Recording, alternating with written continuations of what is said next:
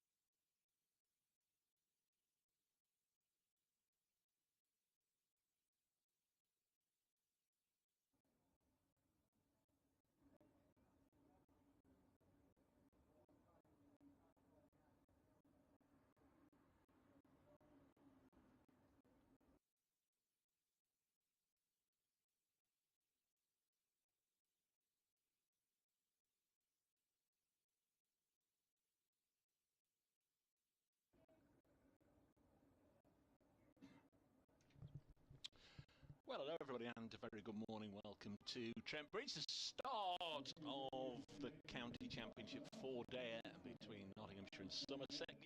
County Championship cricket is back with us, and a very warm welcome to everybody to Trent Bridge on this what has been a glorious morning. Just a little bit of cloud wandering over from the west, but we're good to go on time. The news from the middle is that Nottinghamshire have won the toss. They've elected to bat first, and they name a side with one change from the team that played against Worcestershire in the last county championship match.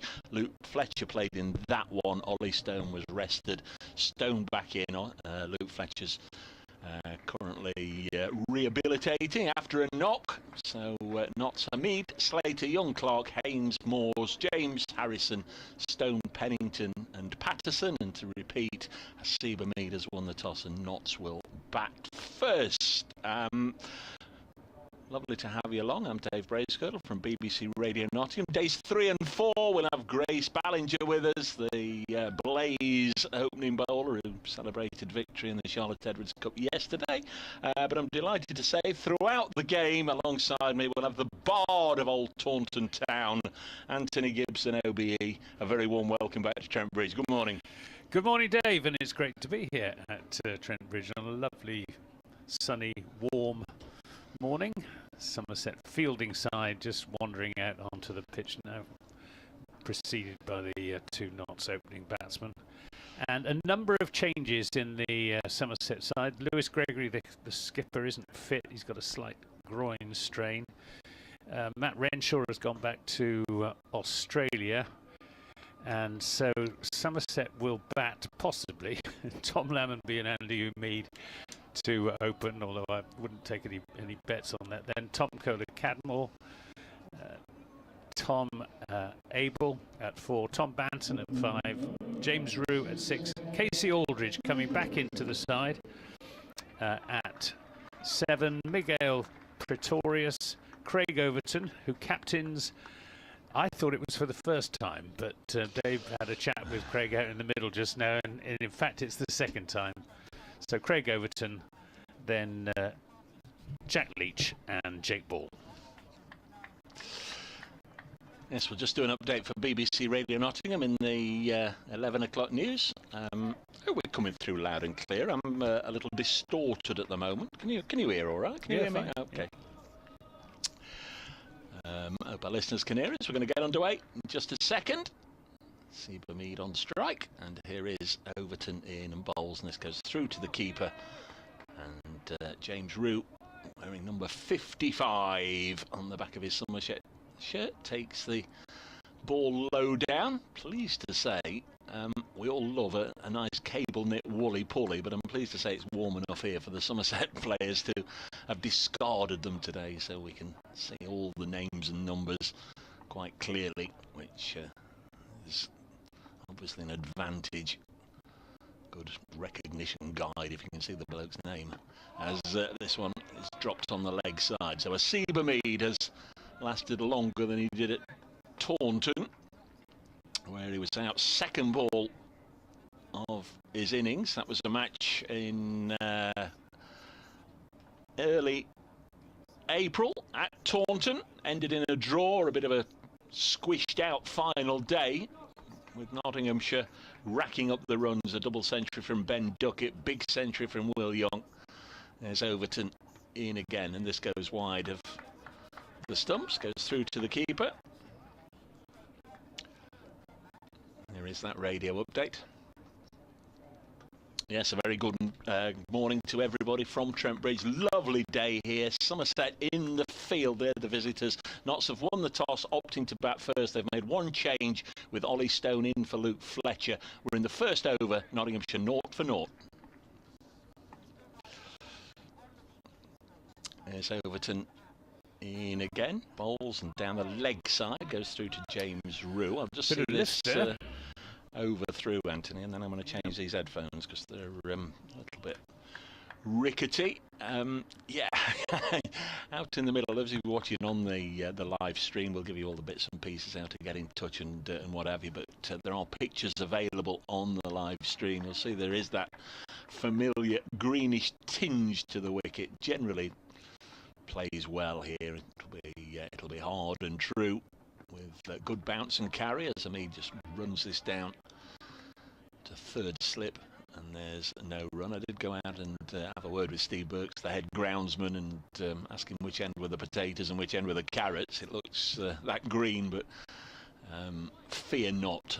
I don't think Notts would have won the toss and opted to bat first had they thought there was any devilment in it. It's the possibility that if a player can just get set and certainly negotiate this opening burst, might be able to go on and get a good score. As Hamid is struck on the pad, wandering forward, it runs out to backward point. That's the end of the opening over. Nottinghamshire 0-0 here on BBC Radio Nottingham, online BBC Somerset, and through Trent Bridge Live, the club's live stream. You're very, very welcome to join us. Our umpires quickly are Ben Debenham and Neil Mallinder. Our scorers Polly Rhodes and Roger Marshall.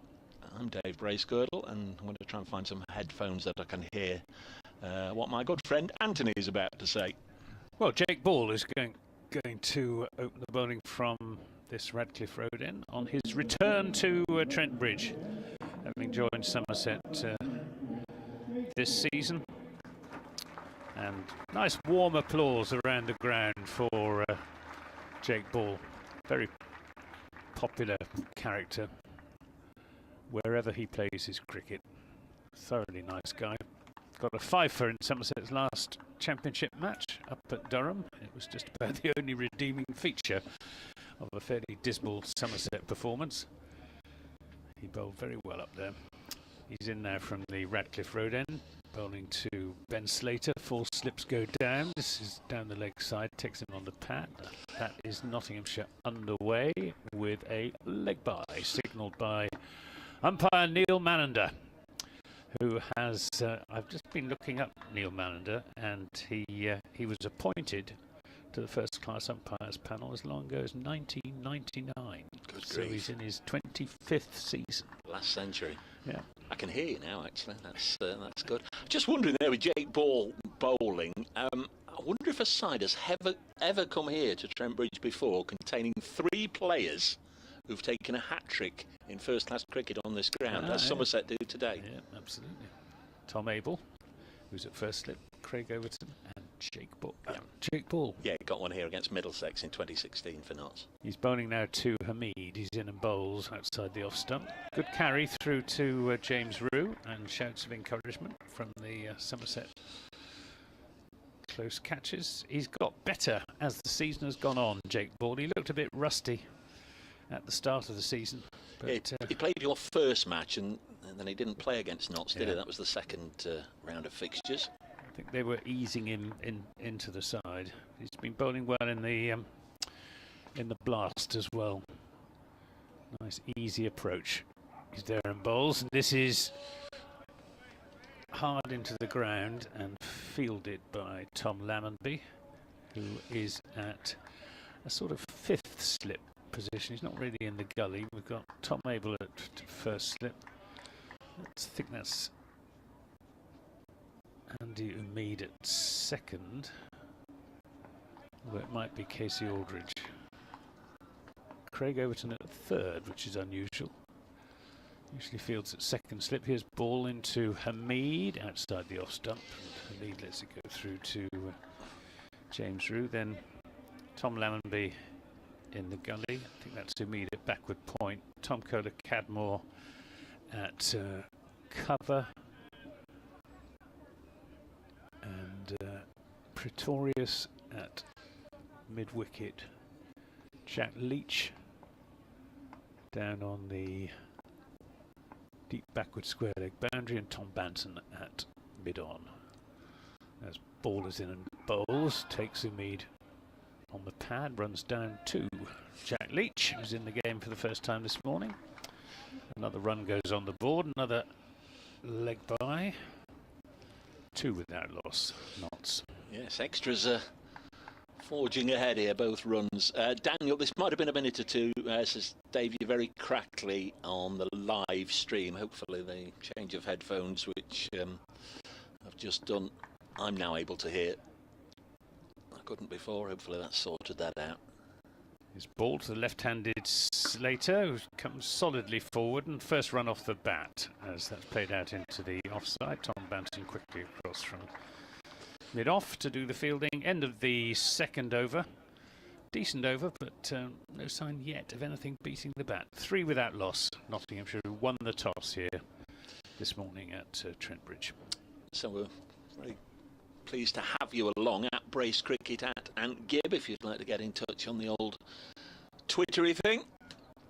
I'd love to hear from you, especially if you're having sound problems. I know producer Kirsty's pulling out 1 or 2 plugs and pushing in 1 or 2 plugs and resetting. Hopefully we're coming through loud and clear now without the crackles on the live stream. Nottinghamshire 3 without loss, and from the Stuart Broad end it will be Craig Overton. Can now see those 3 slips clearly at this end as Overton bowls to the left-handed Slater, pushes it on to the offside. So James Rue is at first slip. Tom Abel at second, Casey Aldridge at third, and Tom Lammonby at fourth. Should we try that again? We've got Abel at first, Aldridge at second, and Lammonby at third. Overton in once more, wide of the pegs, goes through to Ben Slater. Ben Slater this season, 324 runs in first-class cricket, an average of 27. Best of 70. Asiba Mead at the other end, 549 runs, 247 of them came in 1 innings against Lancashire. He's averaging 55 for the season, a couple of centuries to Mead. Anthony, you'll remember at Taunton, there was the massive partnership there with Joe Clark getting a double 100, Will Young getting 174 not out, as this one wide from Overton. Seemed to go on for a long time, that partnership. Well, it did. Absolutely dead pitch. And then in the next match at Edgbaston, Ben Duckett got a double 100. And then the next match here at Trent Bridge, Asiba Mead got a double 100. It was absolutely bizarre. 3 Nottinghamshire batters getting 200s, or getting a double 100 in 3 consecutive matches. No double centurions this season in the Somerset side. James Rue got one last year. Overton balls to Slater. This is pushed into the offside. He had an unfortunate experience here last year, Craig Overton. He was dismissed. If memory serves, it was a catch at slip that he wasn't Calvin Harrison convinced it had carried, and he hung around, had to be sent on his way by the umpires, but there was words with 1 or 2 spectators. Yeah, I was going to say there was such a sufficient delay that he was escorted all the way back to the pavilion by a chorus of boos, and then, as Anthony remembers, there was 1 or 2 exchanges as Slater, the left-hander, former Derbyshire player, rocks forward and pushes it up to mid-off, no run. Yeah, the one time he skippered the side before, told me at the toss, was against Leicestershire in COVID times.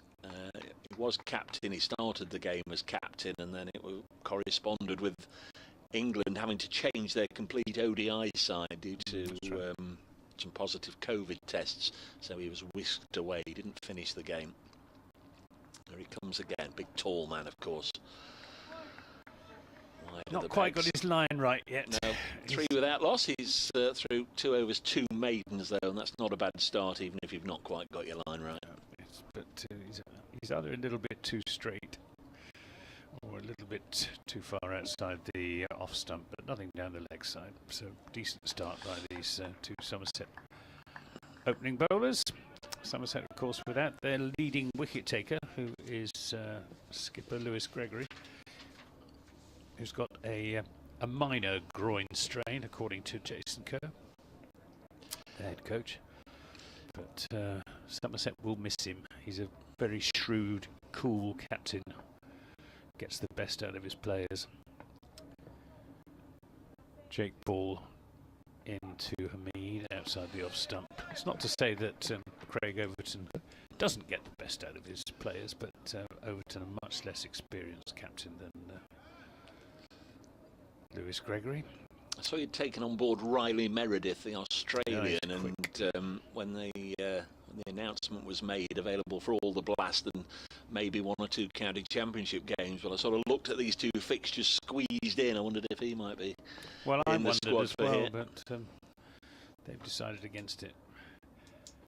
Ball in and bowls. This is driven straight and well stopped, or well parried by Tom Banton. He got across to that, would have been 4 runs. Right. Straight down the ground. He's a bit of a drama queen, Tom Banton. I think that's caught him in an unpleasant spot. Yeah, I think he's okay. Ooh, dear. Painful, though. Yes. Mark the Mod has been in touch. Good morning, Mark, one of our regulars down at Sevenoaks in Kent. Listening on my phone this morning, coming through loud and clear. Thank you, Mark the Mod. 4 without loss with that single to Hasib Hamid, and that was Hamid off the mark. It was over pitch from Jake Ball. 4 slips for Ball to Slater. And plays that solidly into the offside. Not a ball has gone past the bat. Well, put it another way, there have been no plays and misses so far this morning. Nothing to suggest that there's going to be anything very much in this pitch for the quicker bowlers. Somerset do, of course, have Jack Leach in their side to bowl a bit of spin. Andy Umeed can bowl some spin as well. It's ball to Slater outside the off stump, and no shot from Ben Slater. Jake Ball so far for Somerset has taken 13 wickets. Second in the bowling averages after Casey Aldridge, who comes back into the side for this game. His 13 wickets have cost 21.5 runs. Are these notes provided by your friend in Episcopi? Steve Pittard hasn't actually sent me a bulletin, I don't think, for this game yet. This is pushed into the offside by Slater, but we I know it's not Episcopi, but Hewish Episcopi. Oh, it is. Yeah, it is. It's not the Cyprus one. Hewish Episcopi, the House of the Bishops, it means. It's a sort of appendage to Langport, although it's about 3 times the size of Langport. Langport's actually one of the smallest parishes in Somerset, certainly the smallest town. As Ball is in and bowls to Slater, that comes off the inside half of the bat, and Jake Ball thinks he was almost through there. Hands on head, goes up to Tom Kohler-Cadmore. There won't be a run. We've had 4 overs, and we've got 4 runs on the board, 4 without loss. Yeah, Notts going into this game 6th in the Division 1 table. They've only won 1 of their 7 matches so far. That was Lancashire here. They're on 79 points. Somerset are in the bronze medal position at the moment. They're 3rd on 99 points, 20 points better off than Notts, but going into this one 14 behind runners-up Essex at the moment, and table toppers and defending champions Surrey are 16 points ahead of Somerset. Here is Overton. 4 on the board for Notts, and Hasib Hamid, a late decision to bail out there as it makes its way through again to James Root. The county championship just interrupting the Blast here for a couple of matches next week. Notts are at the seaside, looking forward to that one. Notts are at Southport against Lancashire next week, the only team that Notts have beaten so far. I would imagine Anthony Somerset at home, as this one's driven into the offside. There's no run. We are. We're at home against Warwickshire. First time we've played Warwickshire this season. It's a funny old fixture list. Played Kent twice in the first month of the season. It's strange how it works. full programme of fixtures today, 5 in Division 1, 4 in Division 2. Overton into Hamid, who's on 1 and now gets the first boundary of the Nottinghamshire innings. It wasn't meant to go there, it was a little loose. He is prone to those loose attempted drives wide of the off stump, and it just flew off the outside portion of the bat, wide of the slip cordon and down into the unprotected third man area for 4-8 without loss.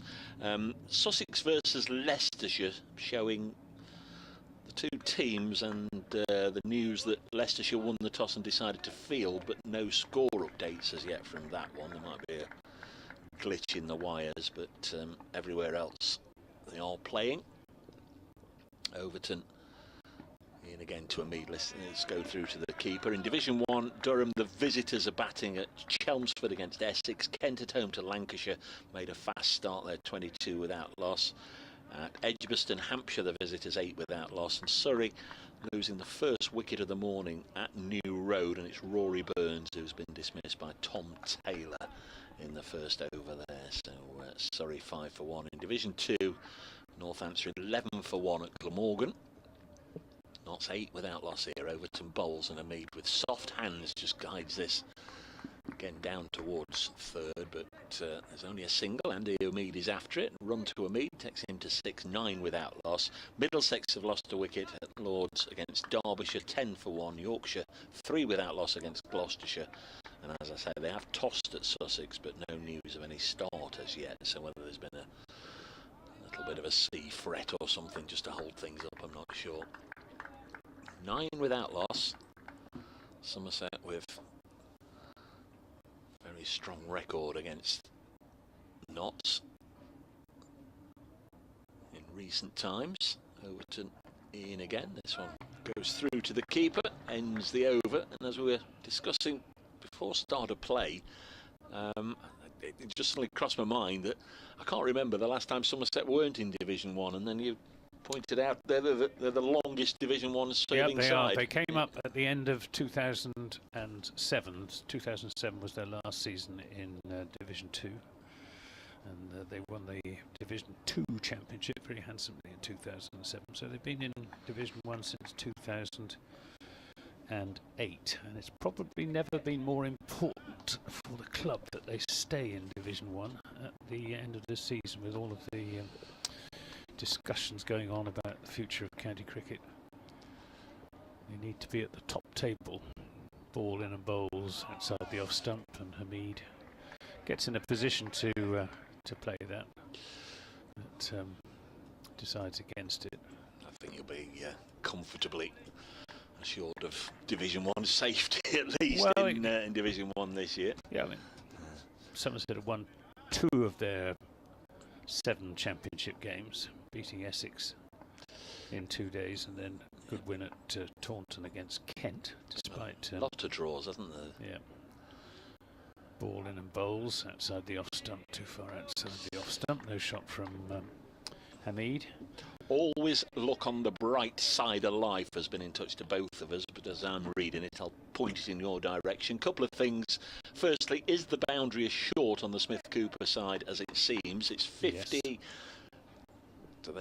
Do the ground staff operate in yards or metres? It is the minimum, I believe, the minimum permitted distance. Steve Burks was telling me, the head groundsman.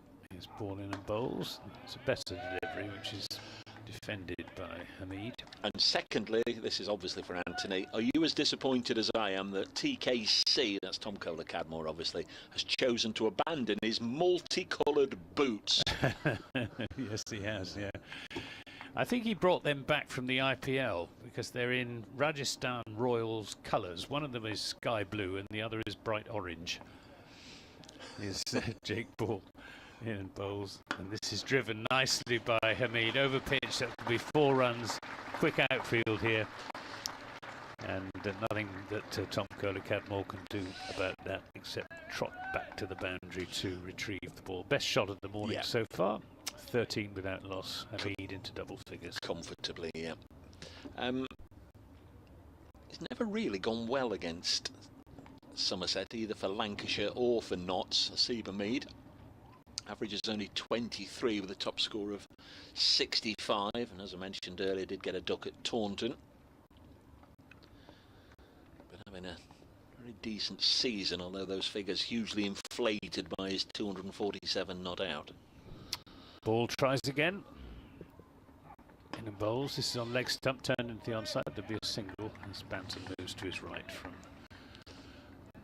mid-on. End of that. No, it's not the end of the ball over. They're just changing over for the left-hander. Still got one ball in the 6th over remaining, but not much in the way of encouragement for the Somerset seam bowlers so far. Hardly a ball has deviated off the straight, and it's an easy-paced pitch. It's not quick, that's for sure. Ball in and bowls around the wicket to the left-handed Slater, but too far outside the off stump. Slater has nothing to do with it. It's the end of the 6th over. Nottinghamshire won the toss here this morning. 14 without loss, 11 to Hamid, and just the 1 to Ben Slater.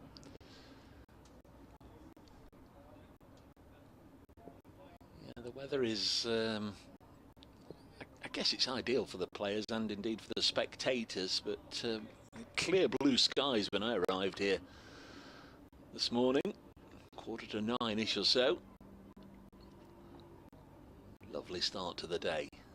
There's Overton beginning his 4th over, and the Bolton-born Asib Hamid, 10 test caps for England. Shoulders, arms, lets this go through to James Rue. Wandered down to watch my local side yesterday. Ended up in a day of a little bit of disappointment. Cornton playing against Thrumpton in the South Notts League. Good game of cricket, as this one is forced into the offside, and Hamid does the fielding. 230 the home side got, and they were chased down with an over to go. So it's a pretty good game if you can chase down 230. But the big promise of the day was that afterwards all adjourned to the local hostelry for some reinvigorating fruit juice of one description or another, and the barbecue. 14 without loss. Next delivery is pushed on the offside, so managed to resist all day. We'll save it for the barbecue later on and have a little go at that. And by the time the cricket match had finished and the 30, 40, 50 or so that were at the cricket got round to the local hostelry, they'd run out of food. Well, it does happen. Somerset had a beer and cider festival 2 seasons ago, and they ran out of cider. 14 without loss. It's only apple juice. Next ball wide of the pegs, goes through to the keeper. You still turning your apples into... I am. Yes. I am just contemplating. Actually, I have racked off some of last year's. You're not really supposed to drink cider until St Swithin's Day from the previous autumn, which is July the 15th. Next ball is pushed into the offside. There's no run. But it's okay. It's okay. Not prize winning, but not bad. I don't know why, but I always thought St Swithin's Day was in November. Mixing it up with somebody else. St Andrew, obviously. Match of milestones for a couple of the Nottinghamshire players. Ollie Stone playing in just his 50th first-class match, which staggers me a little bit. He's, what is it, 29, 30? Just check on that in a second. 14 without loss. Some wide of the pegs. Had a lot of injuries. Of course, he's had a lot of white ball cricket, 30 years of age, but just his 50th first-class match. Not played much over the last 2 or 3 years. Ended the over 14 without loss. And a much younger man, Lyndon James, he's also playing his 50th first-class match. And a man a little bit more senior than both of those, Peter Moores. This is his 100th first-class match in charge of Notts. Took over start of 2017. Notts relegated 2016, last match of the Mick Newell era as combined head coach and director of cricket was at Taunton. A defeat in September 2016. Peter Moores took over for the following April. Here's Jake Ball into Slater, who gets that off a thick edge down to that very short boundary into the Smith-Cooper stand, or into the boundary boards in front of the Smith-Cooper stand. Just a thick edge as he went for the drive, but, all along the ground. Yes, the last thing Notts supporters will want here is Jake Ball coming back and having a few moments of celebration, as Samit Patel did the other night. He got Alex Hales out. Samit Patel, of course, 22 years here and now Derbyshire's captain, got Alex Hales out and enjoyed it. Ball in and bowls to Slater, gets this off an inside edge out to the onside. Immediate after it. Keeps them down to just the single. I think it 19 without loss. I think it was only the fact that he ran out of puff that stopped him on his little lap of honour. He very much enjoyed that, the new Derbyshire captain. He's 40 in November. So he came back with a... Well, he said he got a point to prove, and then a couple of weeks ago he did, because his Derbyshire side absolutely walloped Notts at the county ground. Of course, Somerset were in Derby action on Friday, weren't you? Yes, unsuccessfully. It's ball in and bowls driven by Hamid, but straight to Tom Cadmore. Yeah, well beaten by our local rivals, Gloucestershire. Had the worst of the weather conditions. It was drizzling throughout the Gloucestershire innings, which meant that the ball wasn't sticky in the pitch quite so much as it did during the Somerset innings, and wet ball made it difficult for the Somerset bowlers. But young Ollie Price played a spectacular innings for Gloucestershire, won them the match. Ball in and bowls to Hamid, beats him. The ball has finally gone past the bat as Hamid just looking to play a defensive shot, and enough seam movement there from Jake Ball to beat the outside edge through to James Rue. Some encouragement there for Jake Ball, who I must say looks fit, he looks keen. He's running in with good rhythm. 3 slips go down. Past umpire Mallender is there and bowls. This is whacked away though through the offside. It was short and wide, that one, from Jake Ball, having given him the big build-up, and slapped really through the covers by Hasib Hamid. Not such a handsome shot as the previous 4 that he took through the covers, but very effective. He moves on to 15. Notts 23 without loss. We're in the 8th over. Of course, the last time Jake Ball played on this ground was the final game of last year, when he actually hit the winning runs for Notts to defeat Middlesex and send them down. Send them down, yeah. Down the next side, and well taken by James Rue, got quickly across there. And it was end of the 8th over, 23 without loss. Beg your pardon. And it was an eventful day for him, because it was the day that at lunchtime, the far end, the pavilion end, was renamed in honour of Stuart Broad, and then in the afternoon Stuart came up and sat where you are, Anthony, did a bit of commentary with me, and we got him to commentate from the Stuart Broad end, and the first wicket from the Stuart Broad end was taken by Jake Ball, and he said that's made the day for me, that his big mate Jake got the first wicket from the Stuart Broad end. Overton's still going, 4 overs, 3 maidens, none for 5, and just trying to find that outside edge of Ben Slater's bat. He's there or thereabouts. He's always been a handful, Craig Overton. Like Jake Ball, he's one that has flirted with the England Test side, but you wonder if he'll get another opportunity. But real handful in county championship format. Umpire at the far end is Ben Debenham. He watches as Overton again just spears this well wide of the off stump, and there's no run. I think Craig Overton's problem is he doesn't quite fit the what is now regarded as the ideal profile for an England seam bowler. He's not quite quick enough. He'd be very effective on English pitches, but would struggle overseas, you would think. He bowls sort of low 80s. I think the Somerset dressing room door being open has caused a problem or two. Now it's being closed. Ben Slater with rapier-like eyesight detected the door opening at the far end and lets this go through to the keeper. Of course, on that balcony, or certainly in that dressing room watching on at the far end, is maybe one of the most informed Somerset batters, listed to come in at number 11, Jack Leach, I saw getting a century last week. Opening the innings. Well, there has been some speculation that he might open the innings, because we're not quite sure who is going to open up. The team sheet suggests that it might be Andy Umeed and Tom Lammonby who get that dubious privilege, but we'll see. It's Overton.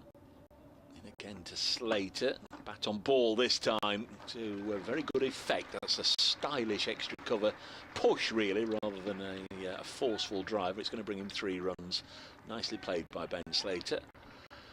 Moves on to 9. Very often when we have this little period of the domestic season, an interruption to the blast, and then just flick back for 1 or 2 games of championship cricket, we see all sorts of wickets going down in the first hour or so as people who've been playing blast cricket go out there and continue in the same vein and get out. But of course, Mead and Slater haven't been playing in the blast. They've played a red ball second 11 championship match in the last few days, so they've not veered away from this format. Been playing red ball cricket. To me, lets this go through to the keeper, 26 without loss. And just on the Somerset batting lineup, I was going to comment on the scorecard. The printed scorecard on the ground says that Abel and Kohler Cadmore are 1 and 2. And I find that slightly you wonder hard to believe. Where they've got that from if it's not right. Because I don't know how it works, but I would imagine somebody says, "Hello, welcome to Trent Bridge, guys. Just, and we're not nailing your colours to the mast here, but we need to print some scorecards. What's likely to be the side, please?" Next ball is... Him! Explosive sight of Umeed's off stump, castled out to the ground. And for the second time this season, Hasib Umeed hasn't lasted very long against Somerset. Loses his off pole spectacularly, and it's 26 for 1 in the 10th over.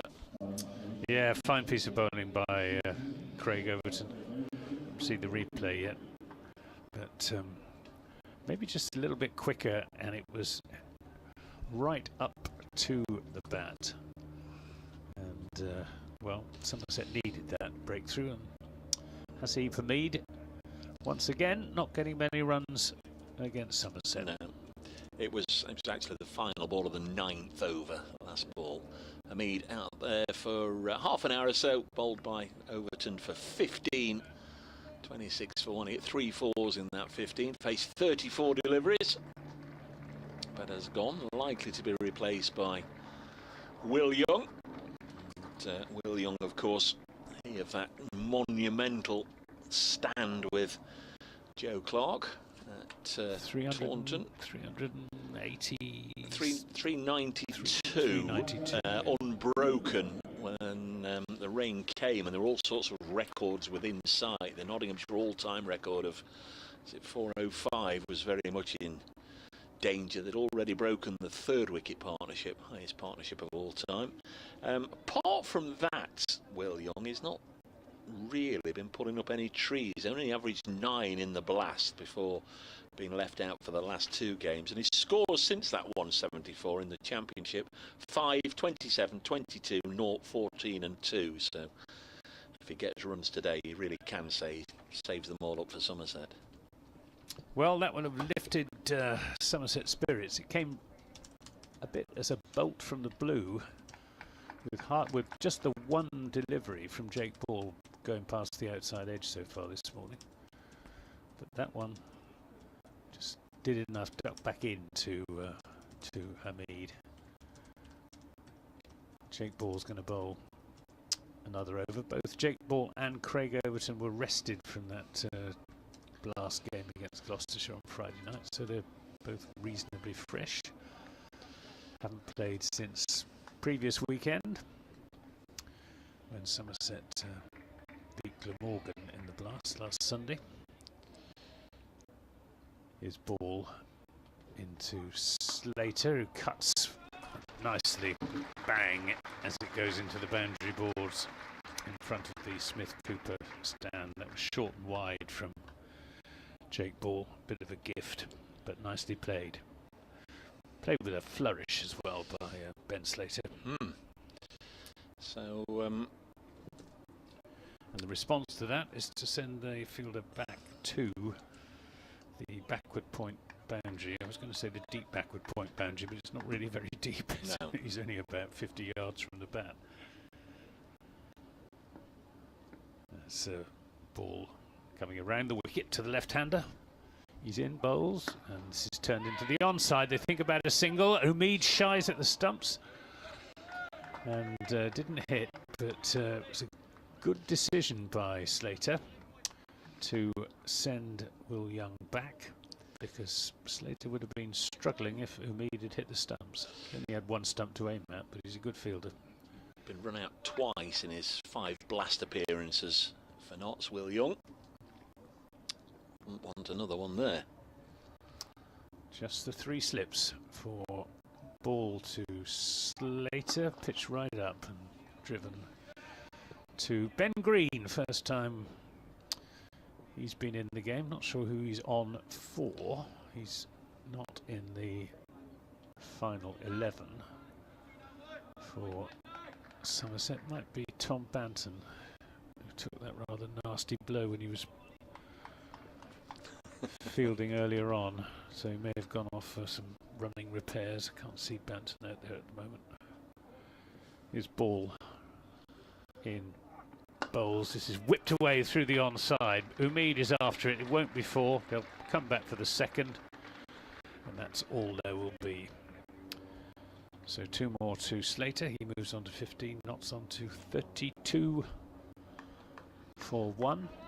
Fancy this was a good toss to win here this morning for Hasib Hamid. It looks the sort of pitch that is going to take some spin later on in the game, and Notts have Calvin Harrison in their side to bowl his leg breaks. This is pushed into the offside. There won't be a run as Green in his floppy sun hat does the fielding, but Notts' attack is pretty seam heavy with Lyndon James, Dane Patterson, Dylan Pennington and Ollie Stone to do the bulk of the bowling. Yeah, there's some genuine pace there with Pennington and Stone. Absolutely.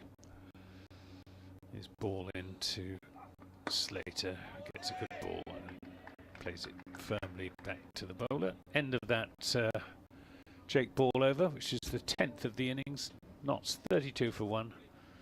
The one man being Hasib Hamid, who was clean bowled with the last ball of the previous over from Craig Overton for 15. Yeah, Ben Green just leaving the field now. Tom Banton back on. Time for the start of the 11th over. It'll be Will Young to face for the first time. New Zealand international, 31 years of age.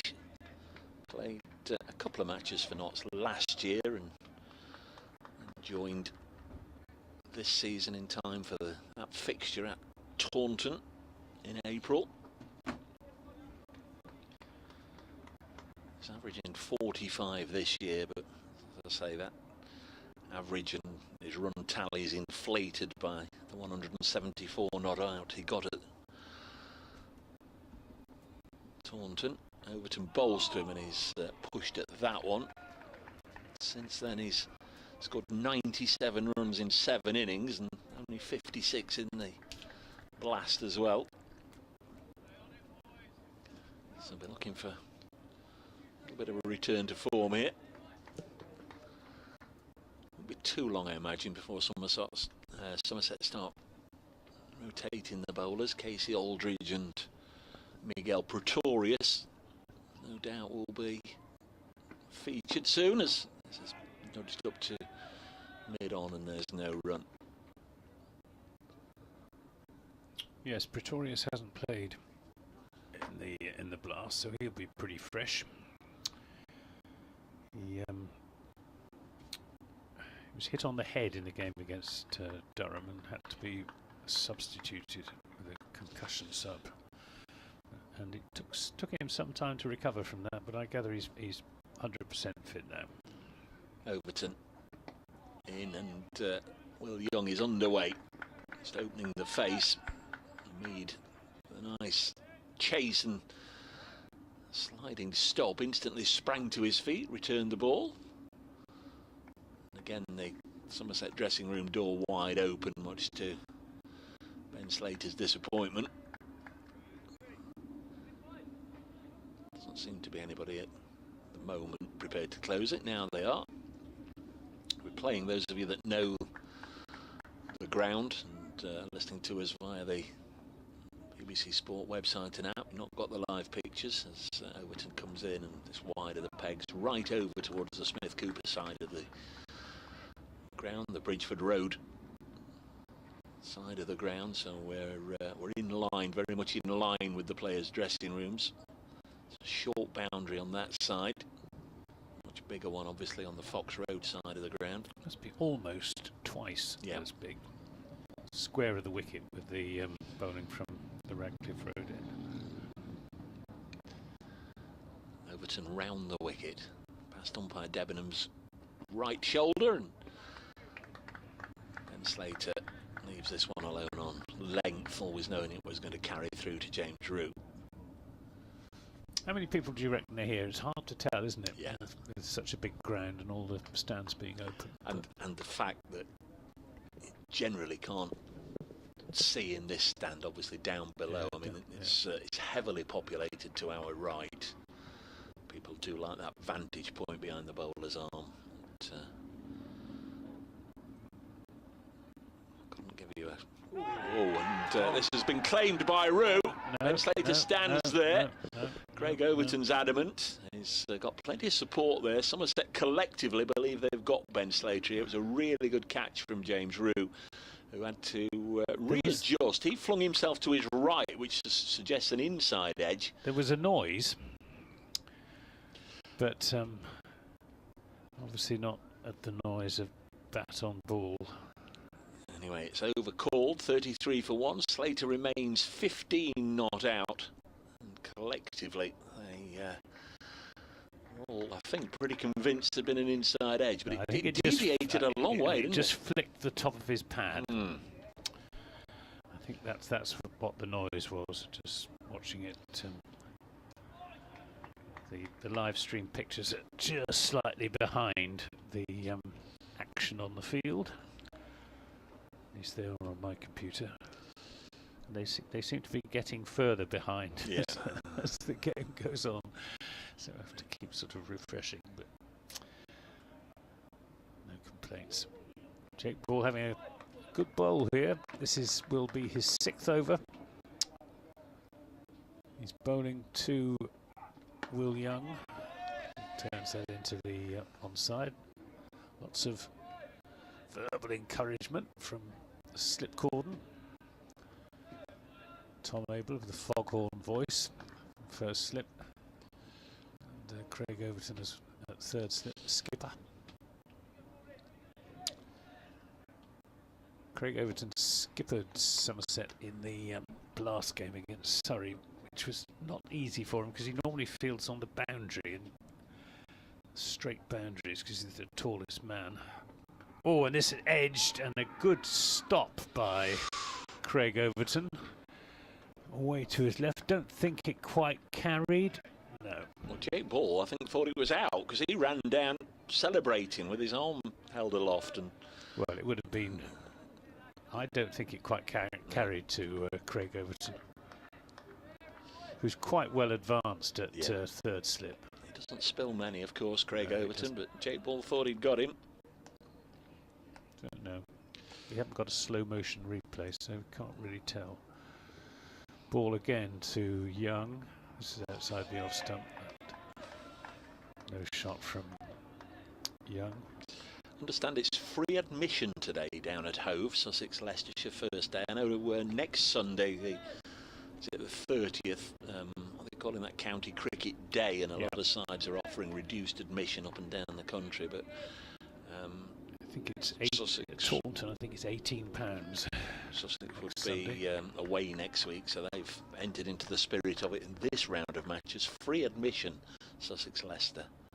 His ball to Young, full length, driven by Young, but straight back to Jake Ball, who fields in his follow through. 33 for 1. We're in the 12th over. The one wicket that of Hasib Hamid. I'm Anthony Gibson from BBC Somerset. With me is, of course, Dave Bracegirdle from BBC Radio Nottingham. And we're broadcasting to you on the BBC Sport website and app. As ball is in and bowls and goes past the outside edge of Will Young's bat. Good over this from Jake Ball. He found the outside edge of Young's bat. And what was almost a catch, I think, to Craig Overton at third slip. And that time beating the batsman outside the off stump. Last ball of the 12th. He's in, bowls full of length and pushed into the offside, and a shy at the stumps from Tom Lannonby, which might have had Slater hurrying, but as so often he didn't hit. 34 for 1 then at the end of that over. Nervy moments for Notts. There was the one in Overton's last over where they celebrated what could have been, from their point of view, from Somerset's point of view, an inside edge from Ben Slater's bat, but Anthony's had a little bit of a closer look and thinks it might have been the pad. The start of that over, Will Young nicking Jake Ball. Didn't quite carry to Craig Overton. So anxious times for Notts. They're 34 for 1 after 12, winning the toss. Still it's Overton. Comes in again to the New Zealand international. Will Young blocks this one. Back to the bowler. Elsewhere, Durham have made a fine start. They're 54 without loss at Chelmsford against Essex. Kent at Canterbury, 36 for 1 against Lancashire. Hampshire, the visitors, at Edgbaston, 33 for 1 there. And Surrey, 29 for 1 at New Road against Worcestershire. There, the Division 1 scores. Let's whisk through Division 2 for you in a moment. Australia defeated by Afghanistan overnight. This is pushed back to the no, it was Afghanistan, wasn't it?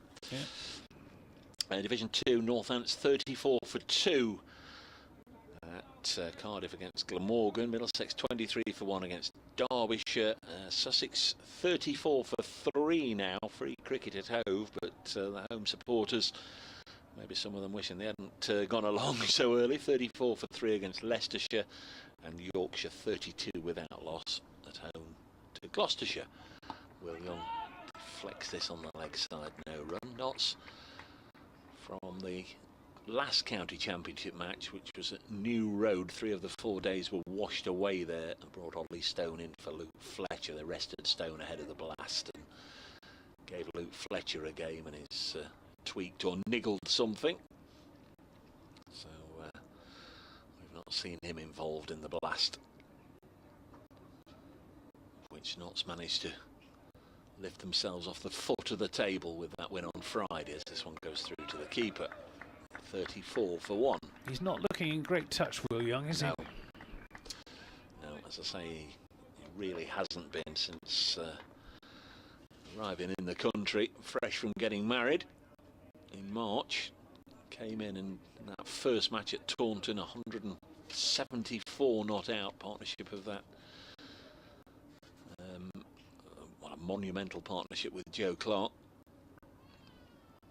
Not scored many runs since. Looks to drive this one, but picks out mid-off and there's no run.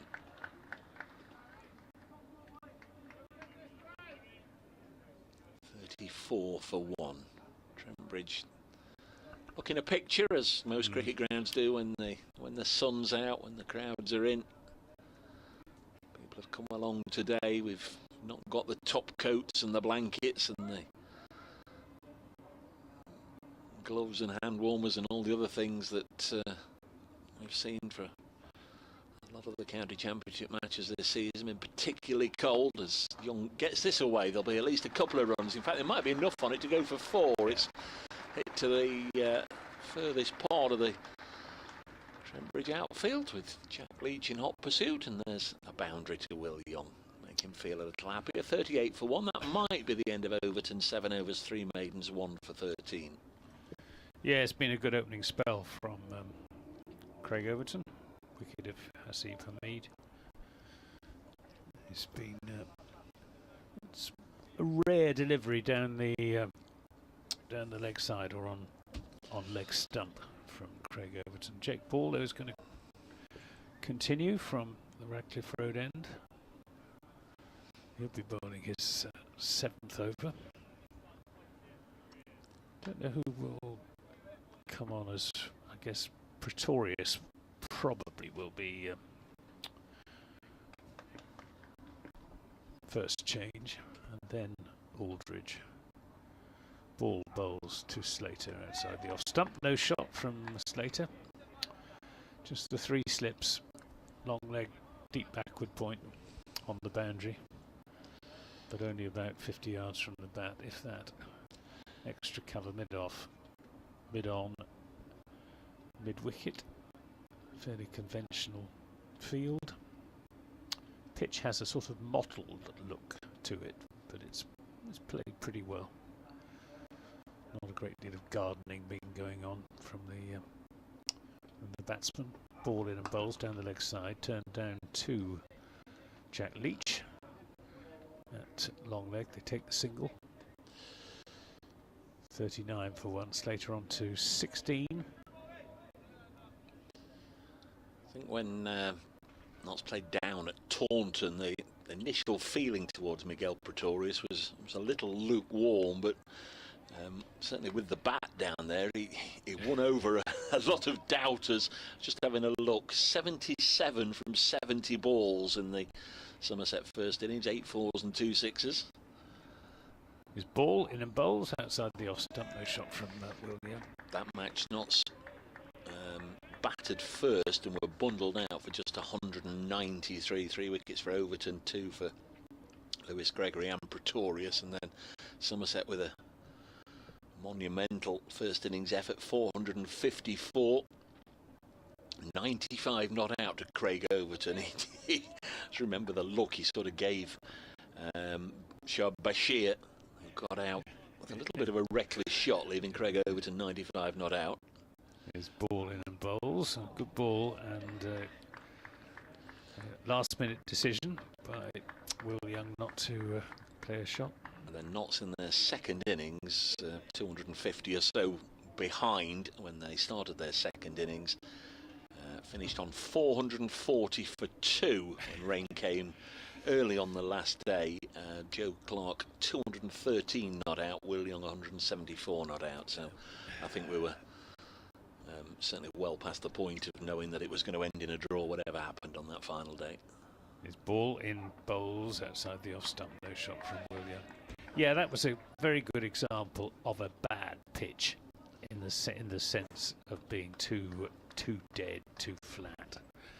It just got it was okay at the start, hence Notts being bowled out for 190 odd, but it just got slower and lower as the game went on, and I think they could have been playing for another 3 days and they wouldn't have got a result.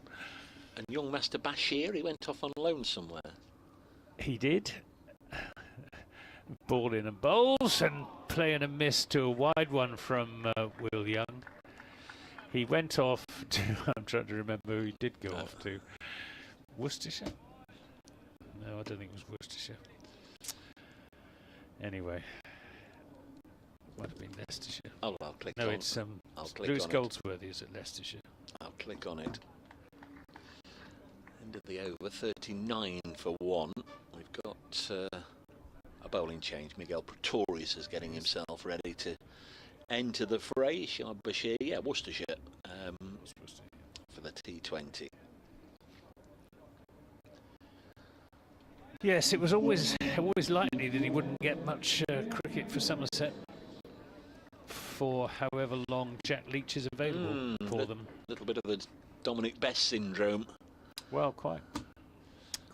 So here is Pretorius, South African. Where's number 27? Right arm, bustling, medium fast. Going to be bowling to Ben Slater. Casey Aldridge, big tall man in the gully.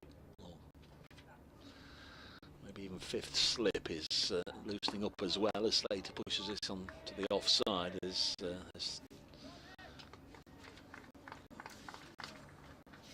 he's probably had more impact with the bat than with the ball as Pretorius. He has taken 14 wickets, but they've cost 42 runs apiece. Abel and Overton first and second slip, and then a gap to Casey Aldridge. You can make a case for him being at fourth or fifth slip, or even gully, really, where he's standing, but a big gap between him and Overton. Next ball is wide of Slater's back, goes through to the keeper. Ball. Yep, 2 added to the total. 41 for 1 knots as we nudge towards midday on this opening day of this 4-day match. Division 1, of course, between Notts and Somerset. He's built like a wing forward, is Miguel Pretorius. Tall, strong, good pair of shoulders. He's an uncomplicated cricketer, runs in hard and likes to play his shots. Comes in now and bowls, and Slater's got runs in, maybe even 4 of them. It was very deliberately played with an open face, guiding it to the left of Casey Aldridge. Gets the boundary, 45 for 1. Yeah, I think he's played quite a bit of cricket with Dane Patterson who was in the Notts team, of course, fellow South African international. I would imagine they've made plans to have a bit of a catch-up through the course of the next few days. It's the 15th over of the innings. We'll just reacquainting ourselves with this format of the game after the hurly-burly, helter-skelter of the blast. I always think that the North group Notts have got quite a bit of travelling to do, but I think it pales into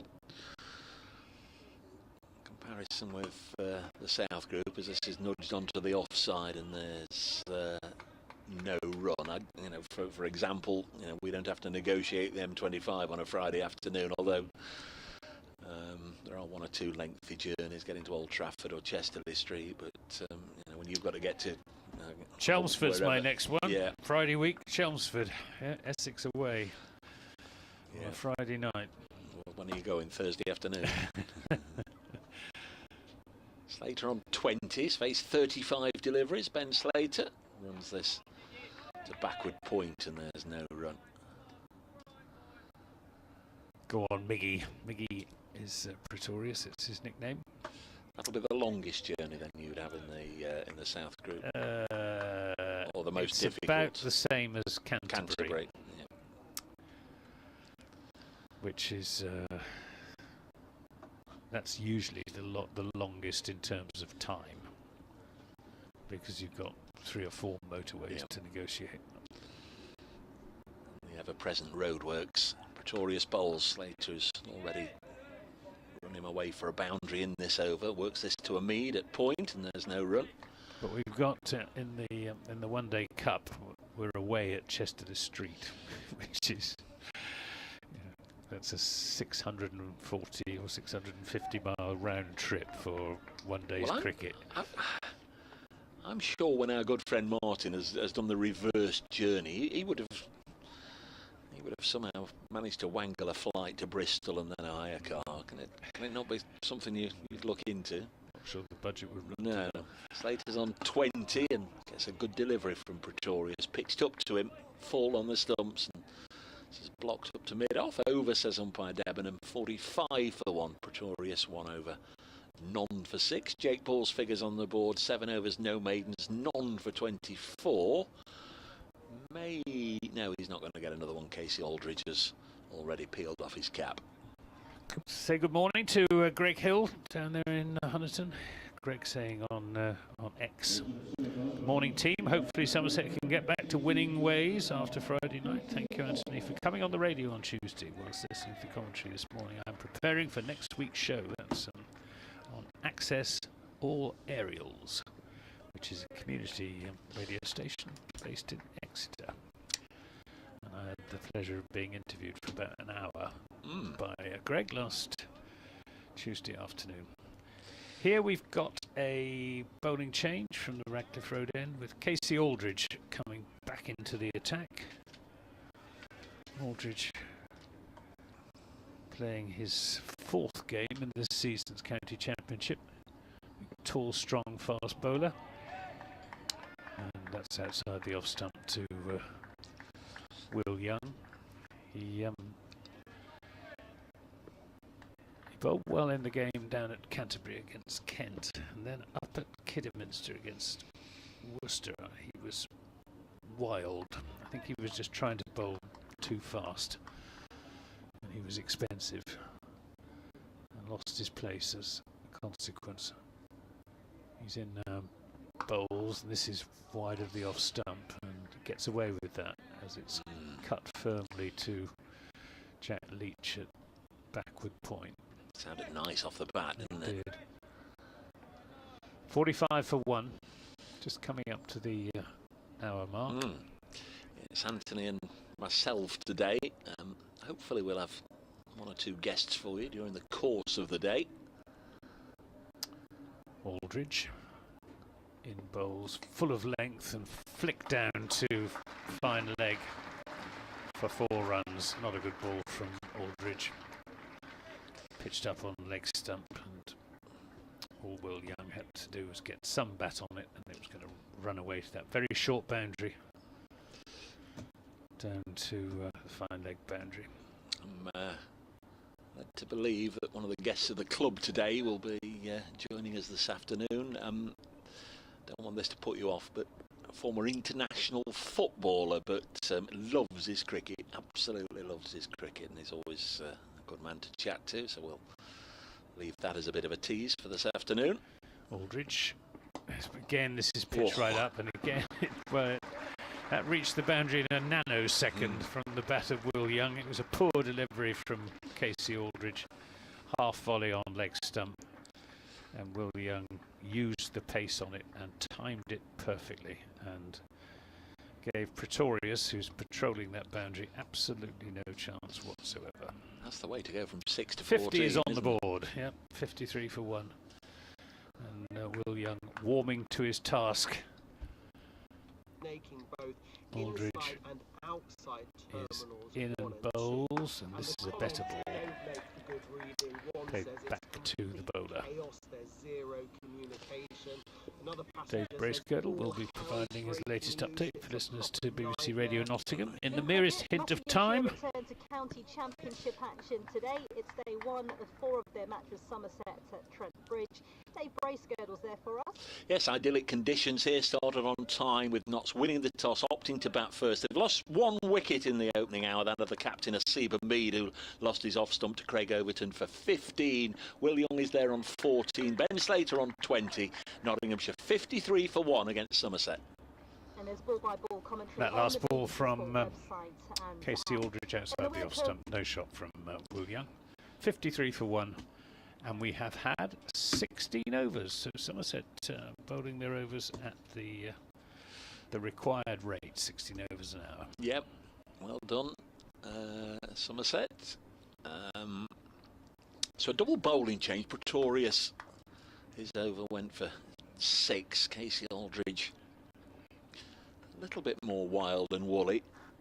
His over went for 8. So fine opening burst, obviously, from Overton, and Jake Ball applied the pressure as well from this Radcliffe Road end. It's incumbent upon this pair just to keep Slater and Will Young working hard for their runs. First ball pushed just to the onside of straight. Pretorius fields off his own bowling. Somerset will miss Lewis Gregory as bowler as well as captain.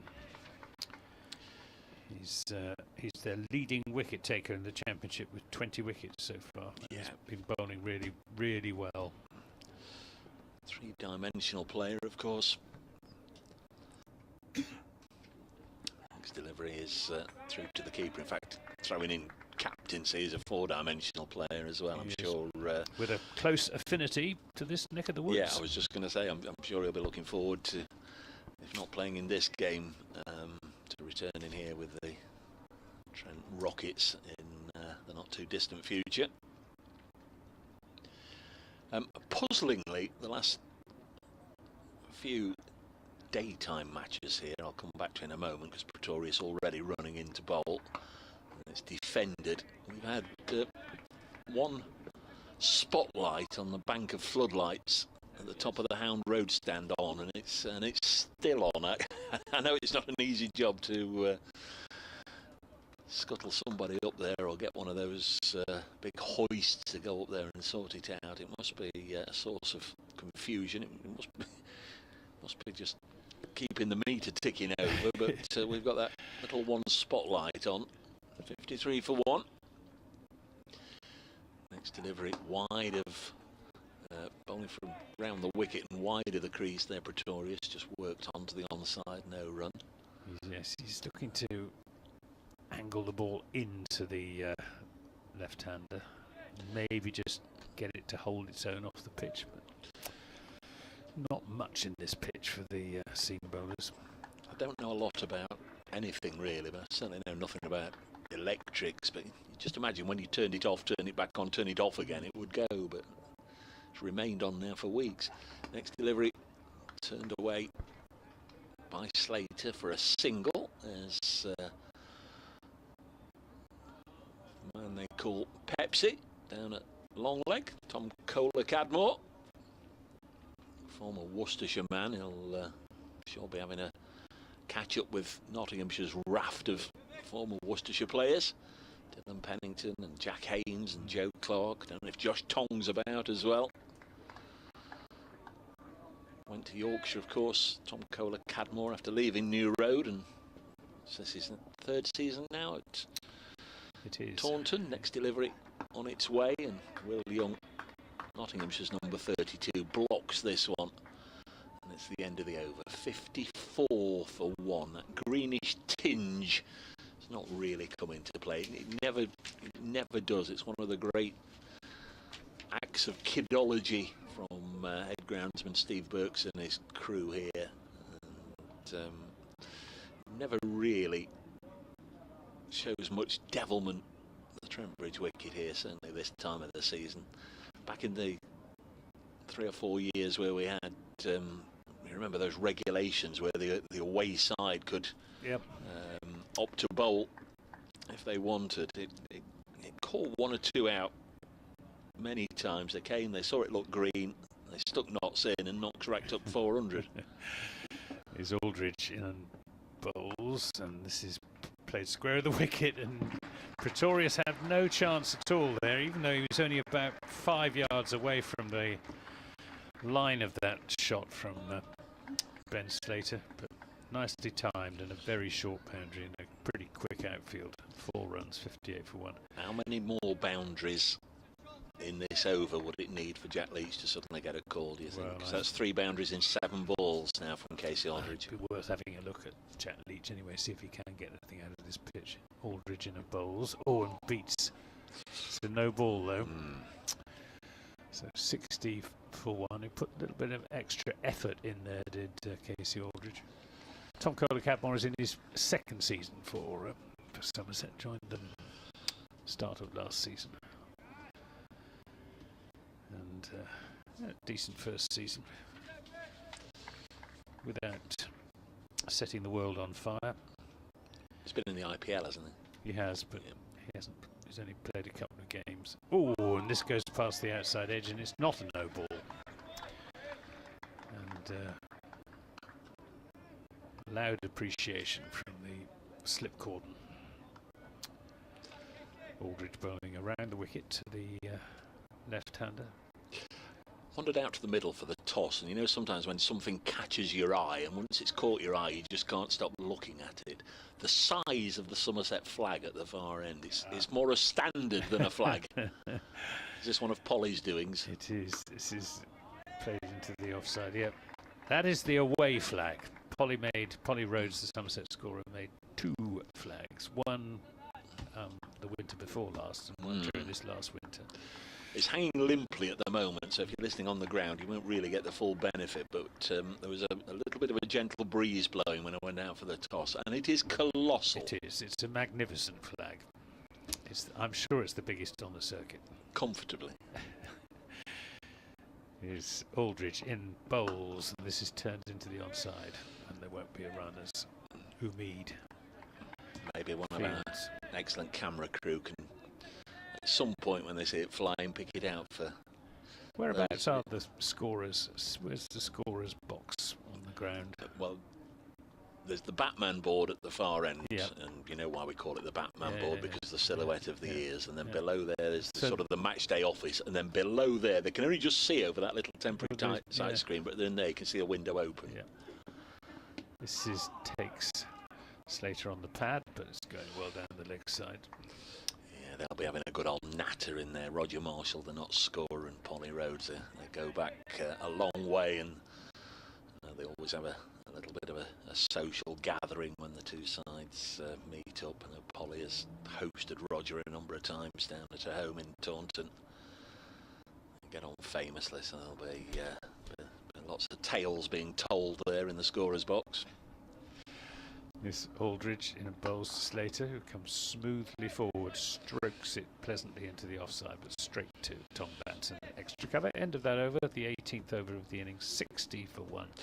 14 to Will Young, 25 to Ben Slater. Not much happening for the Somerset bowlers at the moment. He got out of that over quite well, Casey Aldridge, because he'd gone for 6 runs, remember, with still 5 balls left. He began with a 4 and then a no ball. 5 dots followed, so cunning ploy from the Notts batters to keep him on a bit longer, maybe. two overs, none for 14, but you know, I think if he'd gone for another boundary or 2, then Somerset might just have had to have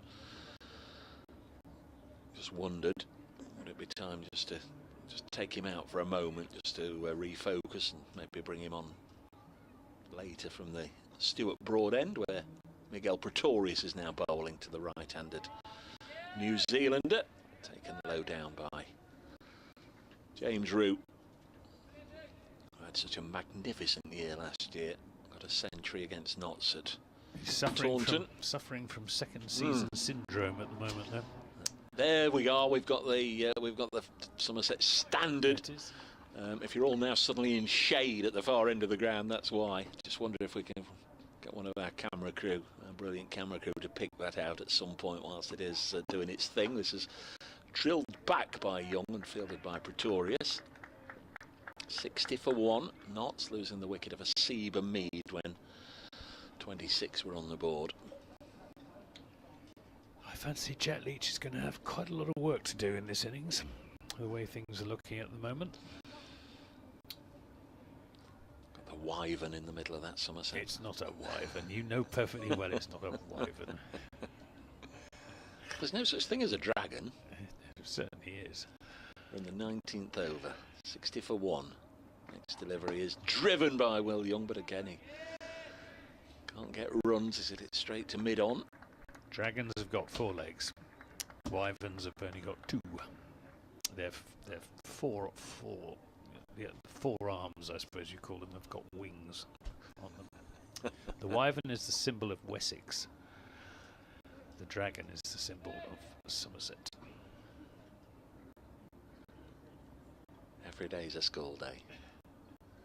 Will Young has 14. Miguel Pretorius bowling to him. South African to Kiwi, and the Kiwi leaves it alone. Don't know if you noticed my teaser, my tempter to join us today on Twitter, on X. Nice photograph of well, me in one of my old jackets, but Anthony. It's a very loud jacket. Well, did you note where your photograph was from? Where I'd scooped that from 60 for 1?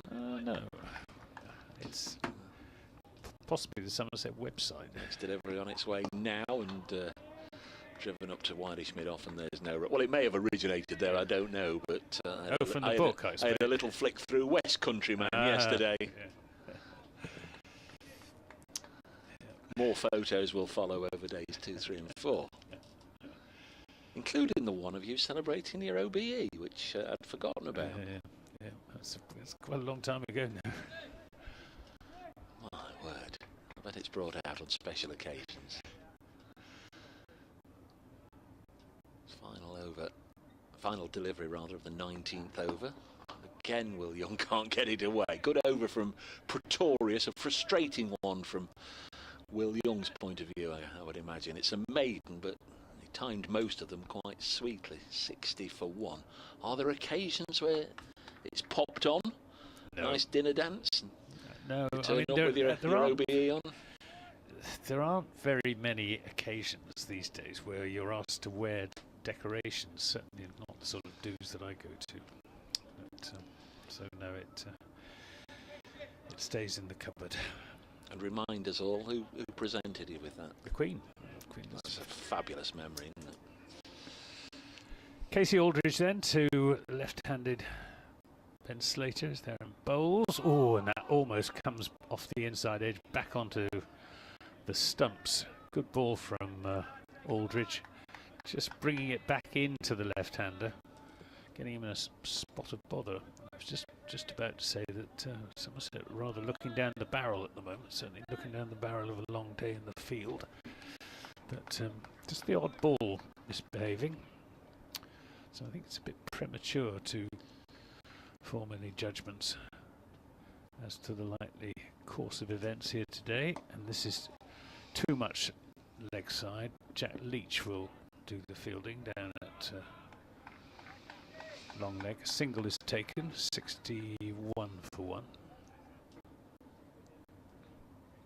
And two batsmen just having a little bit of a chat. He's a tall man, Casey Aldridge, hits the pitch hard. He's been trying to bowl a little bit quicker this season. Bowled well up at the Oval as well against Surrey in Somerset's second game of the season. He's there, bowls, full of length and gets away with that. That was a half volley. Feels well off his own bowling. He's an absolute gun fielder, is Casey Aldridge. Will Young's on 14. If every drive he's timed had gone to the boundary instead of straight to the fielder, he'd have got his 50 by now. He's managed to pick them out, hasn't he? He's been driving very crisply to mid-on and mid-off, and on that occasion straight to the bowler. He's playing himself into form, I think, at the moment. Aldridge in, bowls to him. Oh, beats the outside edge. That was a good ball. That one just took off. Went through to James Drew at chest height. Much more like it from Casey Aldridge. Are there overseas plans announced for the second half of the season for Somerset? No, I'm not aware of. Not aware that we're going to strengthen the squad. Aldridge bowls, played into the offside. As you no run. Riley Meredith is in theory available. He'll be with the Blast side up to the quarter-final stage, I think. If Somerset qualify for the quarter-final, which they Somerset always get through to the quarter-final. Well, they ought to. They won't be playing Notts, I don't think, though, in this year's quarter-final, as they have done many times in the past. Indeed, with mixed results. This is pulled for 4. Short from Aldridge, and there isn't enough pace in this pitch to reward short pitch bowling. And Will Young just swivelled on that and dismissed it through mid-wicket. Brings him another 4 runs, takes him on to 18, and Notts on to 65 for 1. We've had 20 overs. The captain is preoccupied with chatting to Miguel Pretorius. He hasn't... I was looking at Craig Overton to see if he sort of went to Casey and Said, okay, have a little blow, mate, or pointed towards Jack Leach, but 3 overs none for 19 from Casey Aldridge. Notts will be delighted if he stays on and they can continue to rattle along and run a ball against him. Slater on 26, William on 18. They've put 39 on. Pretorius round the wicket, and there's a couple here certainly for Ben Slater as he works it onto the leg side. Out to that short side. In fact, it's so short that even though it was always a comfortable two, they did have to run them hard. Ben Slater on to 28. Tom Banton's got a big grass stain on his left trouser leg for his pains. Yes, Somerset, the Tom Tom Club. Tom Abel, Tom Kohler-Cadmore, Tom Lammonby, Tom Banton. All listed on the scorecard as in the top 5. Tom Moore's in the Notts team. Slater will get another one here. Andy Umeed, who's the odd one out in that listed top 5, does the fielding. Single taken. There's another Tom on the way as well. Is it Tom Rue? Yep, Thomas Rue, who's been getting good runs for the Somerset second 11. James Rue's younger brother, still at King's College Taunton as things stand. Sean Dixon got runs yesterday for Clevedon, got 121, not included in the squad for this game, which is slightly surprising. You can only play 11, as they say. 68 for 1, Young's on 18, and again he's picked out the fielder. Straight to wideish mid-off, no run. Leaves open the question of who is going to open the batting for Somerset, a question I posed on Twitter this morning, and somebody said, well, it's probably going to be somebody called Tom. I'm just wondering where they've got the information from to print the scorecards. The scorecards say be fascinating. Abel and Kohler-Cadmore. Kohler-Cadmore and Abel, explosive opening partnership. Next delivery it wide of the pegs and goes through to the keeper. Of course, even then, plans that you set out with at the start of the day can be derailed, and many a time we've seen an instance with a side just needing to go out and bat for 1 over at the end of the day, and suddenly night watchmen and all sorts of things come into play. Well, Tom Abel opened up at Chesterfield Street but didn't get any runs. He was out for next to nothing in both innings. Pretorius bowls, Will Young leaves alone. 68 for 1 ball left in the 21st over here. And he has, in previous recent seasons, been batting at 3. Andy Umeed is an opening batsman by trade. He was signed as an opening batsman, but he's been batting at number 4. Tom Lammonby's an opening batsman by trade, but he's been scoring a lot of runs at number 3. So Pretorius too young. That was a missed time. Is that a no ball as well? Has Ben Debenham got his arm out? yeah, yes, he has. Yeah, well spotted. So Pretorius has overstepped. They scampered through for a single. Again, he was looking to drive in the V and dragged it to mid-wicket. Takes the single, but 3 runs are added to the total. 2 for the no ball and 1 for the run. 71 for 1. Young on to 19. Slater 29. They've added 45. The established opening partnership so far this season, if you can call it that, was Matt Renshaw and Sean Dixon, neither of whom are in this side. So it'll be very interesting to see. Final ball of as Pretorius over down the leg side. Yeah, this time he has got him. A leg side strangle. It was a really good catch from James Rue. It was indeed, Anthony. Ben Slater puts his bat up in front of his visor there. Absolutely frustrated. A delivery angled across him from wide on the crease, and he just clearly went just to turn it down, thinking it was an invitation, just to glance it down to fine leg for 4, and he's just tickled it, and Rue, anticipating maybe light on his feet, has got into a good position to take a diving catch, and Slater is out for 29. Caught Rue Bowl Pretorius at the crease for 81 minutes, faced 55 balls, hit 4 fours, not to 71 for 2. Yeah, a bit of a bonus wicket that for Somerset, but a magnificent catch. He was leaping like a salmon, was James Rue, and as you said, David, he anticipated it very well. He was moving to his right and then flung himself through the air to take the ball one-handed away to his right. Spectacular catch. I'm sure somebody will have taken a photograph of that, which will be featuring very shortly on the Somerset County Cricket website. But, one hesitates to say well bowled Miguel Pretorius, but because I'm not sure that that's what he was intending. Yeah. But, well, a wicket is a wicket.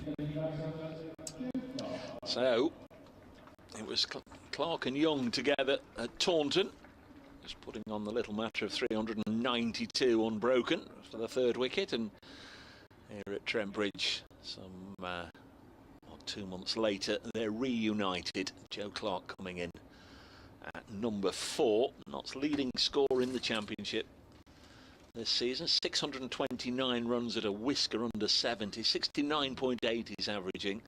Scored 3 centuries and 2 50s as well. He's having a fine season. 213 not out he got in that Taunton epic. And be typical cricket, wouldn't he, if he was in and out quickly here, as he has been doing a little bit in the Blast. He's been all or nothing. He's Notts T20 skipper this year, and he's only got a top score of 48. He's had a 48, a 47 and a couple of noughts as well. And he's had 2 noughts in the county championship this season, as well as those 3 centuries. Aldridge to Young. Takes him on the pad. Appeal for LBW gone. That's the 3rd wicket. Good ball from Casey Aldridge. He's been taking the ball away from the right-handers. That one dipped back in to Will Young. And Neil Manand wasted no time at all in sending Will Young on his way. It looked pretty plumb, even from our angle, which isn't ideal. And that's wickets for Somerset in consecutive balls. 71 for 3. Will Young gone. LBW bowled Casey Aldridge for 90. Yeah, the only thing I can say for myself is that it wasn't a first baller for Joe Clark. 2 wickets going down in 2 balls. I mean, just giving him the big build-up and reading out his stats. Feel a little bit for Will Young there. He played quite nicely, as I say. Timed some beautifully, some shots beautifully, but they've both gone in quick succession here. 71 for 3. Will Young out for 19 at the crease for 50 minutes, faced 41 balls, and a first bowling bonus point for the side from the West Country. Indeed. 71 for 3. Yeah, bonus point. But, he was just seemed to be establishing himself. Will Young looking a bit uncertain at the start, but increasingly comfortable, and a good ball from Casey Aldridge, and Will Young just playing around it really. New man is Jack Haynes, one of the 3 that moved across from Worcestershire in the closed season. He's having a reasonable season by the look of it. Played every game. 281 runs, averaging just over 30.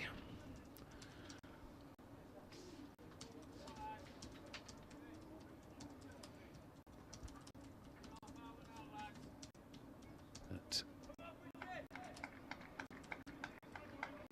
2 slips and a gully. So Craig Overton not over-attacking. 1, 2, 3, 4, 5, saving 1.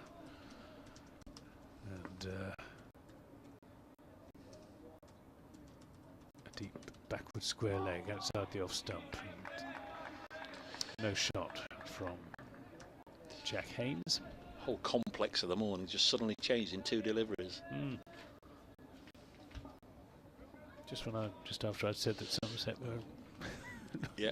Looking down the barrel of a long day in the field. Just after I was licking my lips at seeing Clark and Young back together in tandem.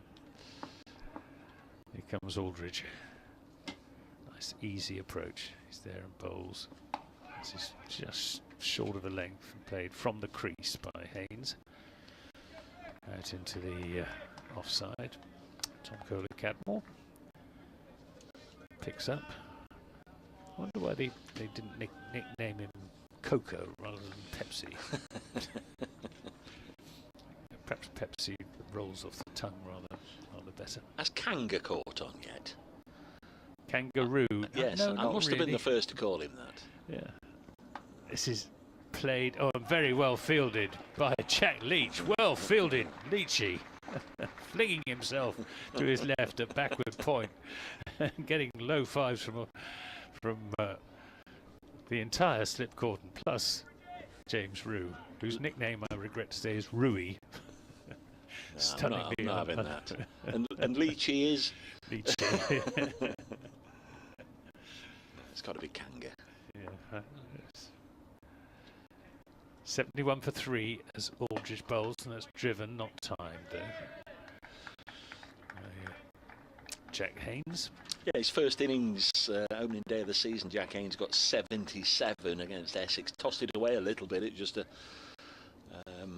very lame chip to mid-wicket, if I remember rightly, to send him on his way. And that sadly remains his highest score for Notts this season. It's the highest score in the Blast as well. Top score of 51. That's how poor Notts have been. Aldridge bowls, and Haynes this time plays that defensively into the offside, and that for Casey Aldridge was a wicket maiden, giving him figures of 4 overs, 1 maiden, 1 for 19. And after a rusty looking start, he's found his rhythm and has been rewarded with the wicket of Will Young. Yeah, that's one of the many reasons why I'm up here and not down there, because 3 overs, none for 19. I think I might have just have a little blow, Casey, and we'll bring you back from the far end in a moment. Craig Overton made the right call, kept him going, gets a wicket. Although is that Leach now loosening up? He often does that, though. I think it's just to sort of plant the thought in the captain's mind. So Pretorius, fresh from a wicket. Joe Clark been out there a while now, but that's his first delivery. Pushes it into the offside. Tom Banton fields. This looks more to me like he's just dropping it to the skipper. This looks to me like he's he's got the nod. Has got a 5 for on this ground. I'm pretty sure in one of the many Somerset victories here in the last 3 or 4 years, there was a day when, or a match where he got a 5 for and Jack Brooks got a 5 for. Somewhere I've got a photograph of them both celebrating. That's wide of the pegs and goes through to James Rue. Which end would he bowl from? Which end does the spinners prefer? Well, I think we have seen Craig Overton put his arm round Casey Aldridge at the end of that over. Now, you know, he might well have been saying, "There you are. I told you one more and you'd get a wicket," or he might well have been saying, "Okay, thank you. I'm going to bring you on from Miguel at the far end when he's finished, but I'm just going to try, Jack." Yeah. There's Pretorius in again. That's a good delivery, and Clark, as we've seen throughout his career, always a little bit of a anxious, nervy starter. Gets a good delivery, which he looked to flinch towards without getting anything on it. Dave Bracegirdle and Anthony Gibson at Trent Bridge. Hope you're enjoying your Sunday afternoon as it is now. Whatever you're doing, and thank you for having us on in the background. 71 for 3, halfway through the 23rd. Next delivery slammed into the offside straight to Banton, and there's no run. Good stop. No protection out there. If it had got past Banton, it was 4 to the short side. If I was Craig Overton, I'd put the fielder back on the boundary, give him the 1. A yard either side of Banton, that would have been 4. Yeah, fielders, I beg your pardon, the spectators are there to lob it back just behind him. Next delivery goes through to the keeper. They're right in the game there, actually, in the Smith Cooper stand when they're playing this close to that side. I know they're sideways on, but right in the action. They can hear all the shouts and feel they're very much involved, whereas way away to our left in the Fox Road stand. There aren't very many people in it. No. You can't blame them. It's a long way from the action. 71 for 3. Pretorius bowls again wide of the pegs, and this goes through to Kanga. The end of the over. Another maiden for Miguel Pretorius. 2 in a row. 5 overs, 2 maidens, 1 for 13. And I think we're going to get some twirly-whirly stuff, and we are. You're right. It's Jack Leach to come into the attack from the Radcliffe Road end. Jack Leach playing just his 3rd game of the season in the County Championship for Somerset, having recovered from that leg injury that led him to being brought back from India. And it's taken some time to get back in the groove. Picked up just the 4 wickets so far in 42 overs at a cost of 40 runs apiece. Played in the game against Gloucestershire on Friday night, which is only his 3rd game in T20 cricket for Somerset. And he started off well, picked up a couple of wickets, and then got smashed all around Neville Road by Ollie Price. Tom Banton. Is that Tom Banton? Or is that Tonko the Cadmore going under the... No, it is Banton.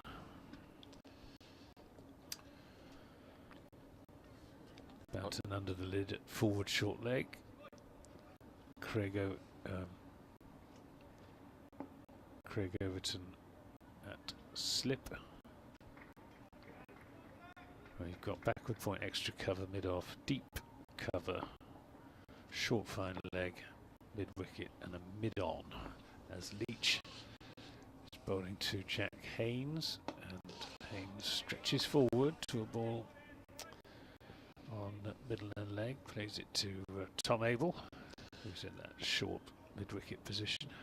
I was nearly right with my memory. 2019 here, Leach and Brooks game. Leach bowls, and it's a sweep, and that will be 4 runs. Ugly. Jack Haynes off the mark with that. Ugly, wasn't it?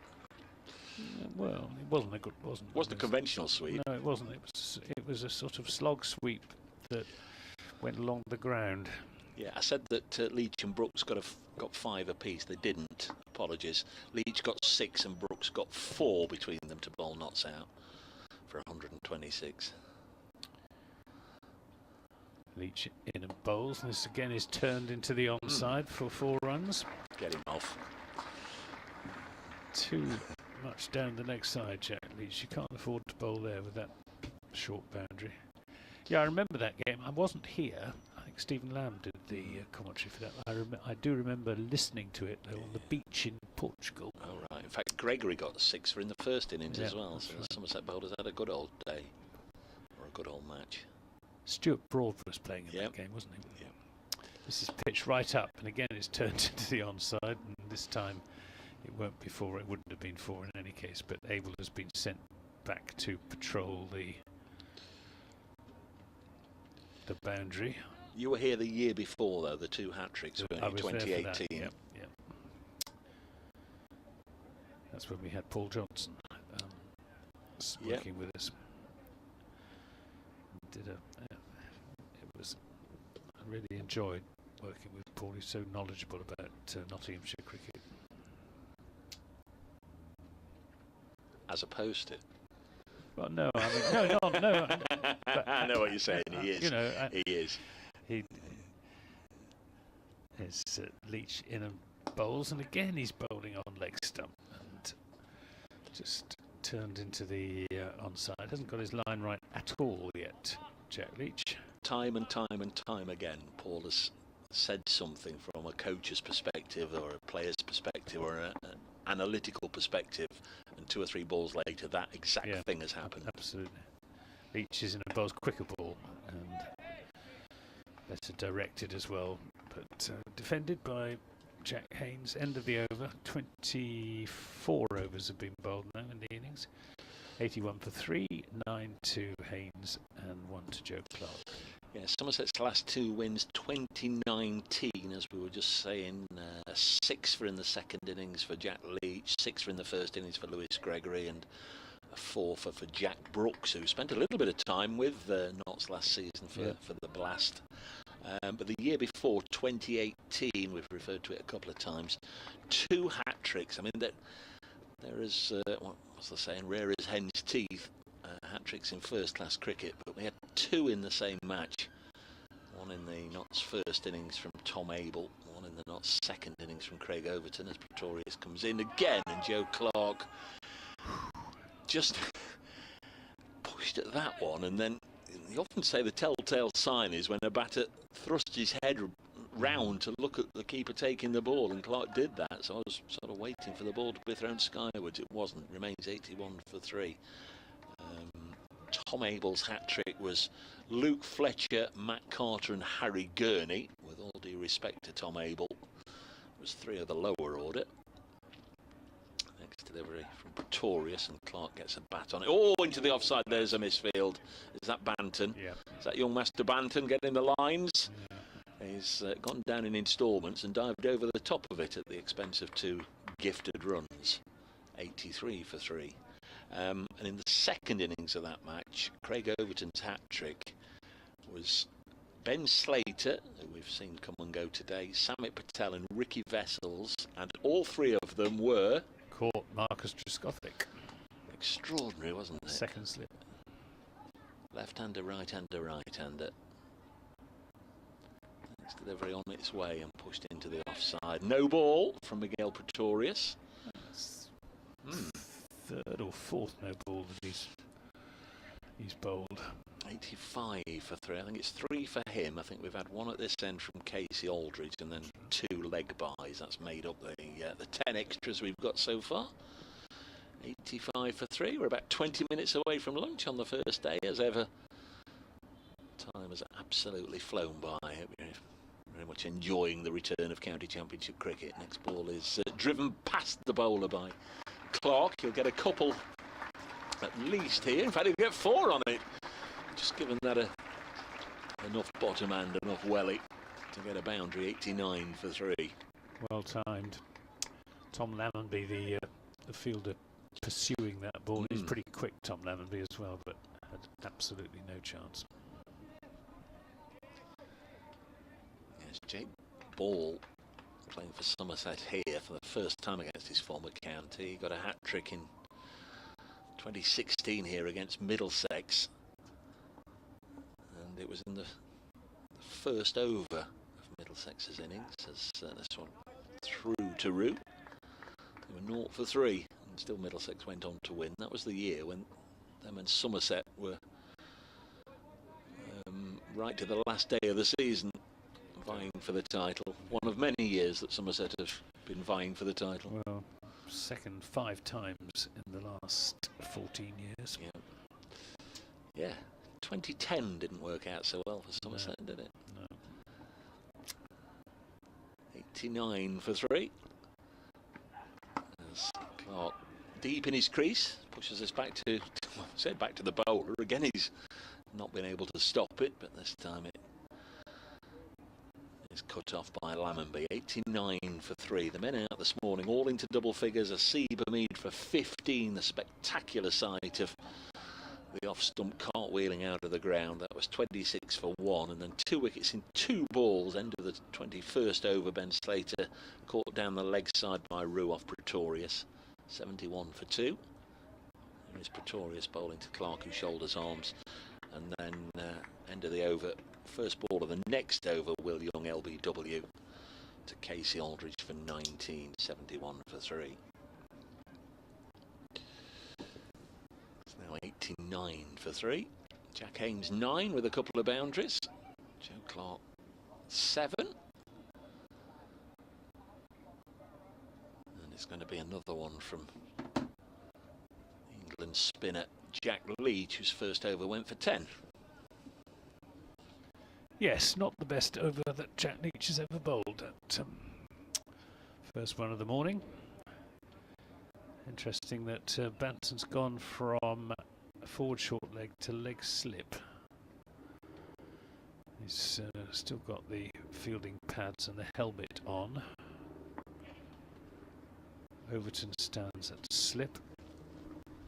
Tom Abel at a shortish mid-wicket, and we've got a man out on the cover boundary, Jake Ball, who in fact is coming into cover point. So all this set as the light aircraft goes over the ground. Leach in and bowls, and Jack Haynes stretches forward, and he's bowling around the wicket. Is Jack Leach.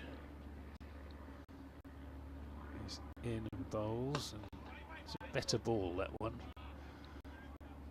Again, he's pitching it on around middle stump and trying to get it to either take the inside edge to Banton at leg slip, or get maybe a little bit of grip and an outside edge to Overton. That's a single out to the onside.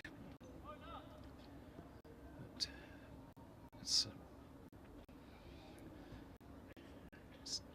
it doesn't suggest that there's much in this pitch for the spinner. He's in bowling wide of the crease, and this is shorter, turned away into the onside, but there's a boundary rider out there, Tom Lallenby, quickly onto it, so it's just another single. 91 for 3, Clark on to 8. Leach getting through his overs as quickly as ever. Tosses this one up. Well, doesn't really toss it up, just gives it slightly more air than one or two of the others, and defended up to mid-off. Leach is walking, and a couple of running steps again, rolling on middle stump. Defensive shot from Jack Haynes, end of a better over from Jack Leach. 2 overs for 12 runs, 91 for 3, 10 to Haynes, 8 to Joe Clark. Cricket World Cup continues, of course, and at 3:30 this afternoon, England play the USA, win, and they're into the semi-finals. Lose, and they'll be on a plane home tomorrow. Well, we really can't lose to the USA, can we? It's taking place in Bridgetown, Barbados. Overnight, Australia defeated by Afghanistan by 21 runs. Craig Overton coming back into the attack, as perhaps able to detect on the Tannoy announcement in the background. 7 overs earlier on for the Somerset skipper for this game. 7 overs, 3 maidens, 1 for 13. 91 for 3. So Joe Clark on strike, and he's just dabbed that, had a little fiddle at that, runs it down towards third. Amid is going to have to slide, should be able to drag it back, and does. Tom Abel ran with him as the backup, as the relay man. That's good between the two of them, and a couple of runs. 93 for 3. Elsewhere in Division 1, Durham 118 for 2 at Chelmsford. Kent 85 for 2 against Lancashire at Canterbury. Hampshire 77 for 1 at Edgbaston, and Surrey 74 for 2 at New Road. The Division 1 scores. Surrey top, Essex second, Somerset third going into this. As Clark leaves this alone. This is the 8th round of 14. In Division 2, Northants 76 for 2 at Cardiff, Middlesex 75 for 2 at Lords against Derbyshire, Sussex 75 for 3 at Hove against Leicestershire, and Yorkshire's openers still together, 96 without loss against the pride of the West Country, Gloucestershire. 93 for 3. Clark again has a little fiddle outside his off stump, doesn't get any runs at Headingley there. Adam Lythe 59 not out. He's having a good season. Mr. Bean is 30 not out. Yeah, Finley Bean, Adam Lythe. Life in the old dog.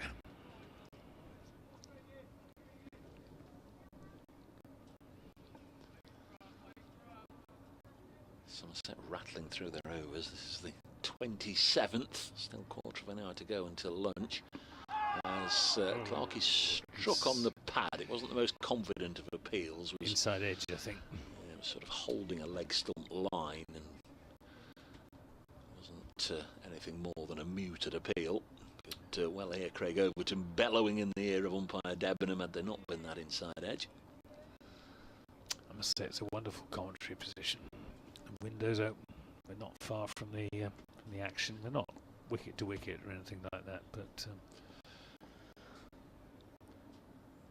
get a sense of the occasion as Clark shoulders arms. This one just jagged back a little bit. As Anthony's just said, we're not right in line, but from here you could certainly see the little bit of inward movement towards that off stump, and a great deal of pain etched on the face of Craig Overton. The oohs and the ahs out there accompanied it. One ball left in the 27th.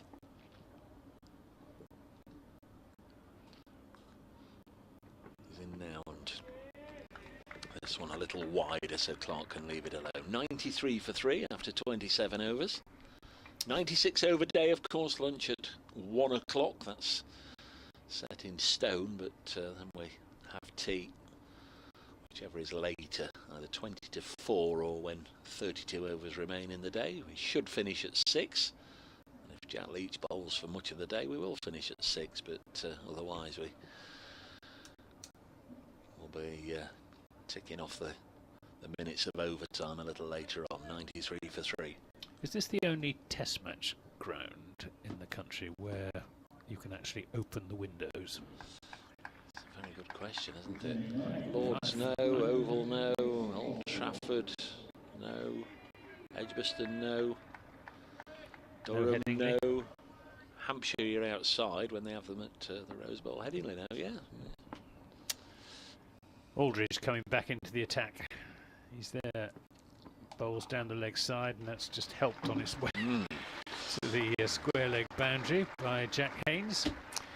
Minimum of fuss, maximum of effectiveness. Yeah, so the spinner out of the attack after just 2 overs. Well, they weren't 2 very good overs, were they? And the way he was bowling from wide of the crease around the wicket, angling the ball in towards the right-handers, looking more for an inside edge than an outside edge. Oh, look, the ball is going to be inspected. Well, it's been clattered into the advertising, but he really gave that a wallow, didn't he, Jack Haynes? He did. But, well, Neil Mallender takes a cursory look at it and hands it dismissively to Jake Ball, who has a rather closer examination of it, but he tosses it back to Casey Aldridge. 97 for 3 with that 4 to square leg.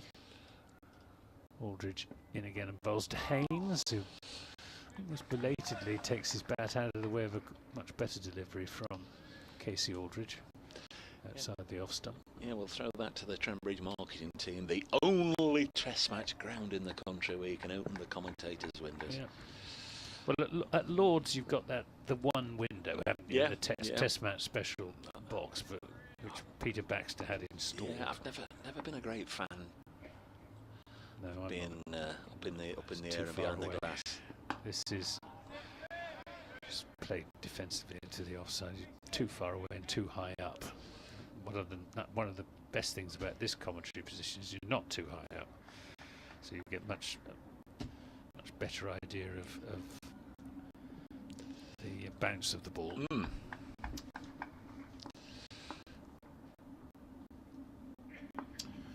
Aldridge in his 5th over, 1 for 23. He's in, bowls to Haynes outside the off stump.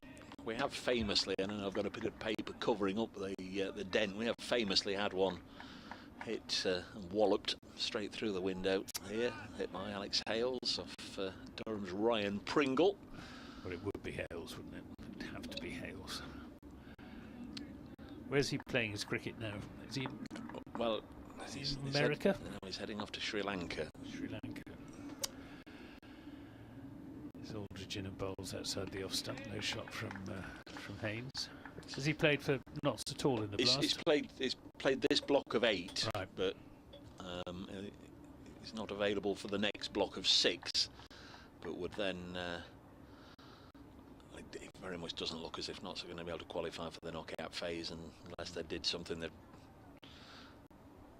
sort of not look like doing, win the next 6 in a row. Aldridge in and bowls, and this is cut away through the offside. Well, it was a horizontal bat shot. It was more of a slap really than a cut, and they'll pick up 3 runs as Kohler Cadmore retrieves it, and that brings the 100 on the board for Nottinghamshire. 100 for 3 after 28 overs, and you can hear from the applause around the ground. There's a good crowd in here at Trent Bridge this fine Sunday morning. 17 to Jack Haynes and 10 to Joe Clark. Casey Aldridge, 5 overs, 1 maiden, 1 for 26. He replaced Jack Leach. His 2 overs cost 12. Before then, at this end, Jake Ball, 7 overs, none for 24. The wickets have, or 2 of the 3 wickets have come at the far end. Craig Overton has got through 8 overs, 3 maidens, 1 for 15. Miguel Pretorius, 6 overs, 2 maidens, 1 for 21. So there's 2 wickets in 2 balls that have really transformed the morning from one of comparative comfort for Nottinghamshire to one of just about getting it on an even keel as Haynes pushes this out into the offside. No run. Pretorius doing the fielding. Will this be a momentous day for Jack Haynes, you wonder? As I said, when he came out to bat, 77 so far, his highest score in Nottinghamshire colours. Fine cricketer, had a fabulous first-class record in his time as a Worcestershire player. Next delivery on its way now, and he'll work this to mid-wicket. There's no run. Decent stop from Jack Leach. Sooner or later he's going to chime in with his first Nottinghamshire century. No better time to do it than the sunshine on the first day of this one. 100 for 3 knots.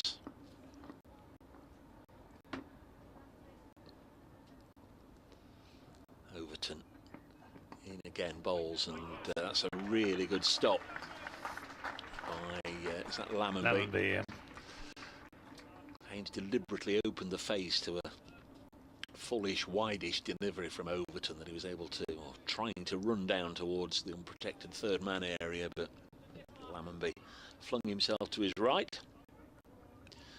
And he is left-handed, isn't he, Tom Lammonby? He is, yeah. So, yeah, particularly good stop. Yeah, even better effort.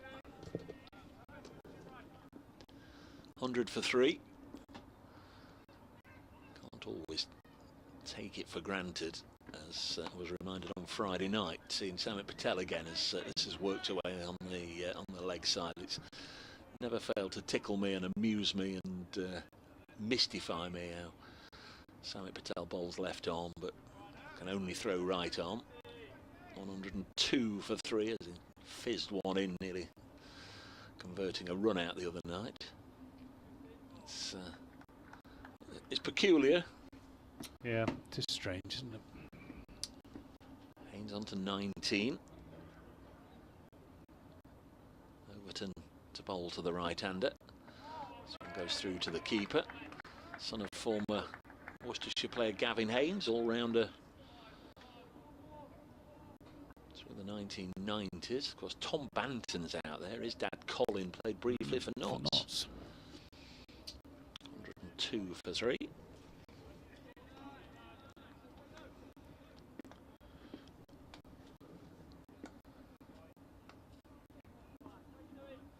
Overton, whose dad played briefly with myself. Edged and put down by Abel at first slip.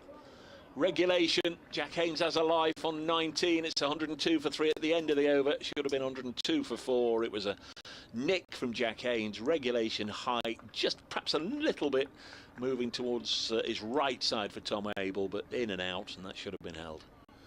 It should. It should. Very unusual for Tom Abel. He's good anywhere in the field, but he'll be desperately disappointed to have put that down. Aldridge then to bowl what I suspect will be the last over before lunch.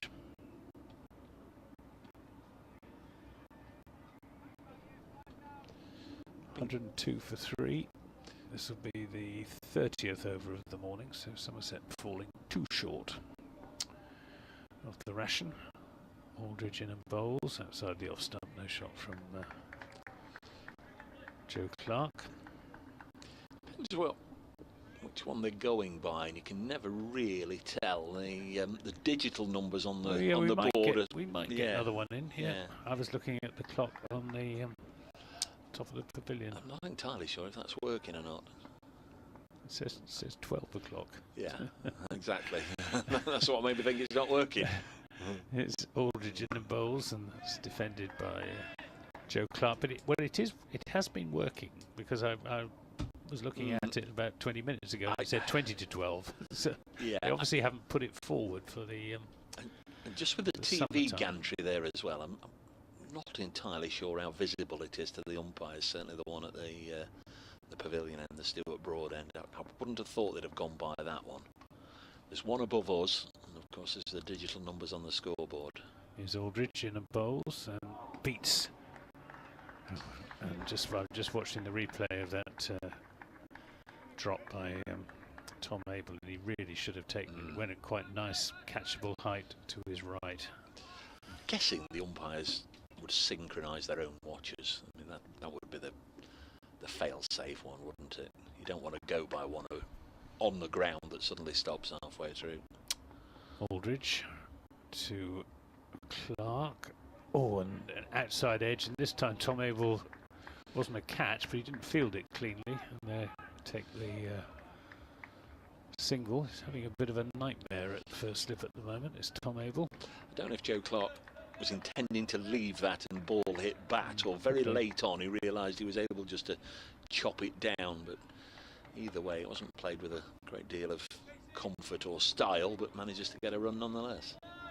103 for 3 as Aldridge is in and bowls to Haynes, pitched right up and driven for 4. And is it?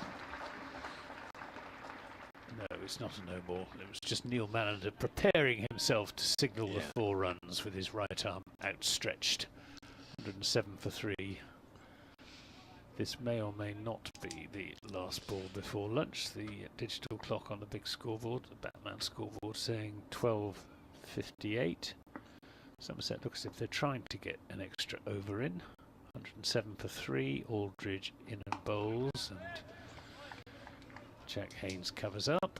And I fancy we will get another over in, because the clock still says 12:58, so Somerset will have bowled 31 overs, so just 1 over short. Very good to have County Championship cricket back with us, folks. I hope you've enjoyed the morning, whether you've nailed your colours to one particular mast or t'other, or whether you've just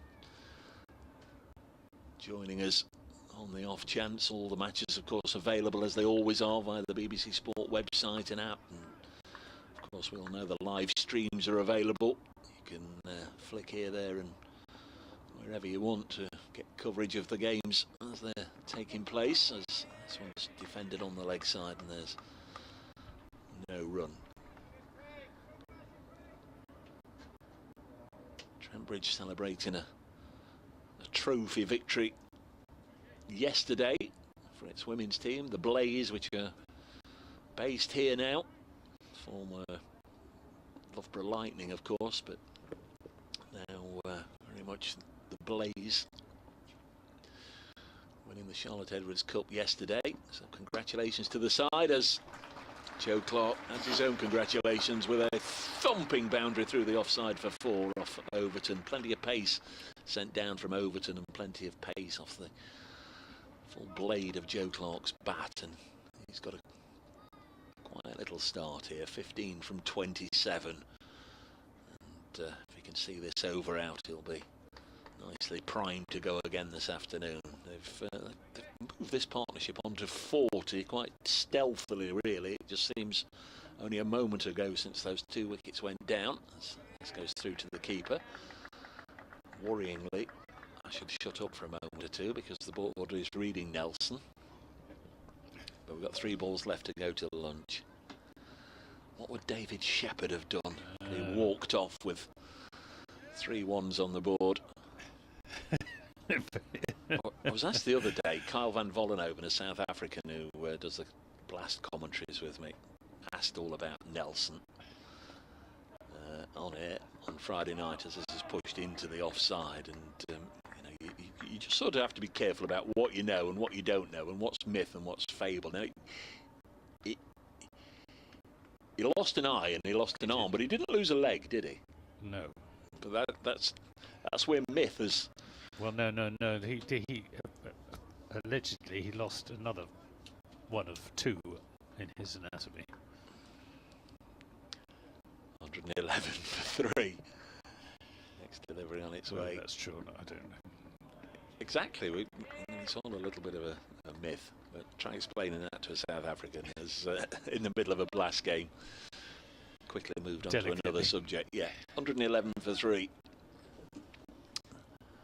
Yeah, dear old Shep. Lovely, lovely man. Did 1 or 2 Q&A sessions with him back in the day, and also once on a tour in North Devon, went down and saw him in the village post office there. As Craig Overton, who knows all about the village post office at Instow, bowls the final ball of the session. It's 111 for 3. We'll come back in a second. An update for Radio Nottingham first. Lovely timing. The players just leaving the field to go for lunch. Really enjoyable morning here as County Championship cricket returns. Notts 111 for 3. Hamid, Slater and Young all out. Jack Haynes has 23 at lunch. Notts 111 for 3. So a quick blast there for the BBC Radio Nottingham listeners. Anthony, what have you made of it? You enjoyed it? Well, I think honour's just about even. It's a pretty good pitch. Somerset's attack, missing Lewis Gregory, has stood up pretty well. Craig Overton has bowled well. Jack Leach a bit disappointing. Casey Aldridge, so he's back to his best, but picked up a wicket with a good ball to get rid of Will Young. And Miguel Pretorius has run in hard, as he always does, and got a bit of a bonus wicket. Brilliant catch, though, down the leg side from James Rue. So, and some nice batting from Nottinghamshire as well. So, as you say, Dave, it's been a very enjoyable morning's cricket. Lovely to catch up with Anthony again. More from Anthony when we come back this afternoon. As I say, I hope you've enjoyed the cricket. You can get in touch at AntGib at Brace Cricket. If you'd like to send a message, we'll perhaps been a little tardy this morning getting round to 1 or 2 of your messages, but we'll have a little look. There's a cooked dinner downstairs with Anthony's name on it. I'm going to have one of the good ladies' sandwiches up here, and we'll all reunite in 40 minutes' time. Notts 111 for 3 at lunch.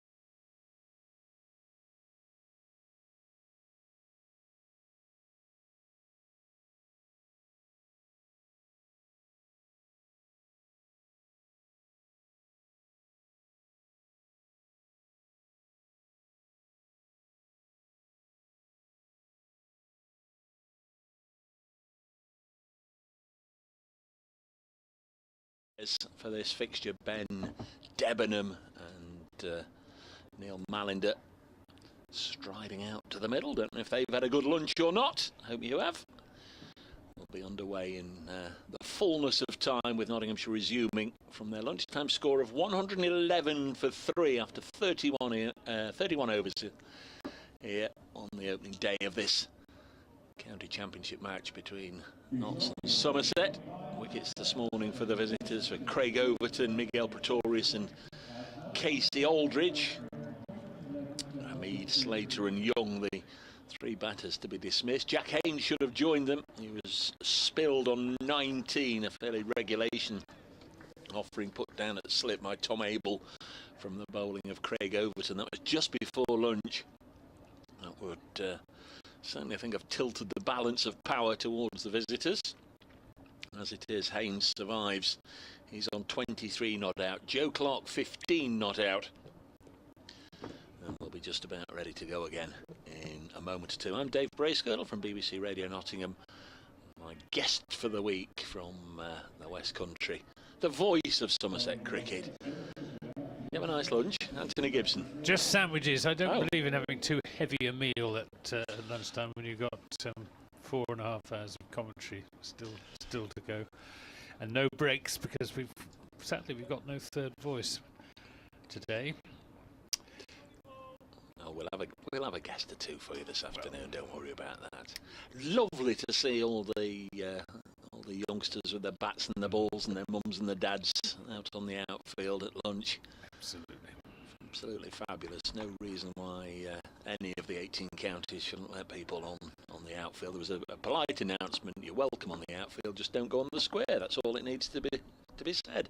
Here we go then. Jake Ball from the Radcliffe Road end. He's in and bowls, and that's tucked off the hip of Jack Haynes down to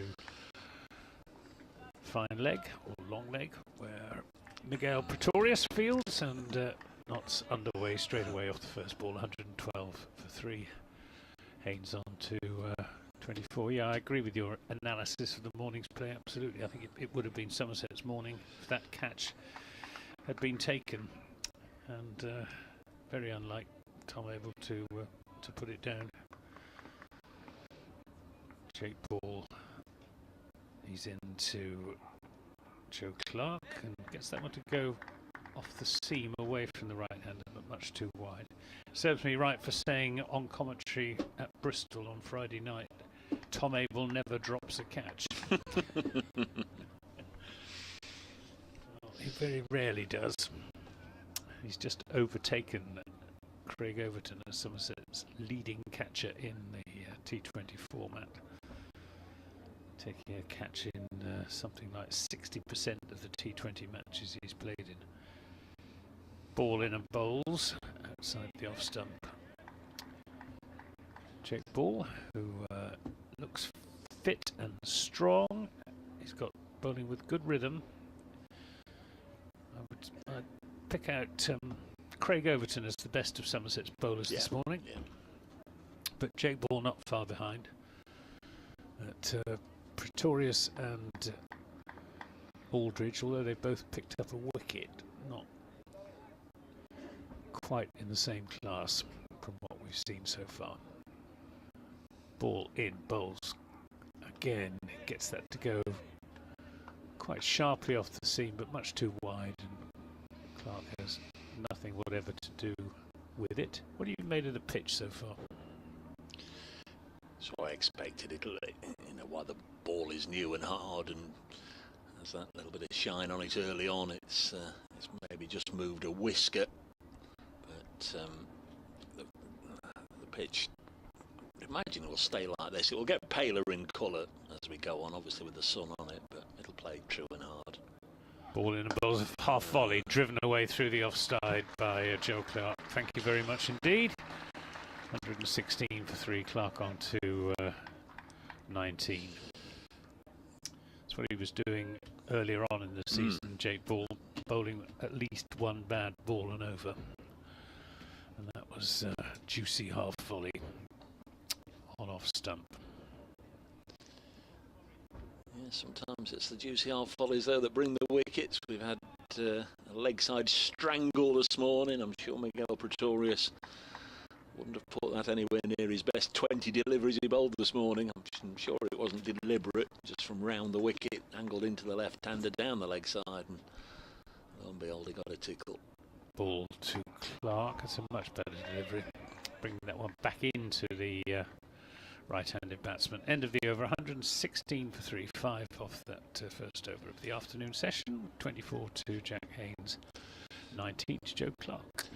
It is always one of the great mysteries of the county championship game, isn't it? How the over rate is calculated. 32 overs should be bowled in each of the 3 sessions, 96 overs in the day. Somerset got through 31 in the first session, yet their over rate is +1. I know a little bit of time is given for each wicket they took, and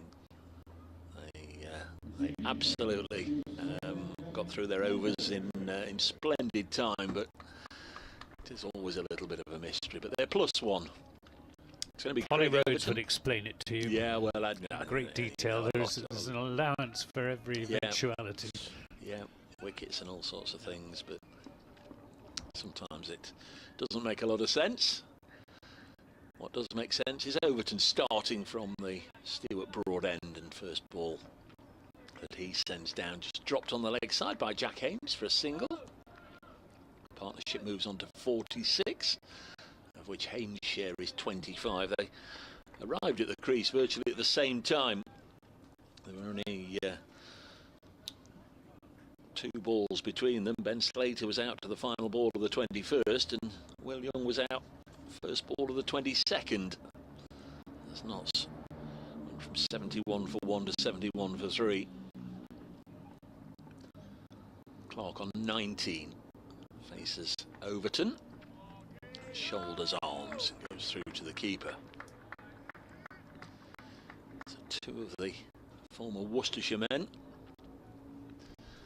crease together, 4 and 5. Tom Moores is listed at 6, left-hander, of course, has a century on his CV against Somerset. He's only scored 2 first-class hundreds, one of them his maiden one against Somerset, 2018, down at Taunton. As Overton bowls again and punched through the offside for 4 by Clark.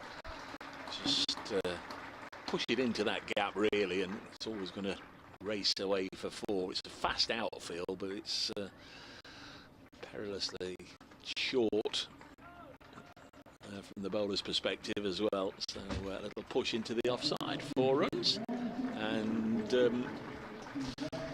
it's the 50 partnership. They're applauding. 121 for 3. Here comes Overton in again, and bowls, and Clark pushes it onto the offside, and there's no addition to the total. We were at 2. It's almost like the I don't know what's. There's a shadow first of all that you get, and it's almost like darkness has descended as a huge towering presence appears in the room. But the presence has now sat down to our right. We'll say hello to Luke Fletcher properly in a moment when I've finished insulting him. Next delivery on its way now, and it goes through to the keeper. Yeah, Luke Fletcher's joined us, Nottinghamshire fast bowler, and Nottinghamshire unfit fast bowler, Nottinghamshire niggled fast bowler, Nottinghamshire old fast bowler. How are you? Yeah, I'm all right, thanks. Yeah, getting there. Back bowling. I've had a couple of bowling sessions now, so well and truly on the mend. You know Anthony, I think you worked with Anthony before. I do, yeah. How are you, Anthony? Good to see you. Luke, yeah. Good to see you. Welcome back to the north. Always a pleasure to come to Nottingham. Yeah, nice Final and warm. ball of this over. Overton bowls and dropped on the leg side, and there's no run. 121 for 3. We saw you down on the outfield at lunch. You've been here all morning, been watching? No, I've just popped in to see someone, and I thought I've got half an hour to kill. Agent, get you a nice deal? Keep me out the house. No, nothing to do with that. No. I thought I'd come and see you for half an hour. Come and watch my old mate Jake have a ball. Well, that's what do you make of it? Have you had a natter with him or not? Jake, I've not seen him. He texted me yesterday saying if I fancy going for a coffee, but I was on daddy duty, so I couldn't quite meet him. But I will catch up. I'm back in tomorrow. I'll be bowling at lunchtime with Shani, so I'll catch him at some stage, but good to see him back. Always like a quiz question, which we've had this morning, and we've given the answers out, so everybody's heard it. But just one for you. 3 players in this game: Jake Ball, Craig Overton, Tom Abel. What have they all got in common? 121 for 3 is Anthony, whilst Luke's scratching his head. Ball, Overton and Abel. What have they all got in common? Jake Ball it is to bowl from the Radcliffe Road end. He's going to be bowling to Jack Haynes, who's on 25. He's in bowls, and this is leg stump, comes off the pad. Just be a leg by. They all play for Somerset? Yeah. Are they all born on the same day? No. No, nothing like that. No. They all play for England under 19s together? They've all taken a hat-trick on this ground. Yeah, that's right. We can't imagine. You were we actually had a look this morning. You were part of Tom Abel's, I think. You were the first. Caught by Trescothick, was it? Maybe. Probably. I think he caught all 3. I guess straight up for Craig over, anyway. Yeah. His ball in and bowls. And defensive shot from Joe Clark. Did you play in Jake Ball's hat-trick game, Middlesex, no, I didn't, where they were 0 for 3 in the first over? No, I did not know. I don't know what. I probably had a niggle then as well, so doubtful. But anyway, that's just about you. You put a team in Mulaney's testimonial game, ain't you? You need some players. I'll be fit for that. I'll tell you in a second. Here comes Ball again. I'm in the Girdlers 11.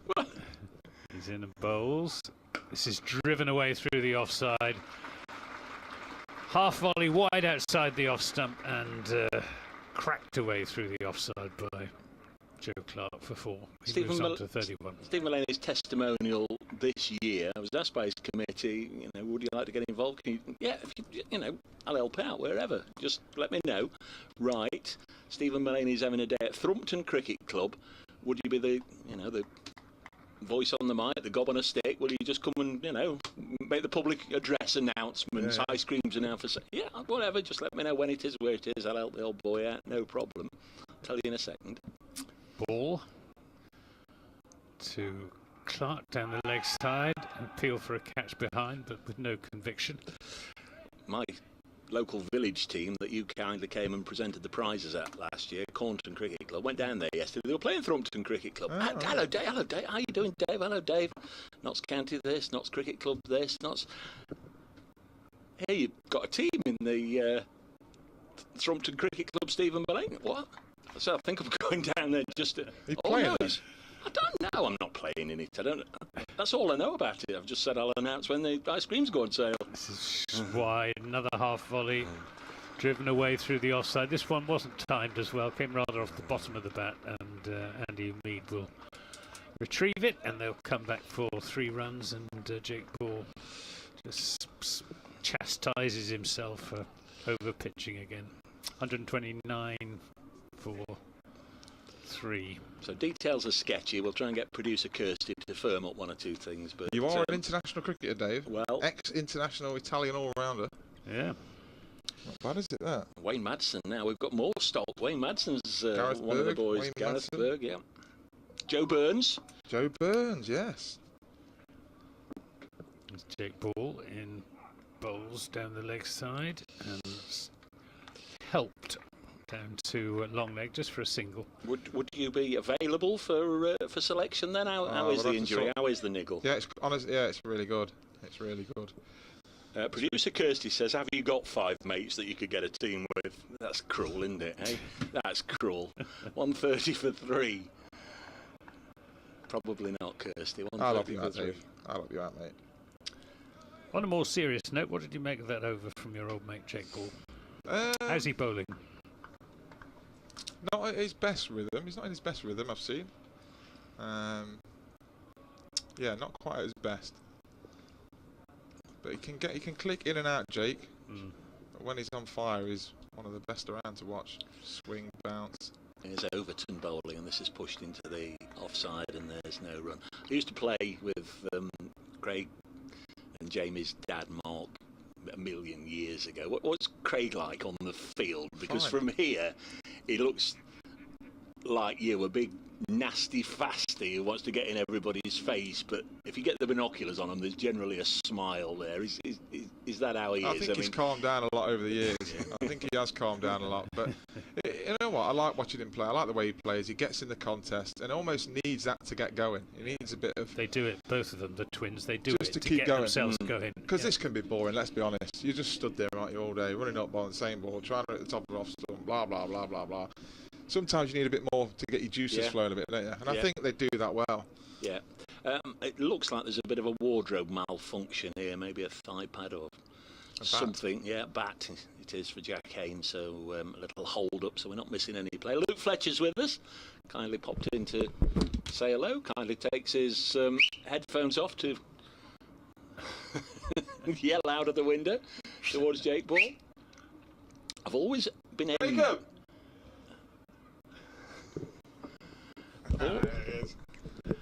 I've always been envious. He's going to bend his back now. He knows I'm watching.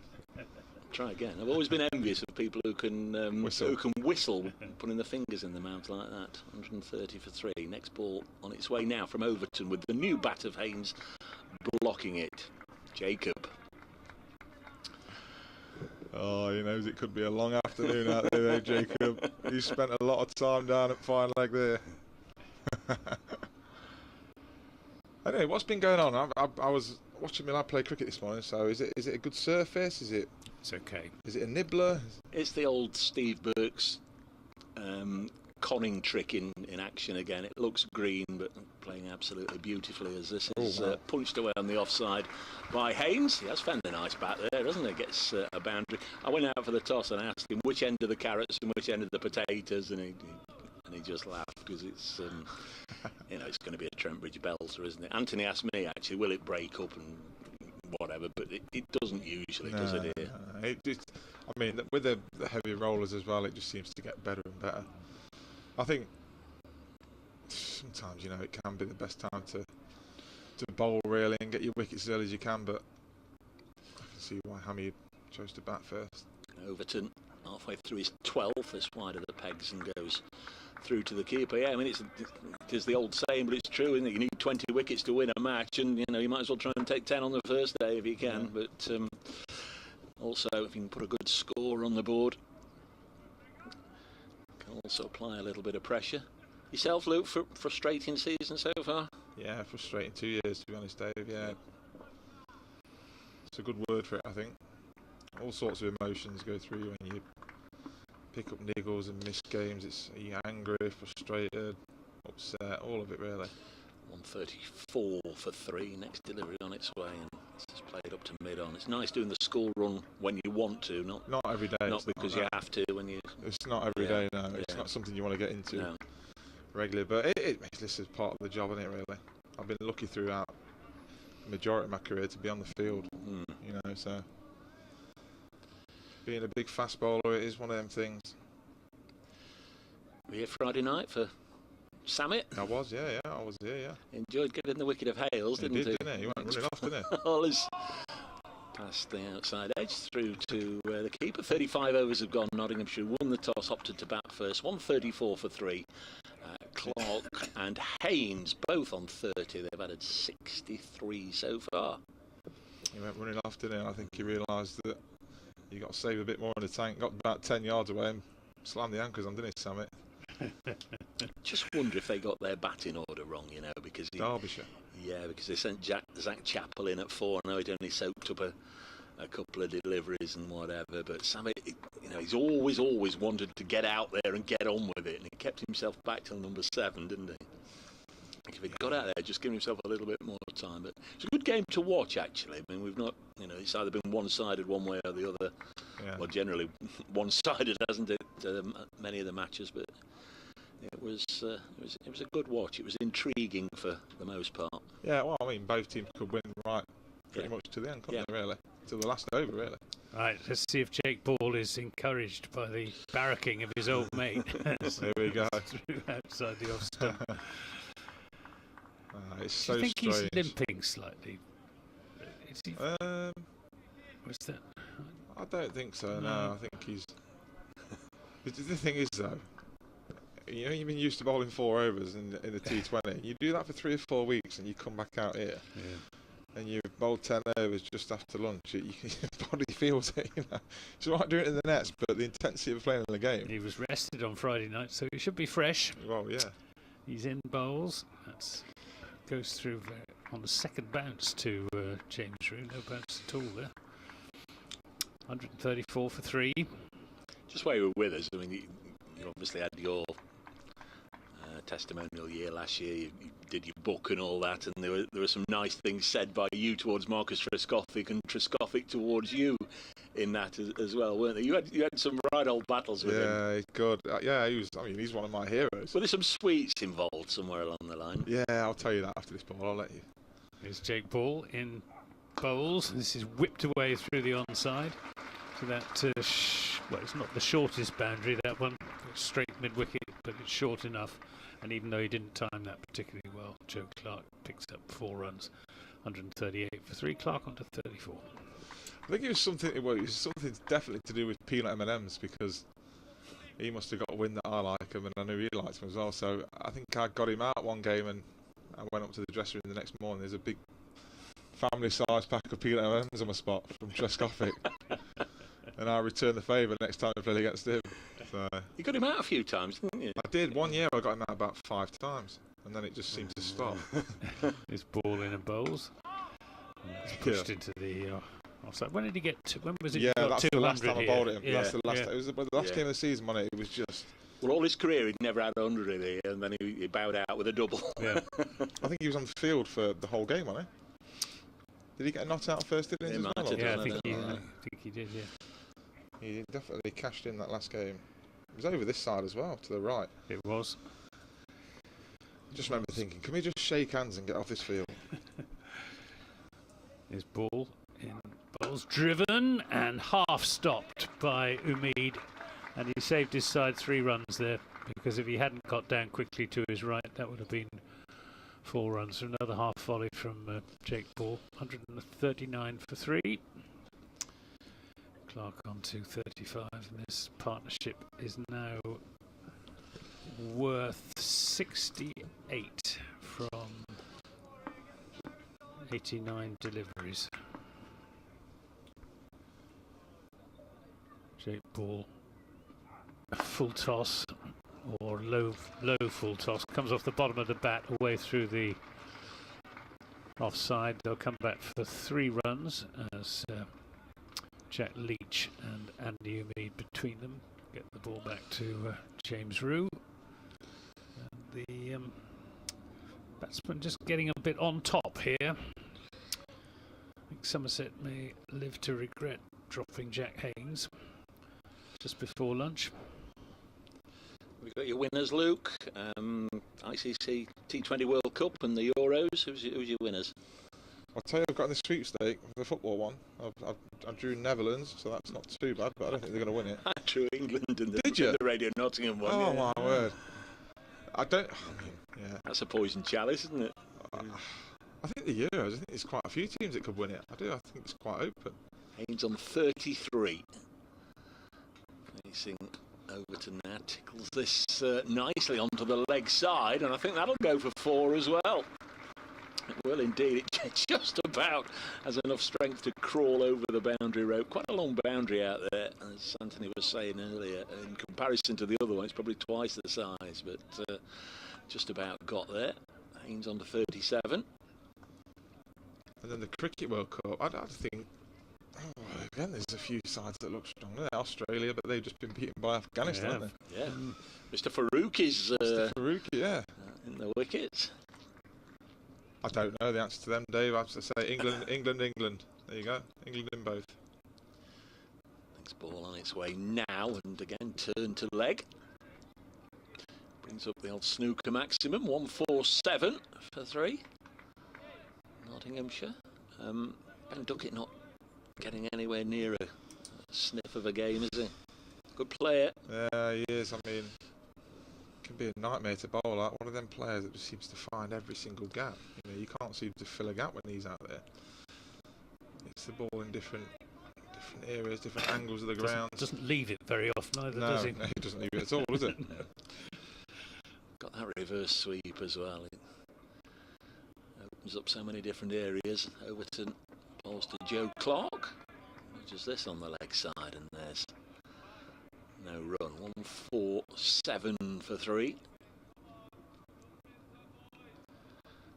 I've twice, I think, tried to get you on the subject of your injury, and twice you veered away. So we'll have one last third go. Are we imminent? Are we getting there? Are we working with the physio? Are we bowling? Back bowling. Yeah. It's just now a case of volume and intensity. You know, back bowling to admit, but I need to be. Is it second 11 games then? Yeah, I will be. Yeah, soon. Yeah. Second 11 T20 is a game we're targeting. 147 for 3, tickled away down the leg side. And is there anybody down here? There isn't. So that's going to bring up the 150. Joe Clark just forges ahead of his partner. He's on 39, Haynes on 38, and can't really believe that this partnership's worth 80. They've got there in double quick time. Overton then. Changing the bails. The old bail change. Yeah. What's all that about? Yeah. It's a load of rubbish, surely. Well, it's your mate who started that, wasn't it? Yeah, I think Stuart Broad has copyright on that, doesn't he? Well, he copied the Aussies, didn't he? You seen one of the Aussies doing it? Was it Labuschagne in one of the tests? Yeah, last Labuschagne, yeah. 151 for 3. It's a good spot to see that. I struggle to see these bails this year with the red. So this goes through to the keeper. I'm going to take it to the next level. I'm going to pull a stump out. Swap the stumps around. I'll take the stumps out of the ground. Push them a bit wider. Knowing you'll try and do it in a televised game with the camera on and yank all the leads out.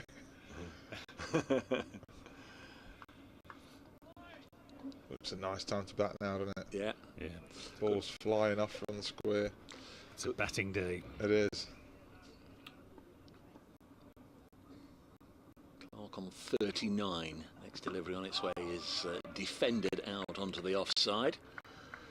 End of the over, 151 for 3 after 37 overs. Another of your Somerset epic encounters was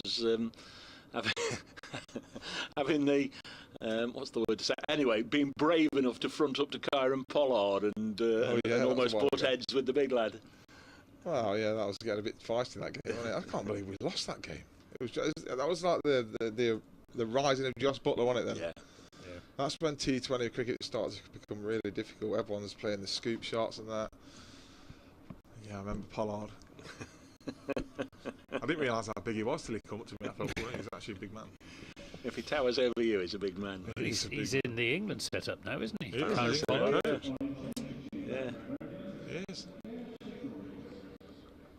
Looks like a bowling change from this Radcliffe Road end. Miguel Pretorius coming back. First time he's bowled from this end. 6 overs, 2 maidens, 1 for 21. Tall, strong South African all-rounder. Scurrying approach. He's there now and bowls, and this is cut away to backward point by Jack Haynes, but straight to Jack Leach. What's our tall, strong South African quick bowler been up to? Has he been away? Yeah, I think he went back to the family for 8 or 10 days, something like that. His wife's heavily pregnant, so I think he went back for a bit. He goes back a bit again later in the season for the birth, so. But he's good, yeah, he's in good spirits. Played in the second team last week, did well. Got 6 for it, didn't he? Got 6 for, yeah. Pretorius bowls. Haynes has all the time in the world to play a defensive shot out into the offside. How come Patterson doesn't play T20 then? Because he'd be classed as an overseas. Yeah, they've played. Well, they've had Ben Lister, the New Zealand left arm quick, and Will Young played the first 6 as well. And they've got once the World Cup's done, the young man Faruqi from Afghanistan is coming to replenish the stocks. There's Pretorius in and bowls. This is driven away through the offside, and that will go for 4. Tom Banton's given up the chase early on. Just trots after it to retrieve it. And that is 155 for 3, and batting looking very comfortable at the moment. 42 to Haynes, 39 to Clark. Looks nice out there to bat. He's due, isn't he, Jack Haynes? He's due. I said when he came in. I think he's done well. Yeah, He's just not found that big score, has it? Yeah. He's looked good in every game, hasn't he, really? Yeah. He has indeed. He's a good player. Success for the ladies yesterday. The Blaze winning the Charlotte Edwards Cup.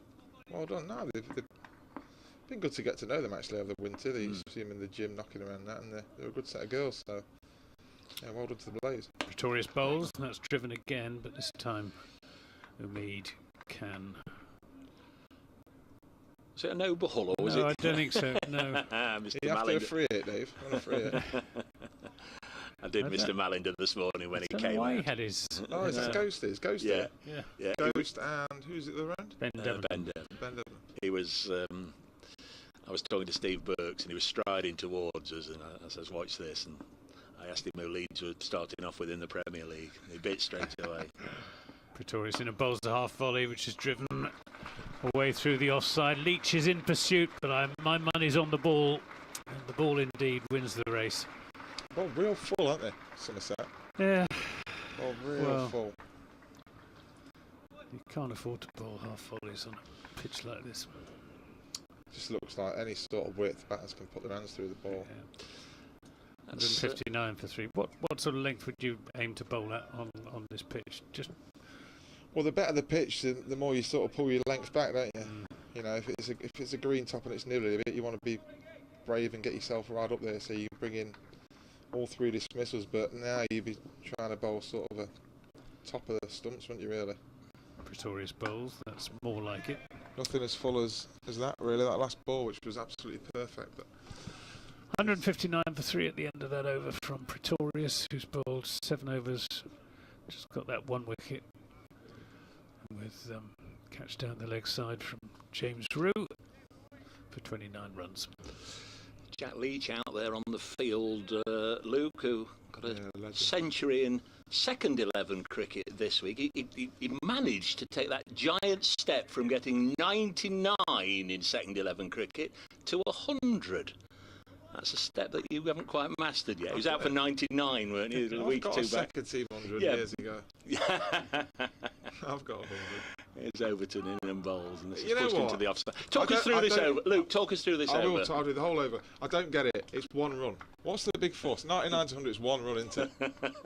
Well, your highest score in first class cricket is 92. Oh Yes. dear. 2 of them. I've got 2 Twice. of them. Times 2. Sometimes things aren't meant to be. It's fine. It is what it is, isn't it? My job's to bowl. I find batting really hard. There was I still can't get my head around it. There were still a few tears at Chesterley Street. Come on then, Craig Overton. Second ball here into Joe Clark from the Stuart Broad end. And that's well played out to backward point. Who's number 1? Umeed. Andy Umeed. Andy Umeed at backward point. Dot ball. Formerly of Warwickshire. I'd say that's the length. Not back of a length, but slightly full of back of a length, really. You want to be bringing the batsman into the ball on the front foot, but not along the wicket, so it's easy they can put their hands through the ball. Traditionally, you've bowled from this end. Yeah, I like this end. Here he is again. Overton into Clark. It's down the leg side, taken by Root. No run scored. Yeah, I know a lot of people, when I first started at Notts, all the senior bowlers like the pavilion end, they said that they get more bounce from the length there, which was absolutely fine. So I just got thrown down here to bowl the overs, and over time you get used to it, don't you? And I guess if Adam's side, bottom or broad, whoever you were playing with, say, I'm on that end. All of them, Franks, anyone. I was right at the bottom of the pecking order, so I just did as I was told. I was more than happy to be playing. I'd have bowled anyway.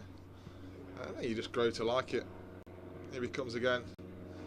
The Somerset standing skipper into Joe Clark, who punches it to mid-off. No run scored. Haven't seen a maiden for a while, have I? This could be the first maiden. 2 balls left in the over. There's a plane going round in front of us. It sounds close, that. Is the outfield here completely flat? Are there any slopes at all? There used to be a slope down the far end, completely opposite us now, the pavilion. Square's a little bit like an upturned saucer, Yeah, isn't I it? mean, most squares are, yeah. But yeah, I'd say it's pretty flat. Here he comes again, Overton. This is left alone outside the off stump by Joe Clark. And the ball goes through to Root. No run scored. No, I think it's pretty flat, yeah. And actually, when you get a good period of weather, the ball can fly off. The outfield is rapid. The ball runs across the square like we've seen today. And then once it beats the infield, it's very difficult to stop. Tough bowling with a short, boundary as short as that as well, isn't it? It is a batter's game, isn't it? Here we go again. Their final ball of the over. Craig Overton in to Joe Clark, and that's left. Pretty well there by Joe Clark. The ball just bounced through to Root, and that's a maiden. 159 for 3. Haynes on 46, Joe Clark 39. And it's going to be Pretorius from the best end in cricket, a Raddy Road. Alex Hales on Friday night, last game of this current block. Everybody wondering, will we see him again or whatever? He's got a big winter ahead. He's getting married and plays in this tournament and that tournament and that tournament. It'd be a shame if we've seen the last of him. But who knows? It might be the #1 T20 player in the world by this time next year. Knowing Alex, something seriously good's around the corner. I'll let you know. Here's Pretorius to Haynes. Goes back and across and plays a good ball back to the bowler. Are you going out for the big day? Yes, I'm groomsman. Yeah, I'm in. Groomsman. Now, what does that involve? I don't really know. I had to go get suit measured yesterday. So yeah, we're there. Yeah. All the same? Are you all the same? Or? No, I don't know what he's going to go for. Getting married? We were just Cape Town. Oh, right. We were just getting measured up and that. Pretorius, 2 slips and a gully. Another good ball from Pretorius, nicely played by Haynes, who's just 4 short of his 4th 50 of the season. Jack Leach is just going through some practice bowling actions away in the distance. It's at deep backward point. You'll have come full circle with him then. You started with him. I know. Can't quite believe he's getting married before me. Pretorius in a bowls. That's another good ball. Well, he was always the good-looking one. He's definitely the good-looking one. Yeah, it's not hard, is it? It's not hard. Yeah, I'm looking forward to it. It'll be a good couple of weeks out there. Take the kids out, the family's going out. When's that? It's in October. Right. Nice time of year. Yeah, it'd be lovely. Take the kids on I want to go shark diving. That's the one thing I want to do. I think you can do that in Cape Town. I quite fancy that. Face to face with a great white. 159 for 3. Pretorius in a bowls, and this is whipped away through the onside, and that'll be 4 runs. Over pitched. 50. And 50 for Jack Haynes from 52 deliveries with 9 fours. He's lucky still to be out there because he was put down at first slip by Tom Abel, but he's made the most of that reprieve. And very pleasant innings, nothing very spectacular about it. He's put the bad ball away effectively and kept the good ones out. 163 for 3. Somerset badly in need of a wicket. Partnership now worth 92. Pretorius in and bowls, and Haynes again with that quite pronounced back and across movement.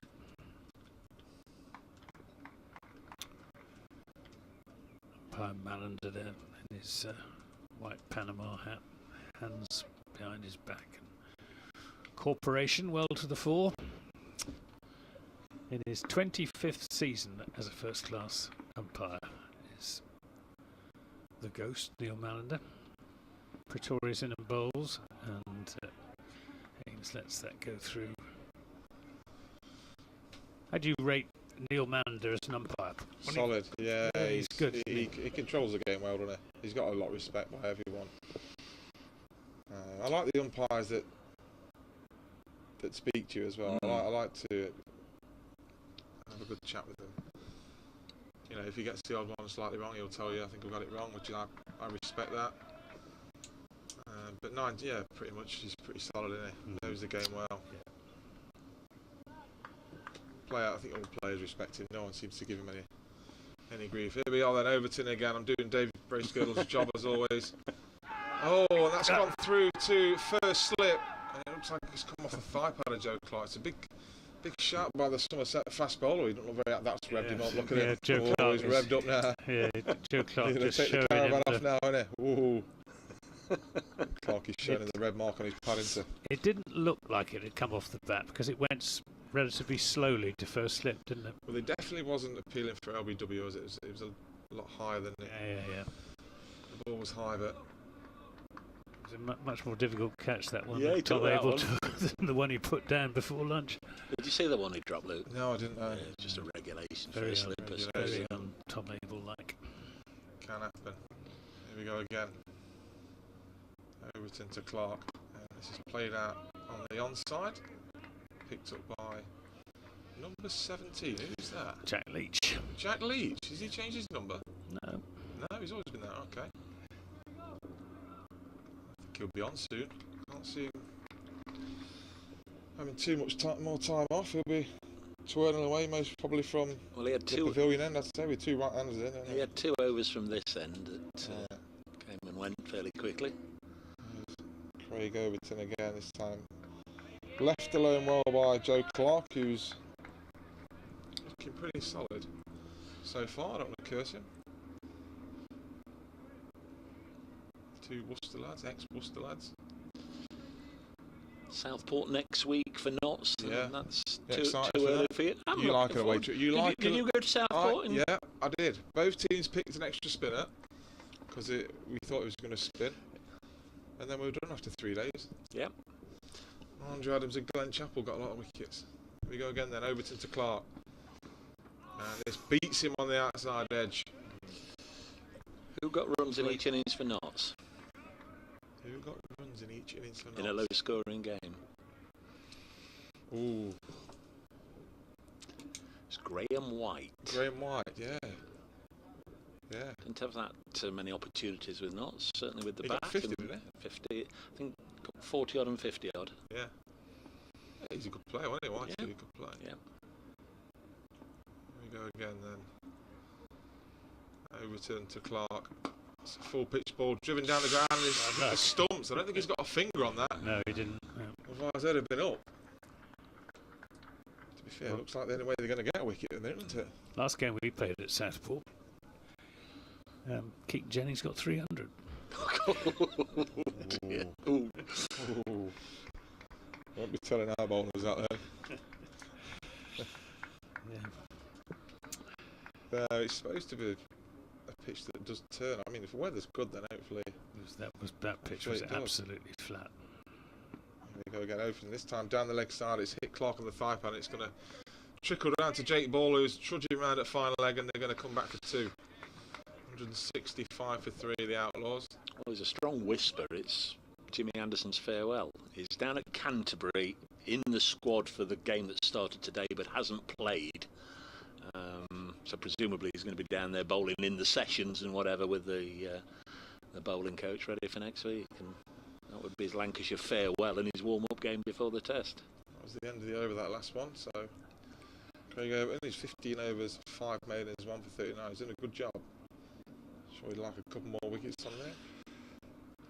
Jimmy Anderson's farewell at Southport. What a bowler. Of course, there is Weird though, it's so strange because whenever you're bowling well, you sort of say, oh, you're bowling like Glenn McGrath. But he's way better than Glenn McGrath, isn't he? Statistically. I remember younger and you bowl a good spell in the nets. I feel like Glenn McGrath today. Here's Pretorius to Jack Haynes. Plays this up to mid-on. You going to go on until you're 42 then? No. I don't think so, no. Who would be your role model? I know you don't particularly go in for all that. Well, I mean, my first ever cricketing idol was Andrew Flint. Yeah, Freddie, yeah. Yeah, Freddie Flintoff. I guess it's a possibility he could be playing against his son before you finish. Yeah. Don't, that is bad. Rocky.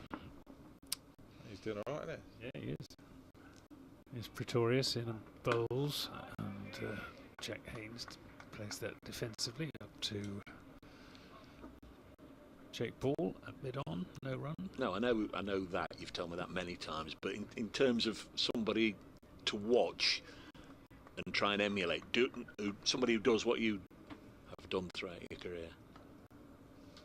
Oh, I used to love Andrew Adams, Glenn Chappell, Cool.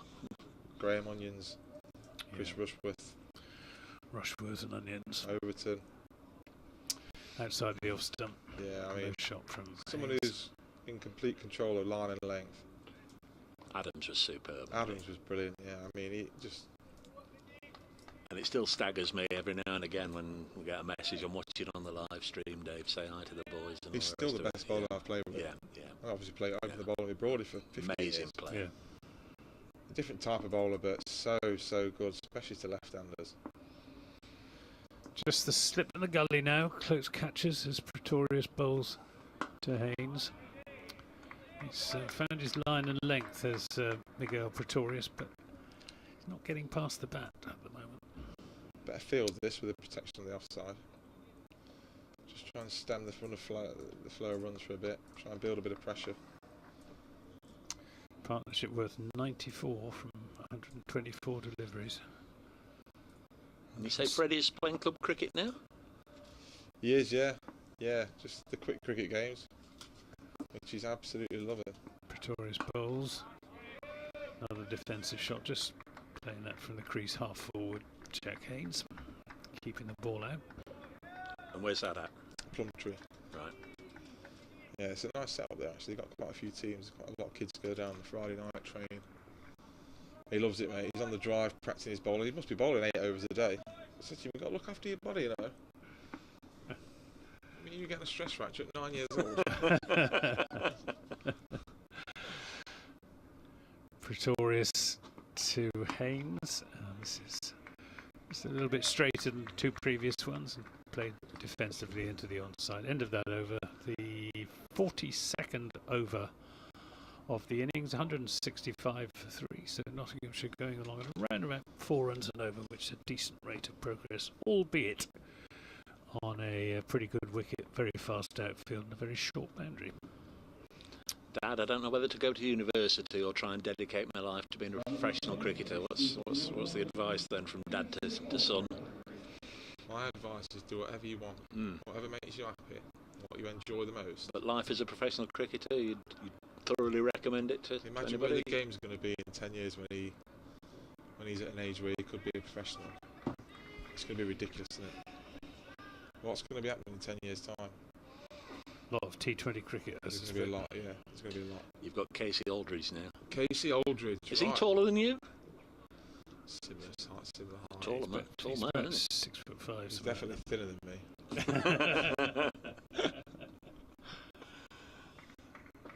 Look, the tall bowler. They're all tall, aren't they? Come on, then, I'll do your job again, Yeah, Dave. Here's please do. Aldridge in there Please from do. the Stuart Broad end. Seems so weird saying that. Into Clark, who's driven it out on the offside, and that's going to go for 4. Is it? Oh yes, it's just. It was a good diving effort by Umid there, but the ball wins. Chick was over the rope, so good start for Clark. 4 off the first ball. I don't think Aldridge will be pitching too many balls up, especially with this field set. They've got a deep square out on the leg side, fine leg, catching mid-wicket. 5-4 offside field here. Deep point on the offside, one slip, one gully, cover, and a mid-off and a mid-on. In comes Aldridge. Oh, this is a player miss outside the off stump. Back of a left delivery that's just rushed Clark in there. It's gone through nicely to James Root. 1 or 2 people have been in touch. Steve Crawley, Dave, can you tell Fletch there'll be VAR that day at Thrumpton, then run? Graham Rowley, hi Dave, never mind the cricket, asked Fletch for his thoughts about the Super Reds prospects next season. And Rach, her of the Brownies, the only bonus of having to leave Trent Bridge early for doggy duties is getting back in time to hear Luke on the Oh, hello mic. Rach. Hello Rach. Aldridge again out to... This one's gone through. Left alone outside the off stump by Joe Clark. And it's taken well by Roo. Forest next year, I think Forest will be looking to finish around the mid-table, I reckon. I've got good hopes of Forest next year. Not too many changes, which is good. Adding a few new faces. And then we go again. We've got a good start in terms of the fixtures. Here we go. Aldridge again to Clark. And it's again left alone outside off stump. It's carrying through nicely to Roo, and it looks like he's got a bit more bounce, Aldridge. He's hitting the pitch harder than every other bowler we've saw so far this afternoon. He's trying to bowl a little bit quicker this season. You can definitely tell. He's filled out a bit during the winter. That's what winters are for, isn't it? Filling out. Yeah. Toad in the hole. Sit in and watch the football. Here he is again, the big lad. Oh, it's a bouncer and it's been pulled. It's top edge by Joe Clark and it's gone for 4. Jake Ball's going to have to retrieve the ball. It's the second for the over. Joe Clark goes through to... Oh no, that's going to be the 100 partnership between Clark and Jack Haynes. For 131 balls. Well played, you two. Not looking any bother at all. Yeah. After lunch, they've controlled the game so far. Nottinghamshire with the bat anyway. Done really well, haven't they, this pair? Yeah, it's always been one of the great joys over the years to watch you out there playing when Forest are playing at the same time. Brilliant. Here he is, wide of the crease, Aldridge, and it's left alone by Clark. Because you can hear the oohs and the ahs and whatever, and I don't know how you've been able to concentrate on your cricket because you've permanently been, what's gone off, what's gone off, what's gone off? I asked people in the crowd. You hear the noise, don't you? You know when it's a Forest goal because it's obviously a lot louder than what the opposition one would be. It's brilliant when you're fielding out there. And it keeps you going, yeah. And the game earlier in the season when they let all the fireworks off, I thought we were under attack. Not really as loud as that. That's the kebab shop, Ever's Grill. Every time Forest win, he lets the fireworks off. Seems a bit strange having fireworks at 5 o'clock in the afternoon. It does really. Anthony, you need to get a wicket for your boys. We certainly do need a wicket. Pretorius is the man who's going to try and take it. He's bowling to Jack Haynes on 50, and a good ball from Miggy, as you heard him being referred to by Craig Overton. Gents, I'm going to have to leave you because I've got to shoot off. Well, enjoy the rest of the day. It's been a pleasure. Absolute See you delight. again, Luke. Thanks ever so much for popping in. And as Rach finished her thing with, I hope we see you back on the field soon. I'll be back soon. Lovely to hear from you. You enjoy your time at home in this sunshine. It's Pretorius in bowls. Thank you so much. Cheers, chaps. We'll see you at Thrompton. Yes. See you later. Luke Fletcher with us. Help yourself. There he is. Yeah. He came and he went. It's a shame he's not out there playing. Well, he wouldn't be out there at the moment, but it's shame he's got this injury problem. But good news that he seems to be getting over it. Pretorius in a bowls, and he's bowling well, Pretorius, but bowling without much in the way of threat. Casey Aldridge looked the more likely to take a wicket in that previous over when he was just putting a little bit more into every delivery and getting a little bit more out of this fairly placid pitch.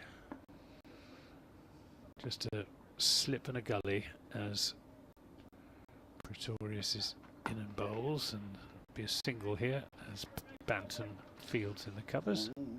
Sends in a unnecessary, gratuitous shy at the stumps, which was well backed up by Tom Abel just as well. The trouble there is if you just clip the stumps, isn't it, with that gone anywhere, short side. It's usually Craig Overton that's guilty of that. There's nothing better for a batter than a gentle push for 5, is there? Scamper the single and accept the 4 overthrows. Pretorius in his 10th over, 1 for 34. Bowling to Joe Clark, who plays and misses well, having said he wasn't offering much of a threat. That was a good ball. It was. Clark playing at that and just leaving him outside the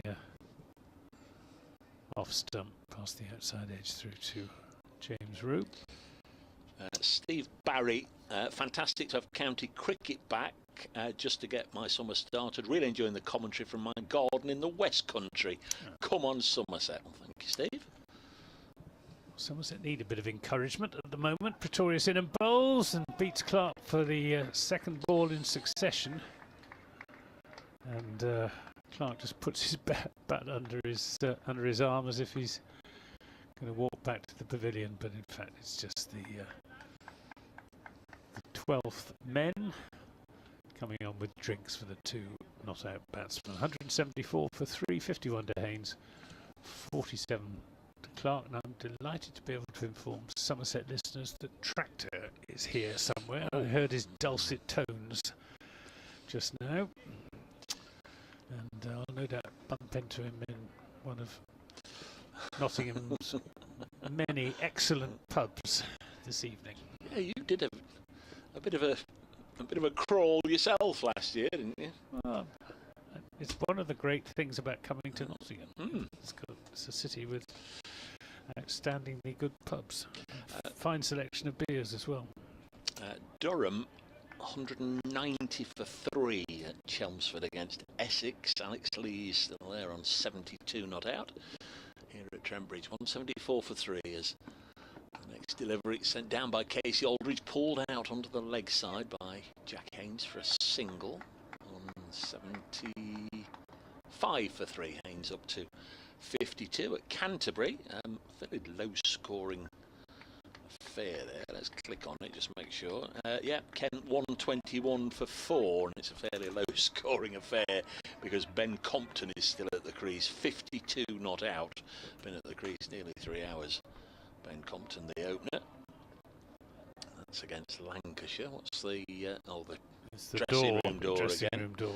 At Edgbaston, Hampshire 134 for 3 against Warwickshire, and Surrey 136 for 2 at New Road. Next delivery on its way now, and he's got a boundary here, Joe Clark, and that's going to take him to his 50. Almost looked to pull out of that one and then just flinched at it with the bat angling the ball down into the ground. Gets a boundary down to third man. He's 10th for Joe Clark, and that brings up another splendid 50. Getting there from 75 balls, been at the crease for 90 minutes, Joe Clark. 51 not out, and he's having a fabulous season, Joe Clark. Finished the last match before the T20 started 73 not out at Worcester on his birthday when the rains came. Would love to have got a century there against his former side. Aldridge bowls and he's gone! Tom Banton. Straight into the hands of Banton, went hard at it, Clark, drilled it to extra cover, straight into the hands of Banton. Had very little time to react, but react he did.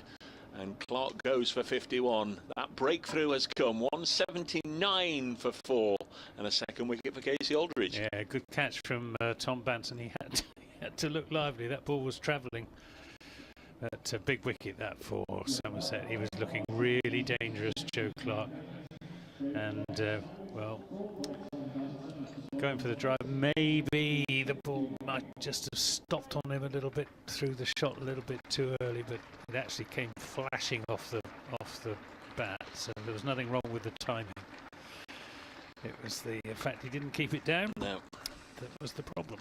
Well, Somerset were very pleased to see the back of Clark because the last time they saw him he was 213 not out, had 51 on that, and he's taken them for 264 before that dismissal.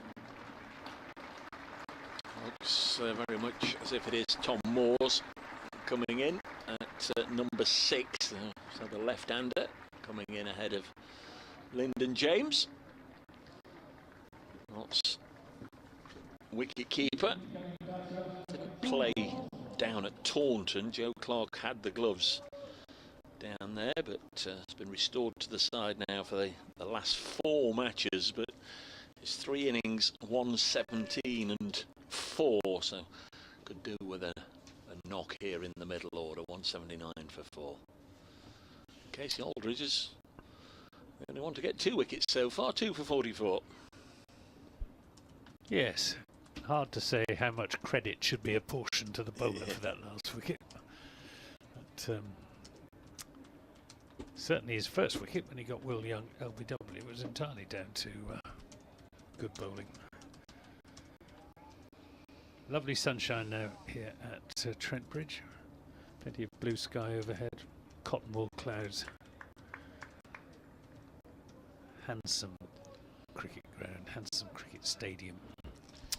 My favourite of the stadiums by a long way. Yeah, there's Tractor. Go on, Casey! Tom Moore's on strike then. Casey Aldridge to bowl to the left-hander. Leaves it alone and goes through to James Rue. So we're very close to the halfway stage of the day's allocation. This is the 45th over. When this is finished, there'll be 51 left in the day, and the game will be Somerset nicely reinvigorated advanced. by that wicket. Can tell by the body language. Next ball comes now, and Tom Moore's high on his tippy toes, plays it down in front of him. He's getting a bit of bounce, isn't he, Casey Aldridge? He's bowling better from that end than he did from this end earlier on today.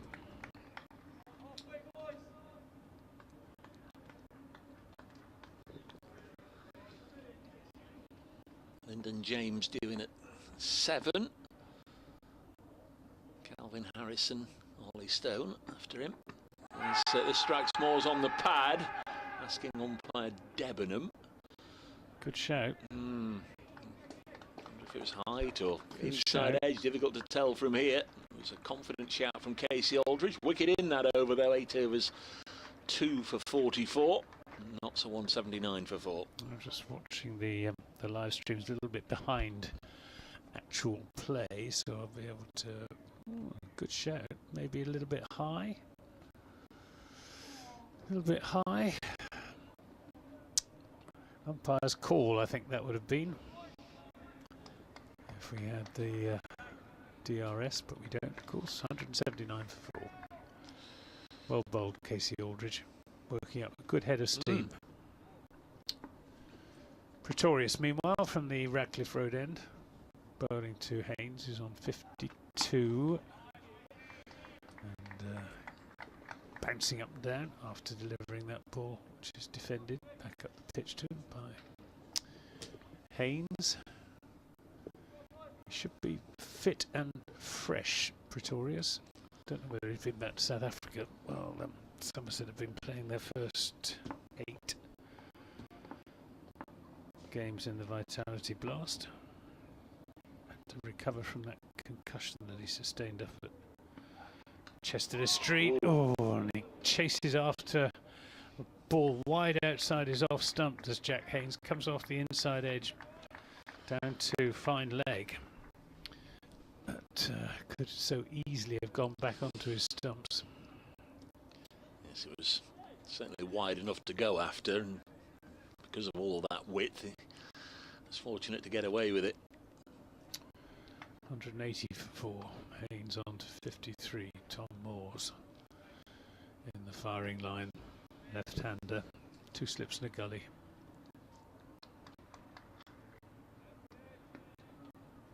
Pretorius. Slightly bow-legged. No, more knock-kneed than bow-legged, in fact. It's the opposite. As that's played out to deep backward point. Jack Leach with the fielding, 181 for 4, and Moore's off the mark with that single.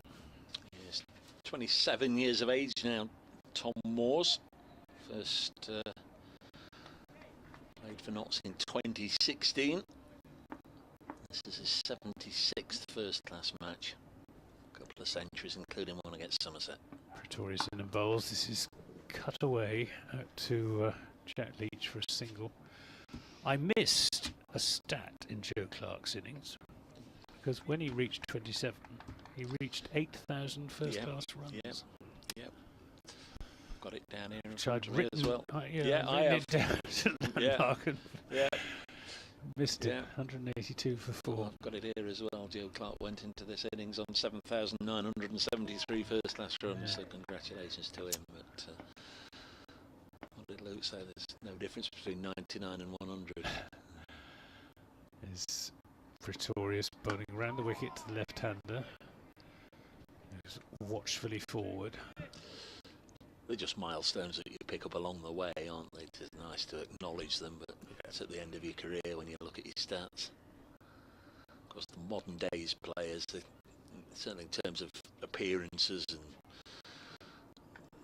wickets for the bowlers and runs for the batters, pale into insignificance compared to those of a different era. Yeah.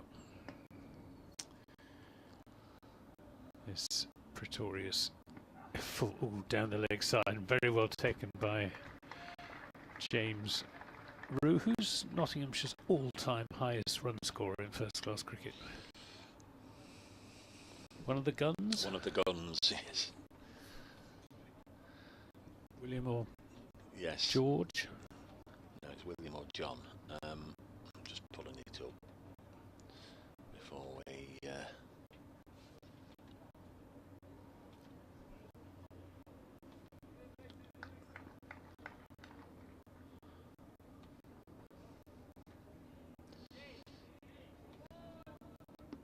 82 for 4.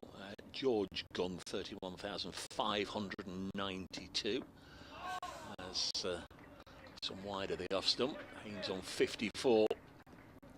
It's not a huge amount of runs. I think Frank Woolley scored 58,000, something like that. Jack Hobbs was over 61,000. And in second spot, somebody of a more recent vintage, Tim Robinson, just close in on 25,000. Joe Hardstaff, Walter Keaton, John Gunn, Reg Simpson, Terry Randall. Somerset, of course, is Harold Gimblett still, with Marcus Trescothick in second place and James Hildreth in third. Next ball is fired in, but it's another no ball, I'm afraid, from Casey Aldridge, well defended by Jack Haynes, right up in the block hole. Aldridge is just scuffed away there at the popping crease. A cloud of dust came up. Do the umpires still shout no ball, or do they not bother? I would guess it's an individual thing. I think they must shout as the next one's cut out into the offside. There's protection out there. Yeah, you often hear batters, don't you? You know, you say you're a little bit lucky on 42 when you nick that one behind, and they'll generally say, yes, I heard the call, don't they, when you interview them. 185 for 4. Moore's it's just that I don't often hear, you know, through the effects mic. No, certainly not loud enough for the batter to detect it and pick it up. No. Next delivery on its way now, and it strikes Tom Moore's on the thigh pad and then just drops to the ground. Of course, in the televised tournaments, the international tournaments, where it's the fourth umpire or the third umpire or whoever it is in the box having a little look, the decision can sometimes come 90 seconds later, can't it? The klaxon. Yeah. 185 for 4. Aldridge bowls. It's a good spell, this from Aldridge. Drops it on the leg side.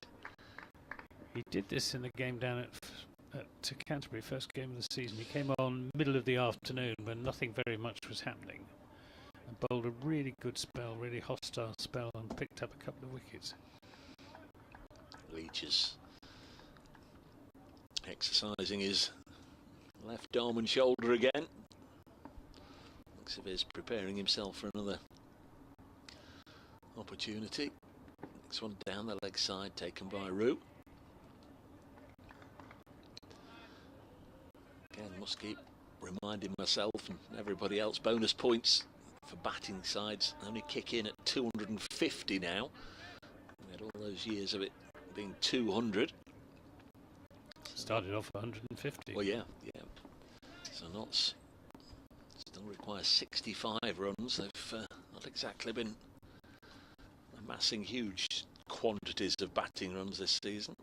Next ball is mistimed by Tom Moores, won't get a run. First innings efforts here against Essex, first game of the season, 293. Then against Worcestershire, 399. Having just said all that, then they got 503 against Lancashire. That was the one where Hamid got 247. Not out, and then Hampshire 235 in the last game here before the T20 break. 185 for 4. No Jack Leach just yet. Another over from Pretorius, who, as expected, is getting a good long bowl. Somerset getting their money's worth from their overseas all-rounder. He's into Haynes, and Haynes has looked pretty solid when he's played his defensive shots. No reason that I can see that Somerset would veer away from the front line attack, but does Tom Abel bowl anymore? Well, he did his side when he was selected for the England white ball sides winter before last. Yeah. All right, has he bowled this season? I'll check. Not much. Oh, it's caught. Good catch by Craig Overton, the skipper, going to his left at first slip. A good ball from Pretorius, and just took the outside edge of Jack Haynes' bat. And this time, Somerset's first slip made no mistake. And good catch by Craig Overton, and the 5th Notts wicket to go down for 185. And Jack Haynes is gone for 55. Yeah. We saw it this morning, Anthony, didn't we? 2 set players following each other back to the pavilion, and it's happened again, perhaps to an even more alarming degree for Notts, because Joe Clark 51 and then Jack Haynes 55. Very nicely played. Just get his figures while they're on the board. 73 balls, 9 fours for Jack Haynes at the crease for an hour and 40 minutes.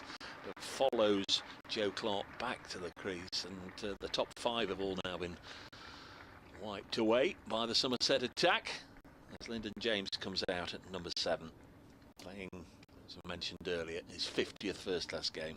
Yeah, well, it was outside. Just watching the replay, he played a rather firm-footed shot. He has been going back and across, Jack Haynes, but on that occasion didn't move his feet and just rather prodded at the ball, which was outside off stump. He probably had to play at it because Pretorius has been bringing the odd one back in, and got a good edge on it. And Craig Overton was standing at sort of 1.5 slip, quite wide at first slip.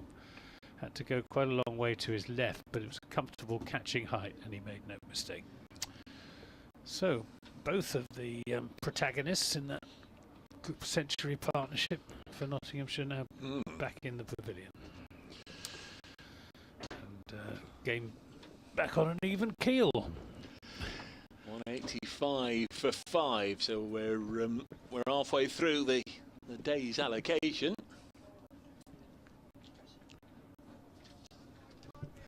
Pretorius is going to bowl to the new batsman Lyndon James.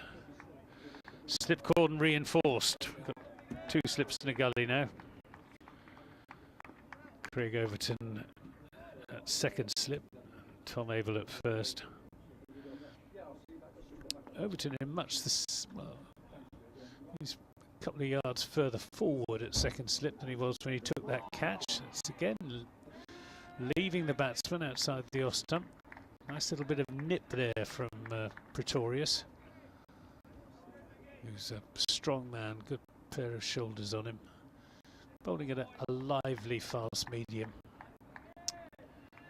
Sort of high 70s, low 80s, something like that. Not quite as quick as Craig Overton. He's in and bowls, and Lyndon James is forward defensively. James, whose career average is a very respectable 33.7. This is his 50th game of first-class cricket.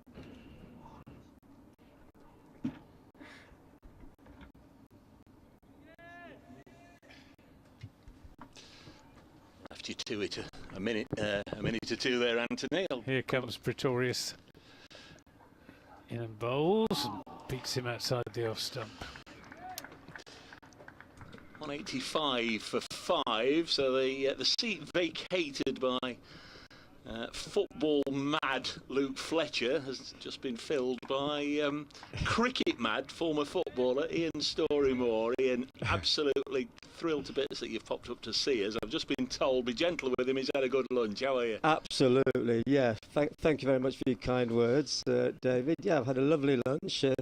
As a guest of Richard Stevenson, has been absolutely wonderful. Pretorius bowls, and that's Lyndon James letting it go, Lyndon James rather, letting it go through to James Root. End of the over, 185 for 5. Gentlemen, let me introduce you, if you're going to sit next to each other for 10 minutes. Anthony Gibson from BBC Radio Somerset. Pleased to meet you, Anthony. Veteran of the broadcast game. Yeah. Ian Storymore, former Nottingham Forest, former Manchester United, former England footballer. He of the wonderful dark black wavy George Best-like locks. Where's it gone? Yeah, I'm afraid I wish I'd kept a bit more, David, but never mind. I think the years have gone very quickly, haven't they, unfortunately? But for us all. Yeah, unfortunately, but these things happen as you get old. You lose your hair, you lose your movement a little bit, and but yeah, generally I'm in pretty decent health, I think. We'll talk to you between deliveries if we can. 185 for 5 as this next delivery from Casey Aldridge is just defended. Generally, if we say football on a cricket commentary, we lose 3/4 of the listenership. So we'll particularly in Somerset, yeah, absolutely, which isn't exactly known for its association football prowess. There will be some people, I think, that'll be mightily impressed that we've got a former, which is true, isn't it, a former Manchester United player, a former England player in the box. But we'll obviously talk about your cricket because, you know, the love of the game, you've always had that love of the game. We'll come back to you after this delivery because Aldridge coming down to the crease, bowls and wide of the off stump, taken by James Root. Yeah, I've always had a love for cricket, actually. Even, you know, played at school and played local cricket when I first came to Nottingham, and really enjoyed it. People like David Pleat, the ex Tottenham manager, still a good friend of mine. So I think I even played a game with Cloughie, actually. I think many years ago when I was a kid, actually. We had a charity game down at Wilford Lane. There's Casey Aldridge. Tall man. Towering man. Bowls and edged, and has that been caught? It has in the gully. Tom Lamonby. Tom Moores has to go. He got one that just got big on him. Aldridge, tall man, as we were saying, banged it in short, flew off the shoulder of the bat, and Lamonby dived forward at gully, and Tom Moores has gone for one. Third wicket that Notts have lost in the space of the last 10 minutes or so, and they've gone from, where were we, Anthony? 179 for 3 to 185 for 6. Yeah. Well, I was just saying that Casey Aldridge in the first game of the season against Kent came back in the middle of the first afternoon when not much was happening and picked up a couple of important wickets, and well, he's done it again. The reasonably good start somewhat dissipated, hasn't it? Unfortunately for Notts fans. It has indeed. It has indeed. Can you remember when you first came here? Cool, yes, absolutely. You know, we used to train in the mornings over at the Forest Ground there, and we used to come in the afternoons, and I think it was a Garfield Sobers era. Yeah. So, you know, we saw a magnificent cricketer, of course, and that sort of enhanced my love of the game, actually, and I got quite friendly with Gary and met him over in the West Indies once or twice. So, yeah, wonderful man, wonderful cricketer, and gave everybody so much enjoyment at this cricket club. Not a bad golfer either. Absolutely. Yeah, no, it was really happy times, actually. We used to train hard in the morning. We used to really look forward to coming to watch the team play in the afternoon, and when the weather was nice, of course. But yeah, happy days, David. But let's hope we can recover from losing these wickets and get a reasonable score on there before we have to bowl again. Yeah, it's a joint commentary in, so we have to remember we've got Somerset supporters out there as well. It's all right, I'll keep the Somerset end up. Don't you worry about that. Yin and yang, yin and yang.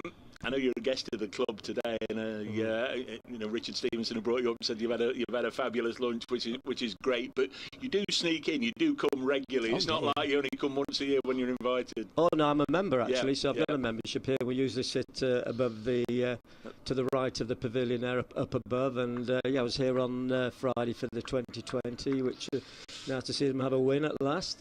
Well, one win, wasn't it? We had one previous before that, but we're not doing particularly well at the 2020 this season.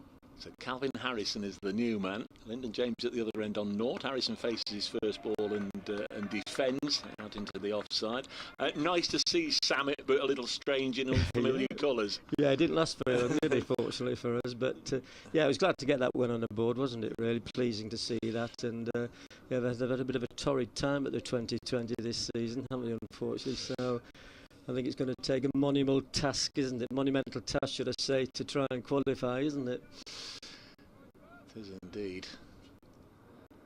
Here comes Aldridge. 2 balls left in this. The 49th over. Bowls now wide of the off stump and through to the keeper, keeping half of one eye on the Cricket World Cup, half of another eye on the Euros, I would imagine. Yeah, it is. It's been an interesting time, isn't it, really, for sporting fans. Yeah, I've been trying to watch as much as the cricket, as much as the football as possible. I haven't seen every game, but certainly the 2 England performances certainly need to improve, I think, if we're going to get further down the line in the competition. Final ball of this over, Calvin Harrison on the strike and eases this to backward point. So Casey Aldridge from coming on, and this morning his first 2 overs a little loose. He was punched away for 3 boundaries early on. There was a no ball as well. Didn't really settle in his first spell. Now has the impressive figures of 3 for 47. He's really wrestled it back, Anthony. He has. He's bowling quite quick as well, bending his back and just digging it in, getting more bounce than any of the other Somerset bowlers. Funny, Richard Stevens was saying that he was a player that Notts were interested in at one time, Aldridge, I wouldn't be surprised, and Richard would certainly know. I know there's been lots of charity games out over the years. Have you ever played on there? No, unfortunately not. No. I know 1 or 2 of the older players that have, but no, so I've never had the pleasure of playing on this pitch. It's Pretorius to Lyndon James, both batsmen on naught, but not for much longer, as that's going to go for 4 runs up to straight mid-wicket, over pitch from Pretorius, and Lyndon James is leaning on that and working it away through the onside. Short boundary on that side of the ground. I was looking at fixtures, past fixtures between Notts and Somerset, Ian, and on World Cup final day, 30th of July 1966, Notts were playing Somerset, but down at Weston-super-Mare. Where did you watch the World Cup final in 66? Can you remember? I'll just watch his ball and tell you. Here's Pretorius in and bowls to James, pitch right up, driven back, and half stop by Pretorius, no run. Well, believe it or not, I sat and watched it on my own. I was in digs down at West Bridgeford here on Loughborough Road, and we had a little black and white television that the lady owned, and actually watched it on my own, actually. Yeah. Because that was the summer before Forest's big year, wasn't it? I believe it was. That's correct. Yeah. The next season was probably the best one I'd had for a long time. Here's Pretorius in and bowl short, and good short ball, and James just ducks back out of the way, sways out of the way. This man next to you, Anthony, is famed for a lot of things in these parts, but a match of the day televised FA Cup 6th round tie against Everton, Forest for losing 2-0 late on, in trouble. You know, everybody said, would this be their year? Our mate here popped up with a hat-trick late on. Here's Pretorius in and bowls, and this comes off a thick edge, and won't be a run as it's fielded by Jack Leach.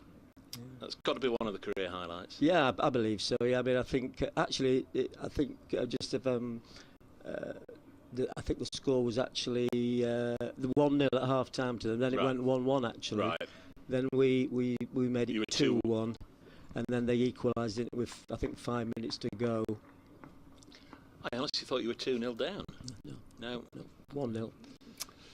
Pretorius in bowls, and Somerset bowling has gone up a level in the last half an hour. Yeah, so consequently, yeah, so we actually took the lead, actually 2-1, and they equalised, I think, with 5 minutes to go. And of course, you think to yourself, oh God, we've got to go and play a replay at Goodison Park, and you know, on the following Wednesday. They were a very good side at that time. Yeah. Ball, Howard, Kendall, excellent players. 2 slips in a gully go down as Pretorius is in and bowls. This is pitched right up to Lyndon James, who doesn't really time an off drive, but get a single. 190 for 6 at the end of that over. It's the 50th over of the innings, so another 46 to be bowled today. Lyndon James on 5 and Calvin Harrison yet to score. We're just reverting back to that game, if I may, David. Unfortunately, we lost the services of Joe Baker. You know, had a really bad injury. I think it was in the first half, actually. And it took us quite a while to sort of get back on sync, really.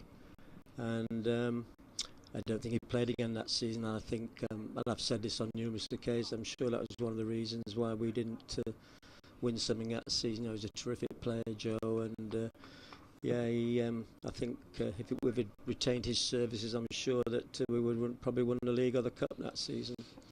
Runners up in the league and cup semi-finalists. There's Casey Aldridge, bowls, and Lyndon James plays this down in the ground, fielded by Lammonby. Yeah. Lovely day, absolutely gorgeous day, and long overdue as well. Absolutely. It's been so wet. Another person tells me it's good for the gardens. 190 for 6, Nottinghamshire. They were 179 for 3.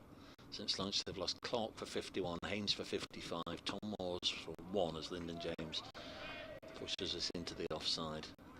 And there's no run. You've been in the committee rooms of Somerset Centre delegation. Are there many from the southwest that have? Yeah, I think probably half a dozen. Some very nice people. Actually, I think the chairman was talking to just prior to coming up here, David, seems an extremely pleasant gentleman. Sir Michael Barber.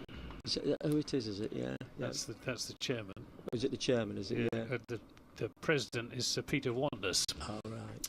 190 for 6. Next ball worked onto the leg side. No run.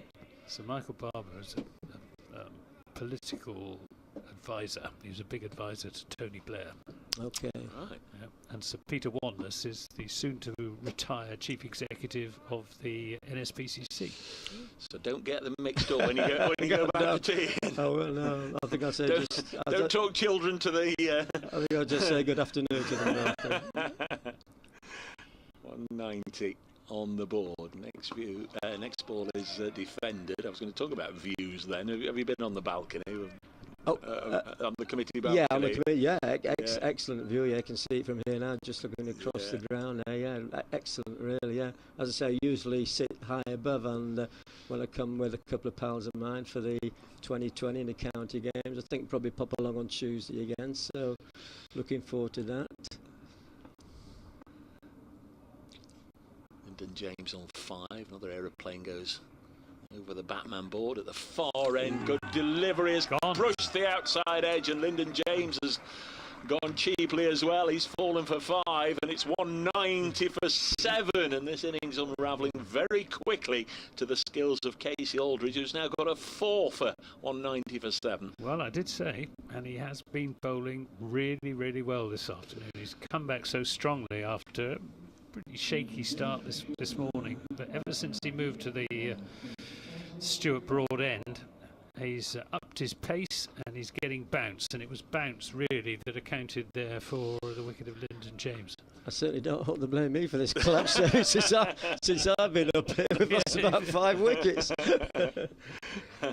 Well, it deflects away from me. I'm usually the one foot in mouth saying, well, somebody's playing, and then they chop on for the next. And funny enough, when we had 3 out, or 2 out, I just said, well, we started reasonably well, and of course it lost another wicket straight away. Yeah. What was it called? The commentator's nightmare, is it? The curse. David? Yeah, the curse, is it? Yeah.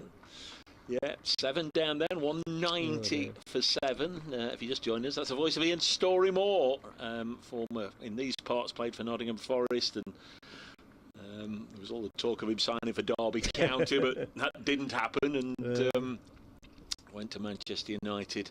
And then, sadly, the career curtailed by injury, but did get the opportunity to play for England as well at Wembley. No. Was that the Netherlands? Yes, it was actually. Yeah, and I think it was about a couple of weeks later, I had a nasty injury. Supposed to go to the World Cup in Mexico that year, David, and unfortunately sustained a really bad injury at playing for Forest at Manchester City. You know, the era of the Summerbees and the Francis Lees and quite a physical team. And unfortunately had a real bad injury and didn't play again that season, I don't think. So we started going to Mexico in the World Cup. The weather would have played or not, I don't know, but it would have been nice to have gone just for the atmosphere and the occasion, really. And it was one of the great tournaments, actually, wasn't it? Yes, I never know, I might have got on. So sad day for me that, actually. 190 for 7. Kevin Marriott, it's great to listen to Ian Storymore, my first Forest idol, Dave. I got his autograph in 1967, queuing up for the FA Cup semi-final tickets on a Sunday morning. Thank you, Kevin. Nice memories. Thank you, Kevin. 190 for 7. New man Ollie Stone, who's had a bit of success with the bat this season. And his first... Oh, it's another no ball from Casey Aldridge. Pushed up to mid-on, and there's no run. I think we'll forgive him that one. Yeah, very much so. Against Lancashire, he got 90. A long partnership with the Seba Mead, who got his double 100. Ollie Stone's previous career best was 60, and he just kept going on and on and on. And I guess, Ian, when you get to 90, you think, oh, this is on, and then he got out. Oh, did he? Was he out in the 90s, was he? Yeah. 192 for 7. Next delivery to Ollie Stone, digs out a full-pitched delivery, end of the over. I could do with another 90 from him today, David. Aldridge 4 for 94. I did see a little bit on social media from our good friend Boatsy that you'd just taken on some sort of ambassadorial role with a local football club. Yeah, Carlton Town. You know, I mean, I've seen you there myself, haven't I, David? And such a nice group of people there, aren't you? Know, Vicky McClaw's club, the Queen of Nottingham. Yeah, well, Johnny and I did a bit of work there once. Opened 1 or 2 things for them, and you know, people like Mick Garton, Boatsy, the president I've known for years, and so it's, you know, it's when I don't go to Forest or Burton Albion, I try and get to Carlton Town, and as I said, it's such a lovely group of people. They made me so welcome. So when they asked me to be ambassador, I said yes straight away. I had to say yes because Boatsy was sat next to me. Here's Jake Ball coming back into the attack. He's in and bowls to Calvin Harrison. Yes, he has persuasive ways. Yeah, he's a great guy, Boatsy, and I love him to bits. And I really enjoy going over there, actually, David, as you do yourself when you possibly can. No, it's nice to get down. Jake Ball, 10 overs for 45. Not quite at his best, according to his old mucker, Luke Fletcher. He's in bowls and bowling a good full length, defended out to the offside by Harrison. Been a huge turnover of players here, Ian, hasn't there? With Stephen Mullaney stepping away and Samet leaving, and obviously Jake Ball moving on. Yeah, I presume that Fletcher's injured at the moment. Is he? He's playing seconds again, but you've just missed him. He's only just I spoke to him over there in the committee room. Yeah. Oh, he's got himself in there, has he? Well, he walked in. Yeah. It's Ball again. He's there, bowls, and Harrison just takes half a step down the pitch towards the bowler as he's running in. Well, you've had your people moving out and half of Worcestershire moving in. Well, that's steady. Yeah, I must say the food was excellent over there, David. It was a really lovely meal, and I thank them very much so for providing me with a lovely meal today. The catering staff, it was excellent. Have you had to give a little speech? Or? Oh, no, God, no. Give that one a miss, I think. His Ball in bowls outside the off stump. Slips think that was a pretty good delivery, but no shot from Harrison, who's yet to score, with Notts having lost their last 4 wickets in the space of just 13 runs. And just to touch on the Manchester United thing, were you bought as seemingly the replacement for George Best? Well, 1 or 2 people have said to me, let me tell you something, I'll just talk to you after this ball. Jake Ball to Calvin Harrison outside the off-stump, no shot. No, I mean, 1 or 2 people have said that to me, and let me tell you something, David, nobody could replace George Best. He was a one-off, wonderful player with so much natural ability, and it was just a privilege for me to be on the same pitch as him, never mind replace him. So, no, that's definitely a myth that I was bought to replace him. But you played with him and Bobby? Oh yeah, Bobby and Dennis Law, so played with the 3 icons of British football. It's Jake Ball in bowls, and Harrison defends. I mean, probably the 3 of the most talented British players ever. Would you suggest, David? I mean, you know, Dennis as a goal scorer, Bobby as a creator in midfield. I was just saying to Steve over there, actually, he's one of the players I thought that you couldn't tell whether he was right-footed or left-footed, Bobby. You know, he was one of those players that right foot, left foot, could strike balls, wonderful range of passing skills, and just a wonderful player. And of course, George, just a hugely naturally talented player who I'm sure that the crowd would pay a lot of money to go and watch now if he was about. Was he just veering towards the stage where you were never entirely sure whether he was going to turn up every day at that stage, as Aldridge comes in looking for a 5 for 192 for 7? Yeah, unfortunately that's correct. We started off very well together, you know. I think the first 3 or 4 games I scored in every game, and George was playing well, so we thought, blimey, you know, she's going to work. And for some reason he started, as you quite rightly said, not to turn up for training. And I remember we were supposed to go on a tour at the end of that season. He never turned up at the airport, George. So, yeah, very, very sad. 192 for 7. Ollie Stone on strike, yet to score. Defends this one onto the offside.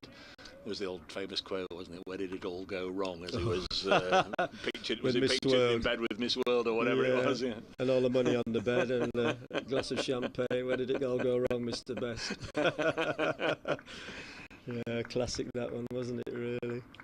Great yes, times. I mean he certainly had 1 or 2 of the most attractive girls in the world chasing him, I must admit. Yeah. Bit like Anthony. I would like to. I'd have liked to have his cast-offs weren't bad, you know. Better not go down that. No, absolutely not. Aldridge bowls, and again Ollie Stone happy to defend. Nigel King says, is it right that the great Ian was a former bookmaker? I was actually, yeah. I mean, it was something we had to do, actually. You know, when we finished football, I mean, we didn't have the funds that the players will have now to just simply retire. I mean, you had to get a job. It wasn't something that I thought, well, I want to be a bookmaker.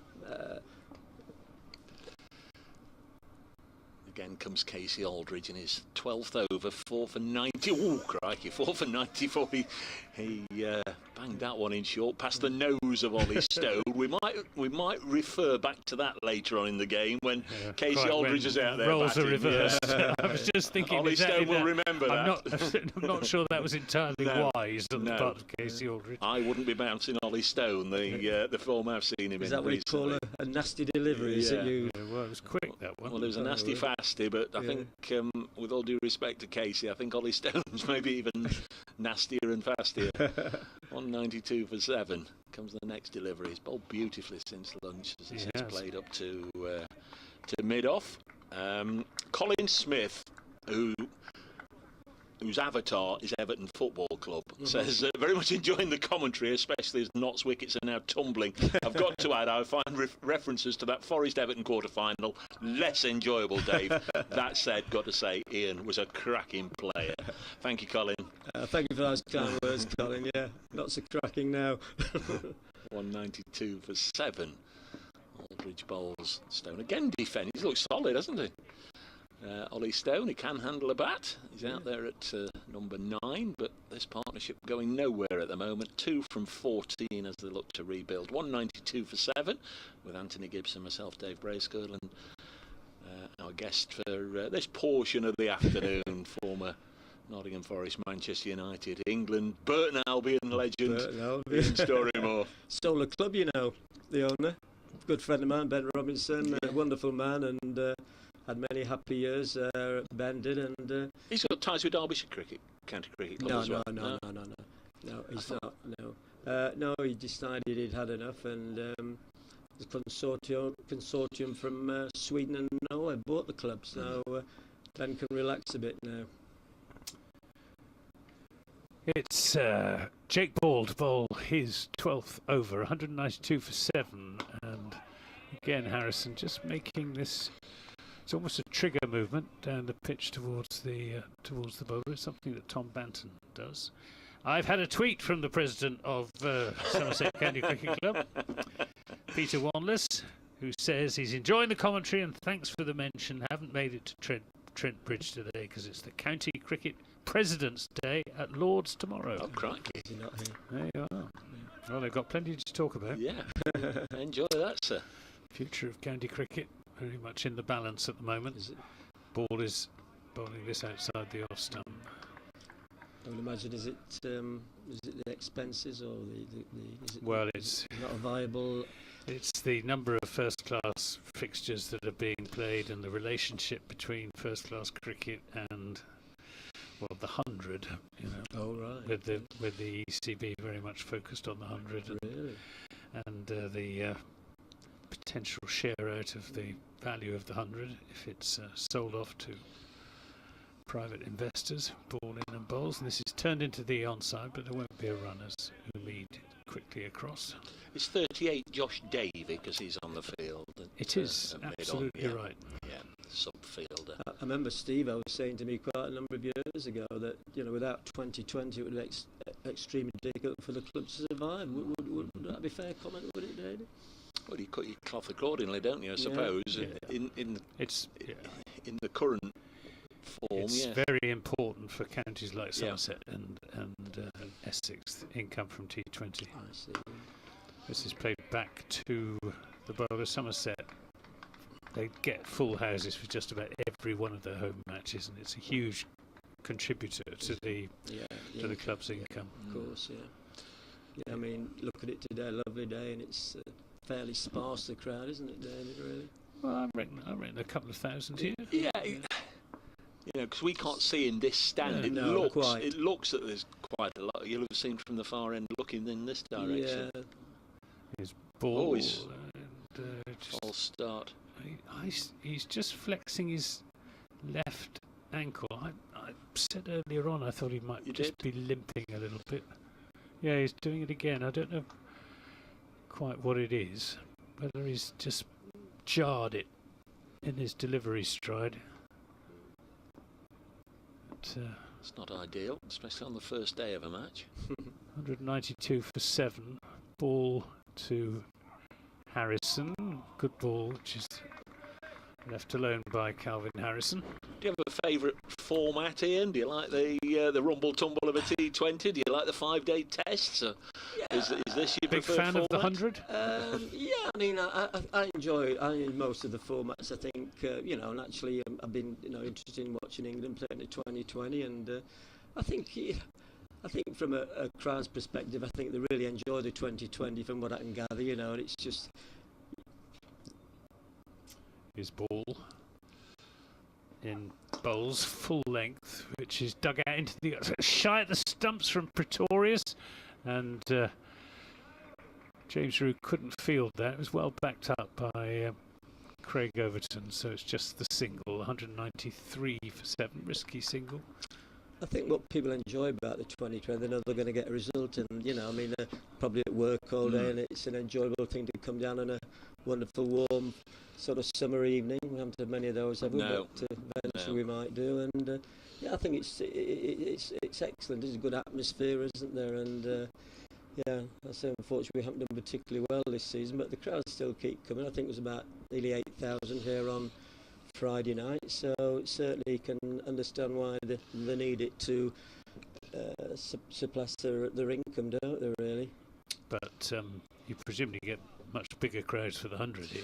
Yeah, I mean, it's apples and compares, the Derbyshire game was the biggest gate of the season. 193 for 7 as Aldridge continues. Or I assume it was. I've not seen any figures, but just with my own eyes, it looked like that was the biggest crowd we've had for a T20. But it's not as big as when they used to stage it later in the season. And as Ian said, the warm summer nights brings them out on a Friday night, doesn't it?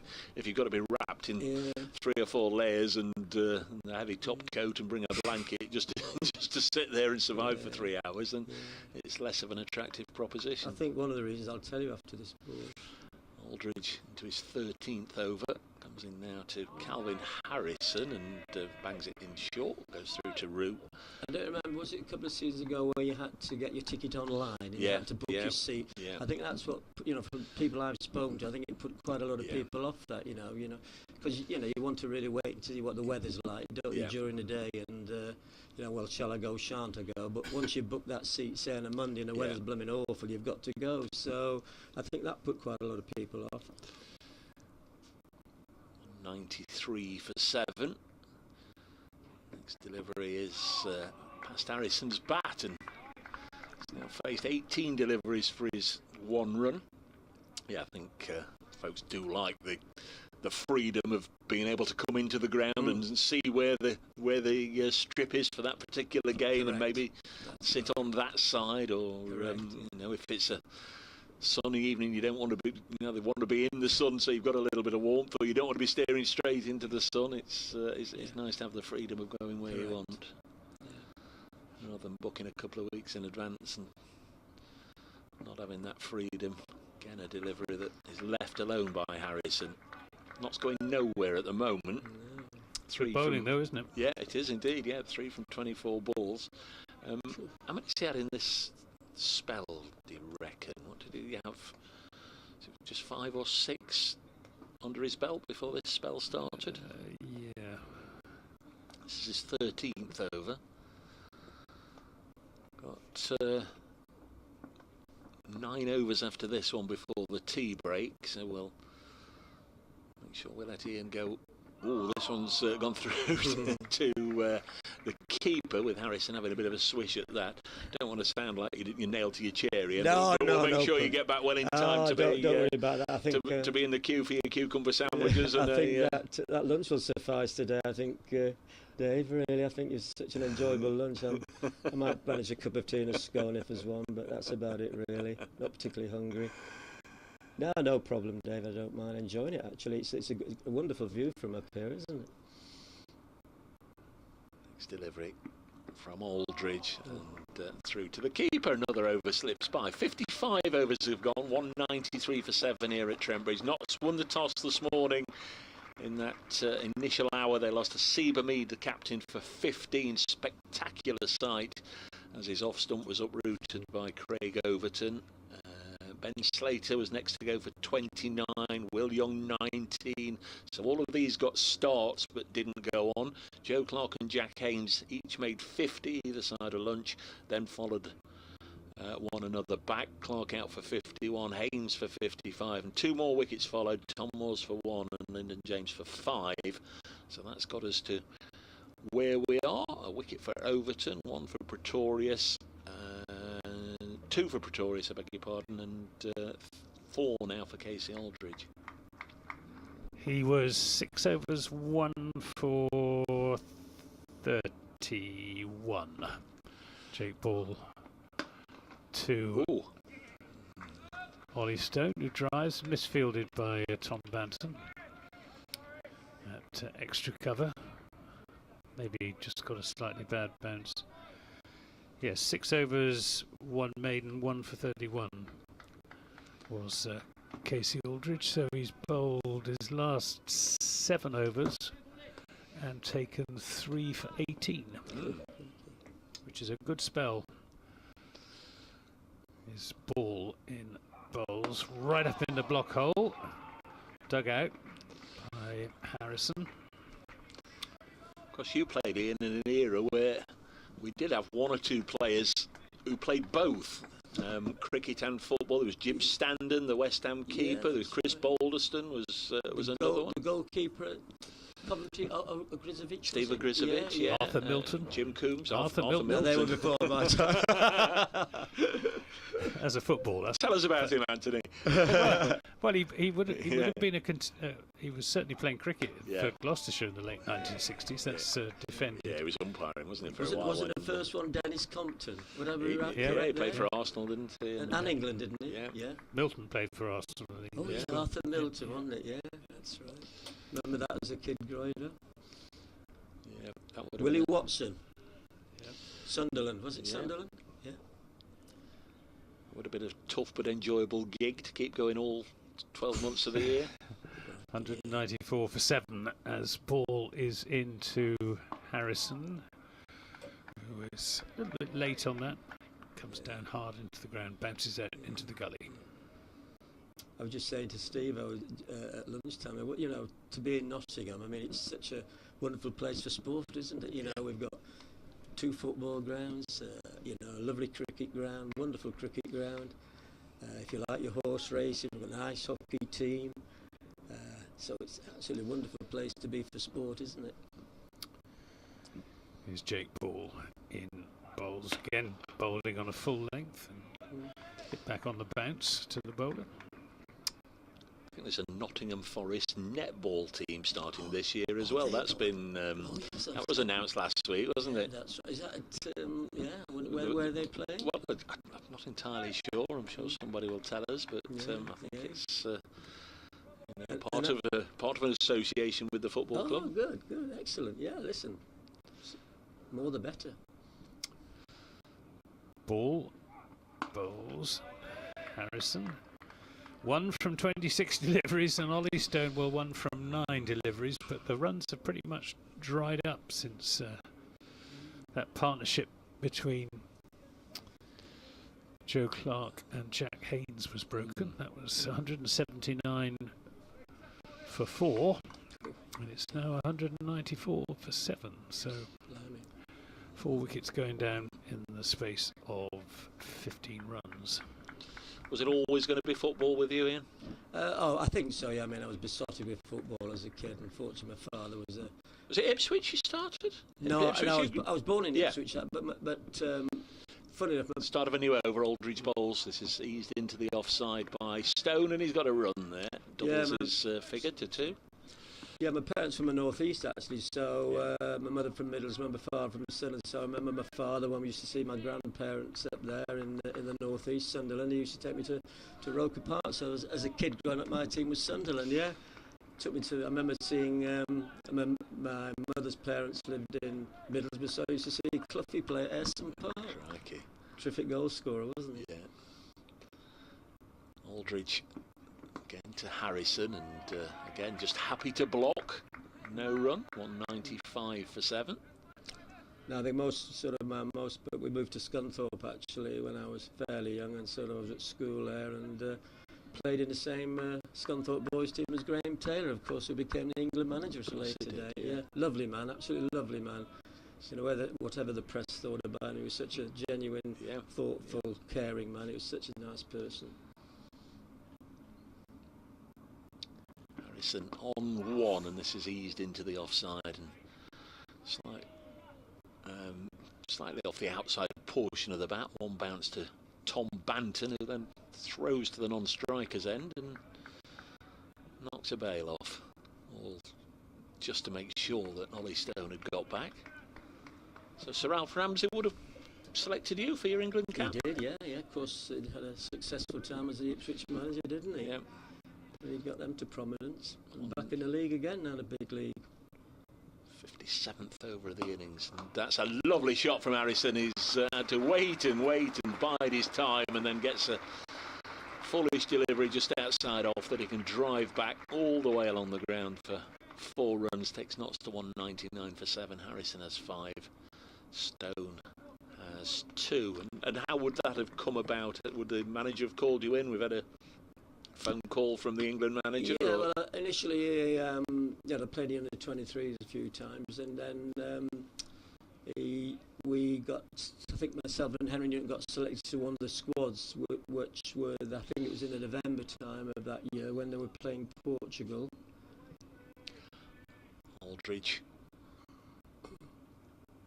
comes in, bouncer over the head of Harrison through to Rue. Yeah, so neither has got on the pitch that day, and so that was the start of it actually. And you know, sort of hopefully managed to retain my league form, and I think the next game was in January of the following year, and he selected me in the squad and selected me to play. So you know, naturally, to play for your country is sort of every boyhood wish, isn't it? Really. Very much so, yeah. 99 for 7. It's Aldridge bowls and eased into the offside by Harrison. No run. End of the over. One more over, and we'll let our guest Ian pop back.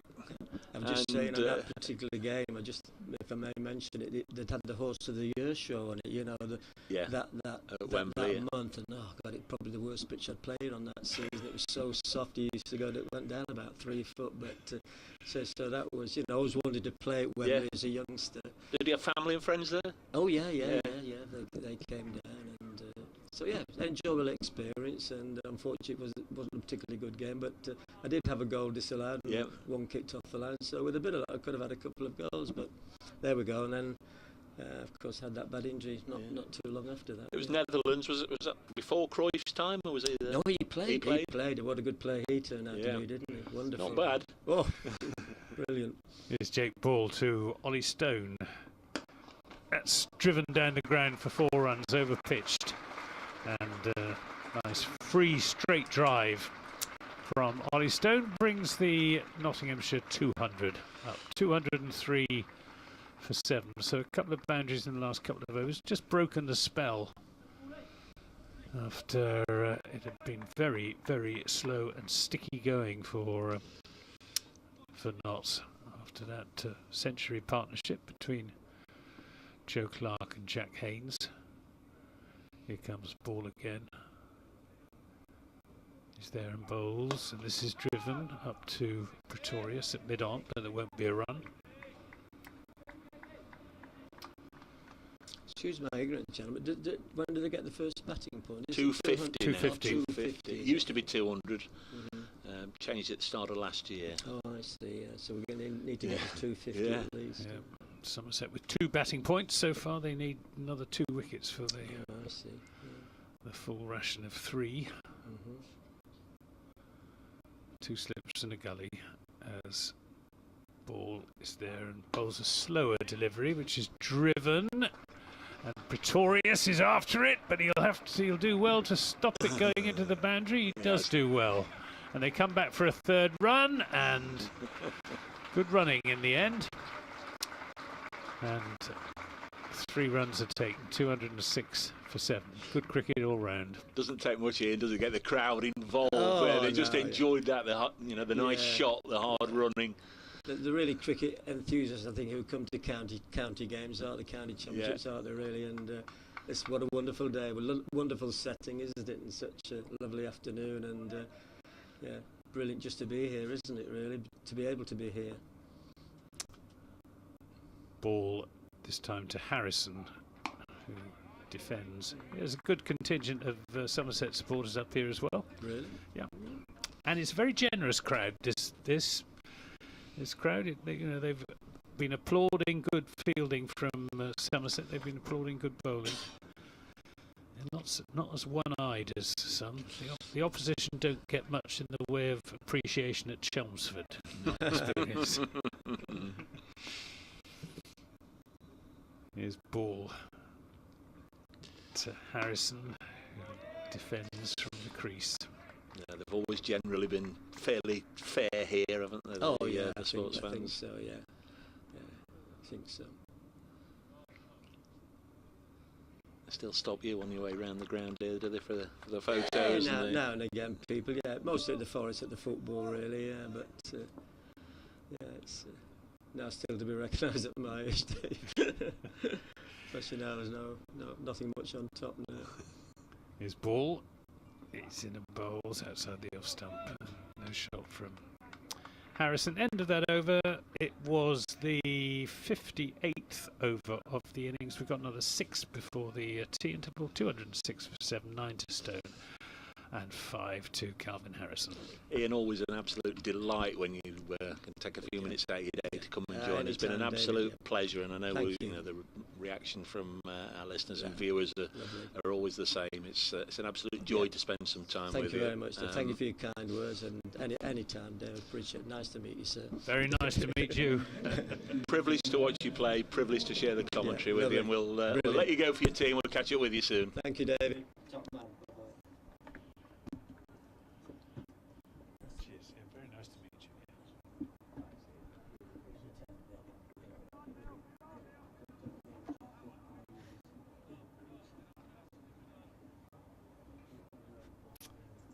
So we're going to have a bowling change at the Stuart Broad end, with Miguel Pretorius coming back into the attack, replacing Casey Aldridge, who bowled a really good spell.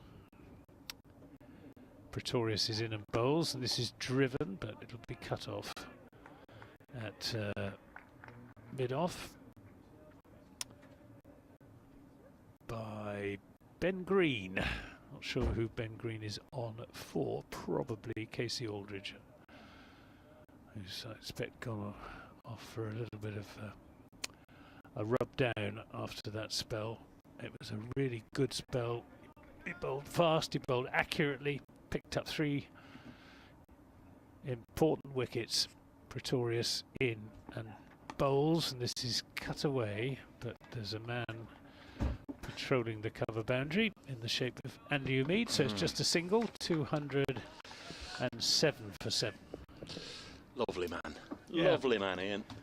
Just back in the box saying ta-ta to him.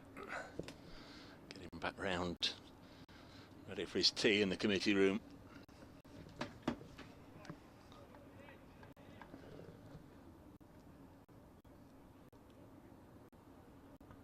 There's Pretorius from the Stuart Broad end, balls to Calvin Harrison, pushes respectfully forward.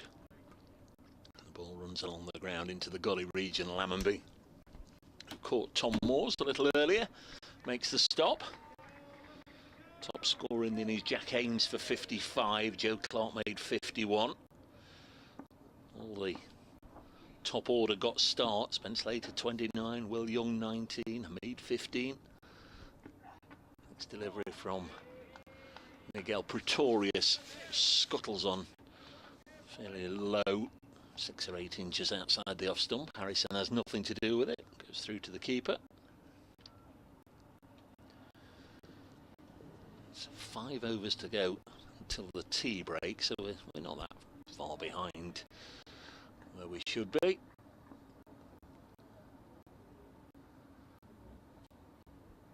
Stillness around the ground. Next ball into the pads would have almost certainly just drifted down the leg side of Harrison. The ball loops out onto the offside to Jack Leach, who we haven't seen bowl this afternoon. He bowled 2 overs this morning, and I thought we might just see a little bit more of him. Might come on for the traditional spinners pre-tea over.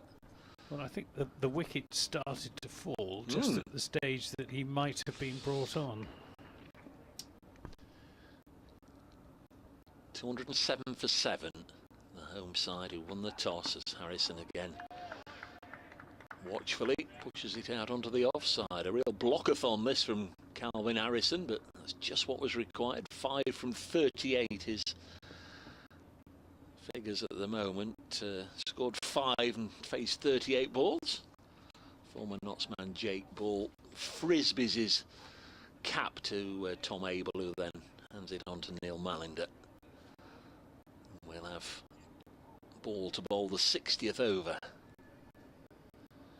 Catches today, couple for James Rue, 1 for Lammonby, 1 for Overton, 1 for Banton.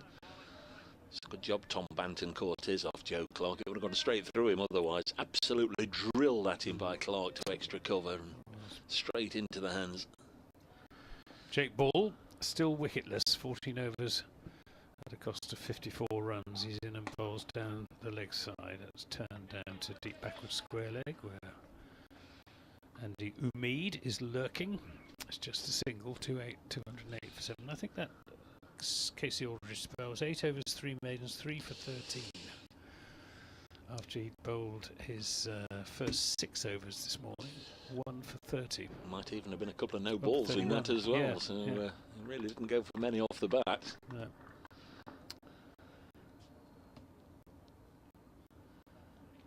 It's ball in and bowls wide outside the off stump, and Harrison has nothing to do with that. Slip cordon has been weakened, just the slip and the gully now. I think that those quick wickets that have fallen, the 4 wickets that fell for just 11 runs in the space of about 4 overs, the exception rather than the rule, I think. I don't think we should conclude from that there's demons in this pitch, as that's full-length delivery defended by Calvin Harrison. It still looks a pretty good pitch, and the bowlers are going to have to work hard for their wickets, which is exactly what Casey Aldridge has been doing in that spell. Running in and bowling fast and bowling accurately as well. Ball is there, and bowls pitched right up, turned away down to deep backward square leg, but cover down there, as we were saying, in the form of Andy Umeed, who's one of any number of top-class fielders in this Somerset side. Somerset pride themselves on their fielding in all forms of the game. They have dropped a catch today. Tom Abel putting down Jack Haynes. This ball is in and bowls outside the off stump. No shot from Ollie Stone. Who's on 11. Looking forward to seeing Ollie Stone bowl. Yeah. And Pennington. Haven't seen very much of Ollie Stone because he hasn't played very much for Warwickshire in the past, or since he's come to Notts. No. Didn't play down at Taunton. Pennington's been bowling quickly as well. The Yellow Belly said before lunch the batters need to create a platform. Looks like some of them missed the train. Well, the platform was there, yeah. This is pace off this time from Jake Paul, that played into the onside. And there's no run. 209 for 7 with 4 overs to go now before the tea interval. And the digital clock on the big scoreboard saying 15:38. So Somerset are going to be around about 3 overs behind overall, and they were 1 over behind in the morning session, so they will have bowled 30 overs in the afternoon session. Well, there was nothing very sneakily done there by Craig Overton, because he went up, patted Jake Ball on the back, and it was clear he said that's it for now. Pointed to Jack Leach, whirled his arms around and pointed to this end, telling him he was on next over this end, and then he pointed to the dressing room, signalling that he wanted protective pads and a helmet brought out for the next over. So the more you look, the more you see.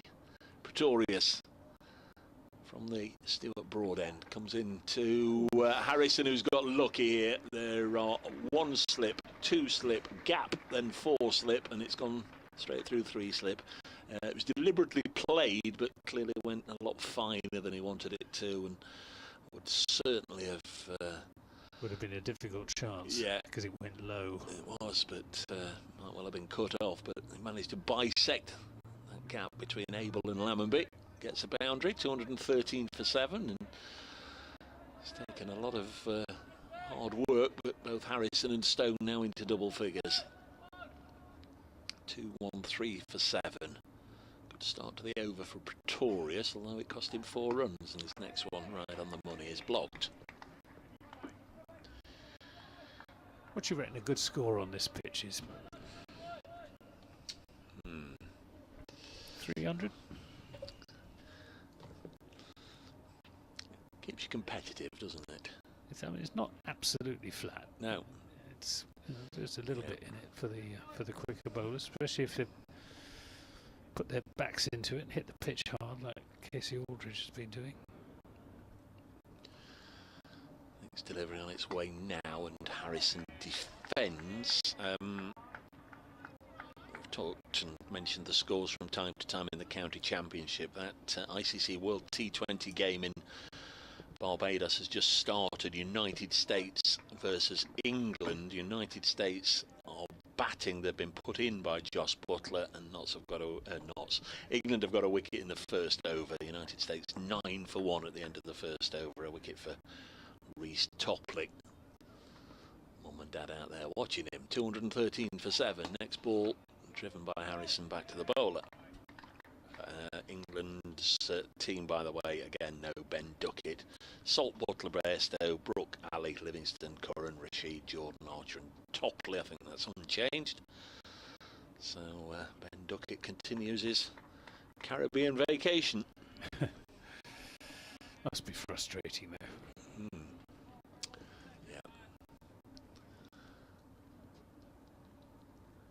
Harrison on 10. Pretorius bowls to him, and a little push and run there, but he played it with soft hands, so he had time to get down to the far end. Of course, England not guaranteed to get through to the knockouts. They would be if they won today, but I guess it wouldn't be the first time, and I'm not saying it will happen, and you don't want to wish it on anybody, I suppose, but I guess it's not the first time that somebody has not played a game all the way through the tournament, and then somebody's got an injury and somebody's stepped in for the final. 214 for 7. Ollie Stone on 11, and this is played down in the ground and fielded by the bowler. 214 for 7. We've not got to look much further in county cricket terms than Peter Trigo when Notts won the Blast in 2020. Absolutely. With Chris Nash getting injured in the semi-final. In came Trigo, and he played a significant role in Notts winning the final against Surrey. Indeed. Pete Trigo, who does the live stream down at Taunton now. See lots of Pete Trigo, which is always a pleasure. He was reunited with Eddie Bevan last weekend. Potting sheds.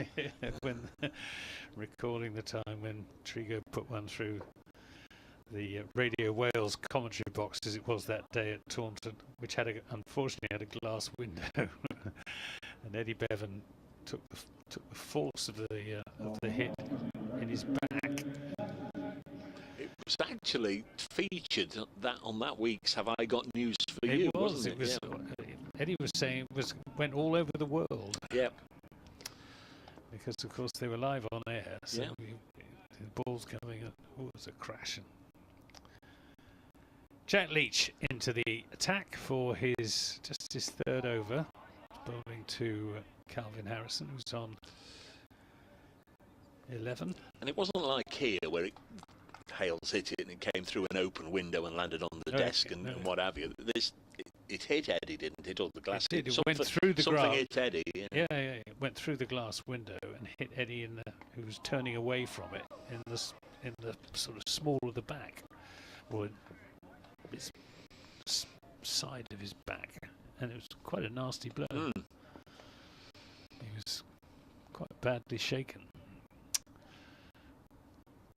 There's Leach in, bowled shorter and quicker, played back to him by Calvin Harrison, who's on 11. Tom Banton under the helmet at forward short leg. Craig Overton at slip. Leach bowls. He's bowling this sort of middle leg line again, is Jack Leach. Looking for the bat pad off the one that goes on with the arm, or maybe the outside edge from the one that grips and turns. That one didn't turn, it was shorter and straighter. Played from the crease by Harrison. Wastes no time in getting through his overs, does Jack Leach. Last ball of the over, short again and quick. Just pushed through and defended comfortably by Ollie Stone. 214 for 7. Jack Leach, 3 overs, 1 maiden. none for 12. Yeah. 2 overs to go before tea. Completely different feel then to coming on against this pair just before tea. Can't remember if he came on what Slater and Young were at the crease, or Clark and Haynes, but the 2 overs that he came on for, the batters were set and going along nicely, and just without too many alarms, took 12 from his 2 overs and quickly disappeared back into the outfield. 2 overs before tea. Stone on strike, on 11. As Pretorius bowls to him, and Ollie Stone works it into the offside. Will take a single. Comes the throw from Tom Banton. Ollie Stone had to jump up in the air to avoid being hit by it. He was already past the stumps at the far end. 215 for 7.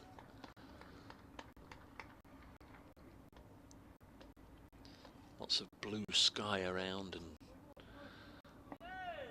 white Simpsons-like cotton wool fluffy clouds. Next delivery to Harrison. He drops it on the leg side. Mentioned Simpsons like I know what I'm talking about. I've never watched an episode in my life. I'm one of the few. Anthony may or may not be one of the others. I'm afraid it's... no. I have seen is it the beginning or the ending was with the white fluffy clouds on the programme, but no, I've never watched it. Nothing of interest there. Move on.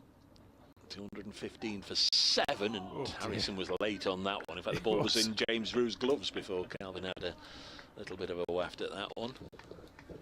Might have been done for effect, but I think he was playing at it and it was through him.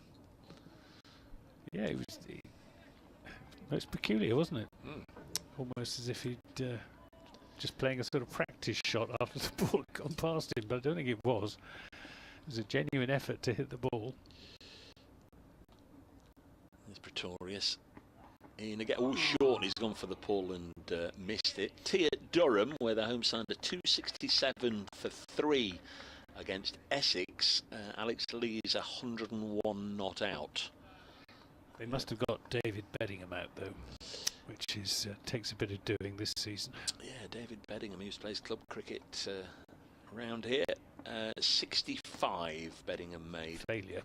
Dismissed by Simon Harmer. Next delivery sent down now, and Harrison will pull this away for 4. No need to run for that one. For all the world, I can't imagine why they're running up and down, because that was always going to go for a handsome boundary. Pretorius just dipped it in the well once too often there and banged it in short, but it sat up and asked to be pulled away, and was at Canterbury. Kent 182 for 5. Ben Compton was out for a 3-hour 55 in that one. Wish I'd seen that.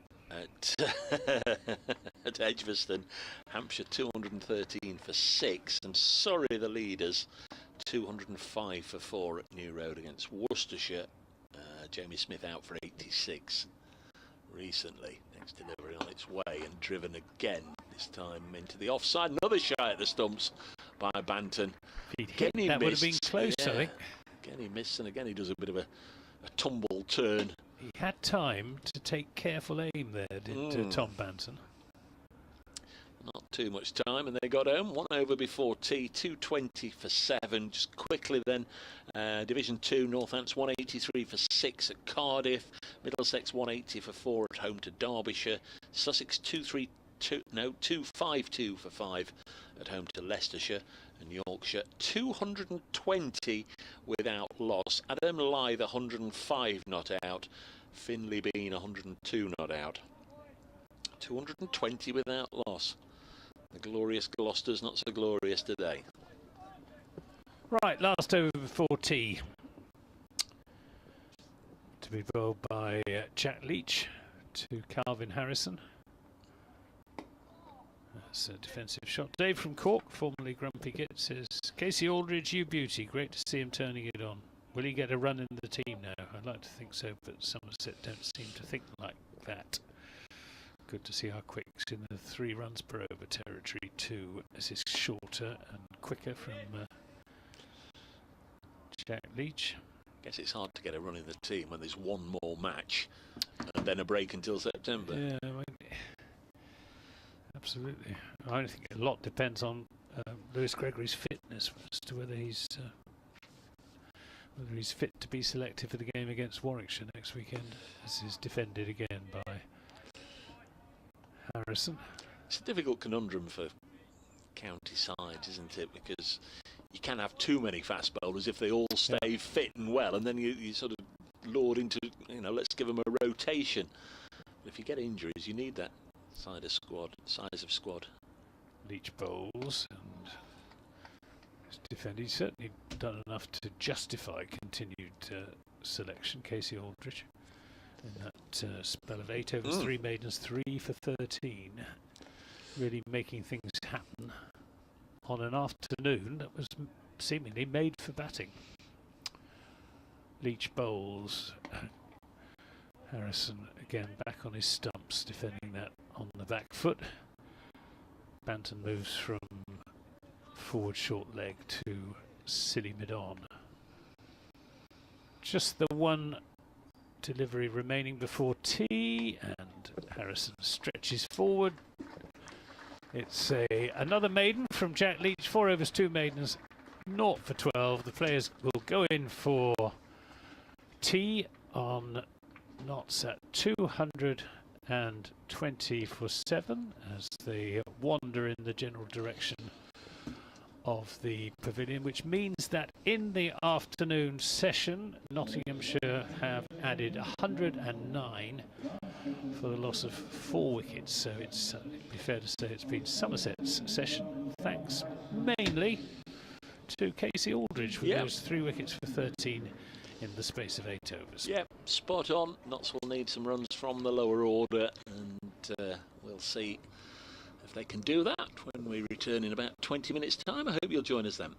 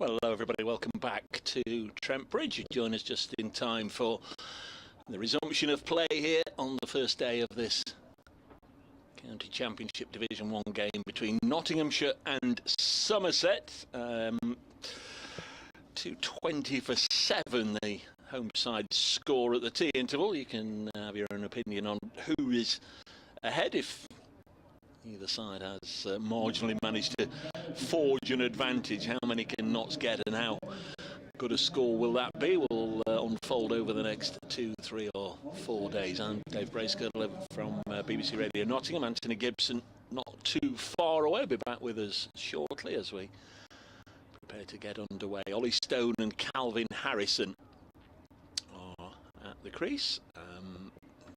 We've not exactly been playing hotbeds up here, but we've certainly been playing hot seats. This afternoon Luke Fletcher was with us for best part of an hour. Then Ian Storymore, always a delight when the former Forest and Man United and England star pops in to say hello. Good reaction, good feedback, and a lot of people always enjoy hearing from Ian when he's with us, and an absolute delight. And for this little portion, I'm going to be joined by Phil Campbell from the media team as Ollie Stone prepares to face the first ball after tea, forces it out onto the offside. Craig Overton doing the fielding in his 16th over. Good afternoon, Phil. How are we? How's things? Where are we? Who's in charge? What's going on? Afternoon, Dave. It's a pleasure to be here. Well, with Notts 220 for 7, you know, I'd say Somerset just in the ascendancy, but if Stone and Harrison can put something on and then bowl well after that, Notts could find themselves very much back in it. That's what we need, the positive spin as this is hit back to the bowler. It was an afternoon that was meandering along quite nicely for Notts. 179 for 3, then Joe Clark got out. I mean, just reached his 50. Jack Haynes did the same, followed soon after. He went for 55, and quick as a flash, 2 more were back in the hutch. Tom Moores for 1, Lyndon James for 5. Overton, who's skippering Somerset, bowls now, and this is turned up to mid-on by Ollie Stone. Glorious afternoon. It really is a lovely afternoon. It's been a very pleasant day, warm conditions. Got a few fluffy white clouds around, but mainly blue sky and the ground bathed in sunshine. Lovely to have County Championship cricket back. Overton's bowling. Jack Leach is letting the world know that he's ready to bowl the next over.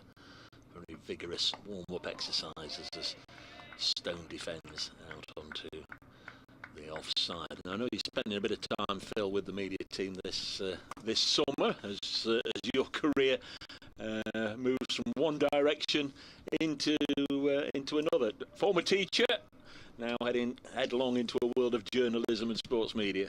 Yeah, that's the plan. 5 weeks to go until I hang my chalk up. Probably a bit old school for chalk, but hang my whiteboard pen up, and then taking the plunge into the media world, and very much enjoying the change. Next ball driven through the offside by Stone. Lovely looking shot this from Ollie Stone. Half volley from Craig Overton. Nearly called him Casey Aldridge then. Craig Overton just dropping it nicely on the spot and caressed away by Ollie Stone for 4 runs. Stone on to 16, matching Harrison's score.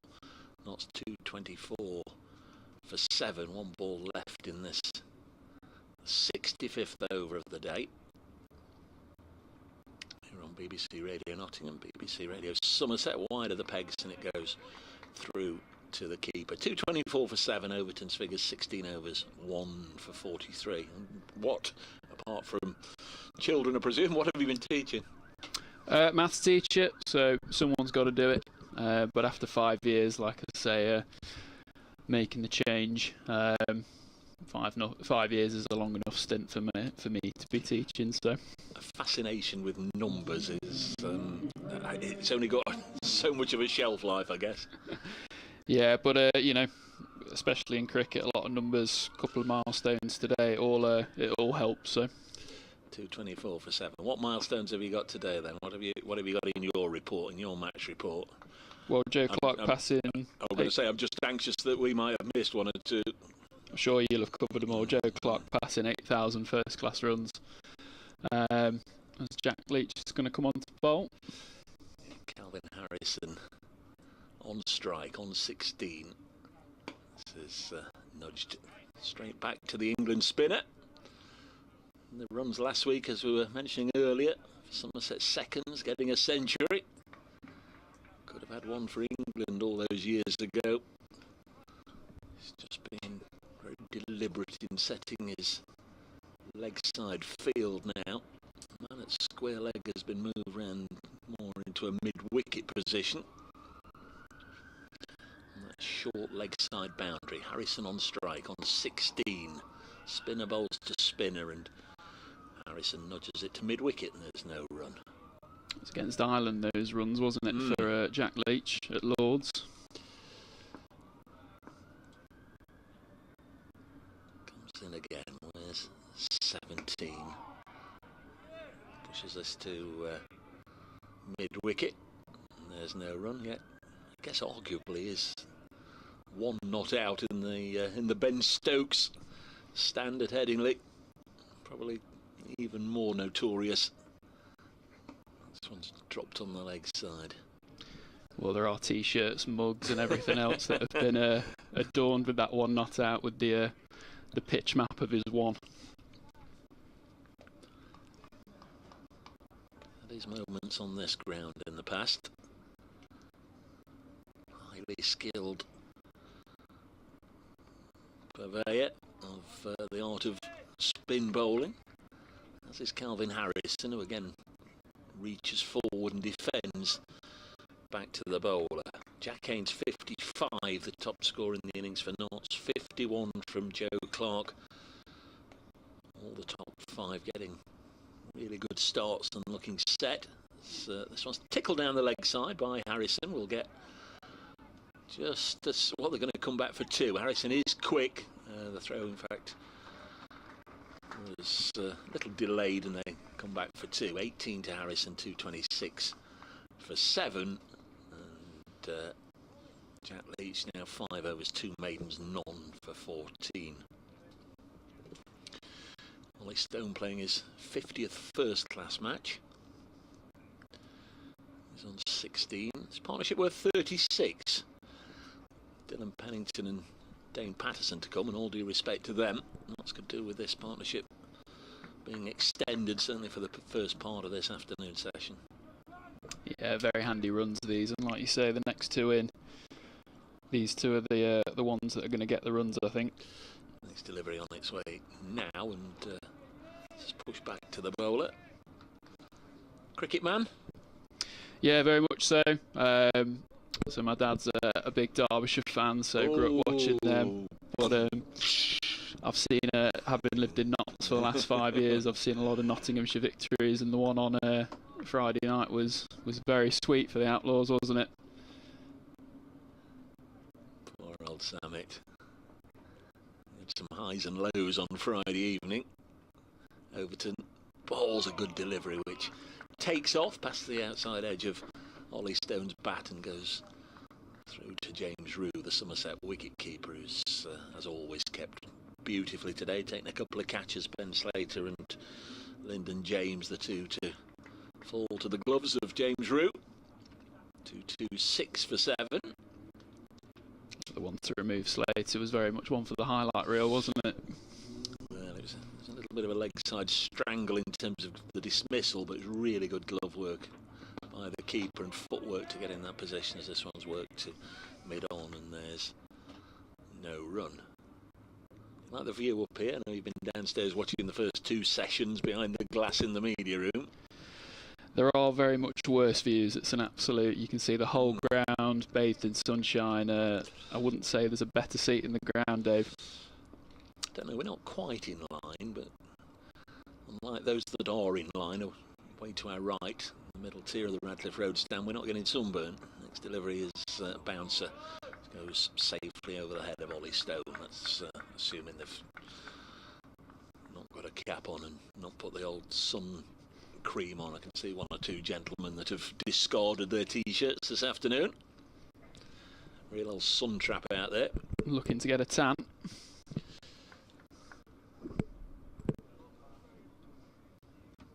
Overton briskly marches back, turns at his mark, down at the pavilion end, the Stuart Broad end, comes in past umpire Debenham, bowls to Ollie Stone and drives it back to him.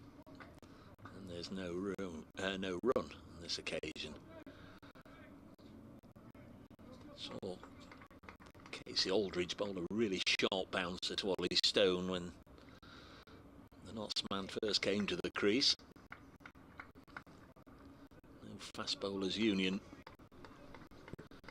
on display here today. Not really seen Overton give a sharp throat delivery to Ollie Stone, who nudges this out into the offside, and there's no run. End of the over.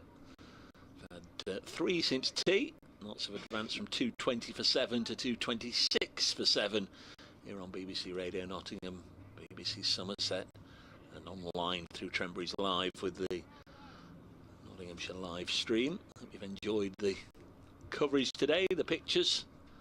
Thanks to Kirsty and Aaron in the production office for keeping us on air, and a camera crew all around the ground bringing you the pictures. Each to continue. It's not easy out there for the Notts boys, is it, at the moment? No, they're digging in. Runs not flowing as comfortably as they'd like, but that's part of the game sometimes, isn't it? There's Leach. Umpire at this end is Neil Malinder. Harrison leans forward and defends. It's been a very stubborn effort, this, from Calvin Harrison. 18 from 71 deliveries. It's very capable performer with the bat, and just thought for a second there he was just going to be able to cut that through the offside, but hits it straight to cover, and there's no run. His maiden first class 50, Harrison, earlier in the season against Worcestershire. Pushes this back to the bowler. Very watchful innings this, like you say, 18 off 72. He's doing a shift for his team at the minute. 226 for 7, and again happy to defend. I think they're both sort of at the stage where they, again with all due respect to Dylan Pennington and Dane Patterson, you know, the more that this pair can eke out together, the better it'll be for the team. Still 24 shy of a first batting point.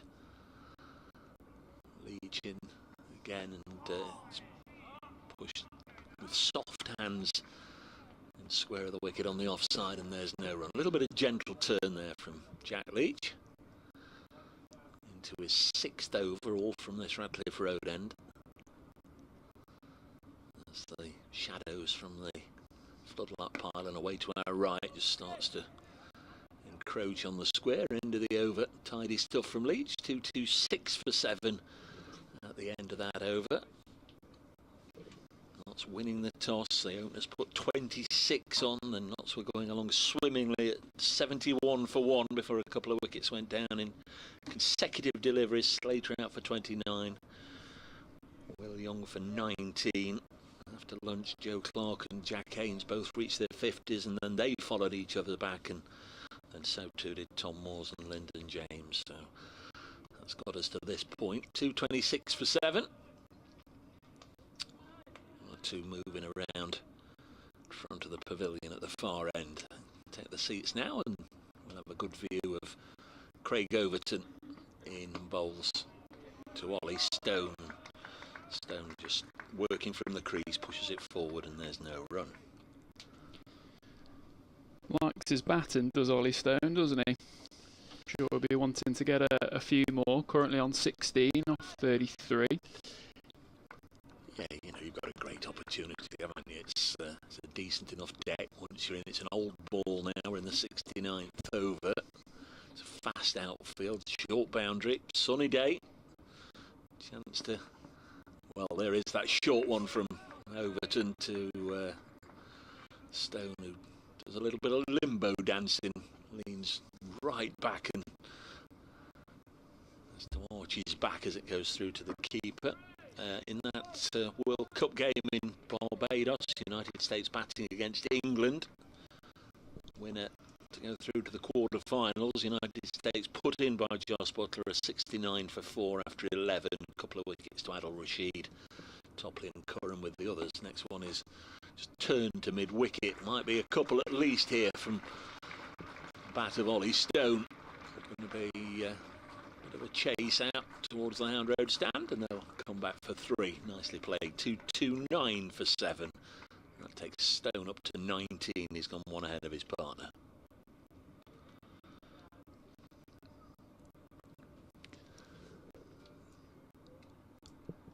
Brings Harrison back onto strike. If you can find the gaps, you're going to get full benefit for your shots here. 100%, yeah. Outfield's been good. It's been quick.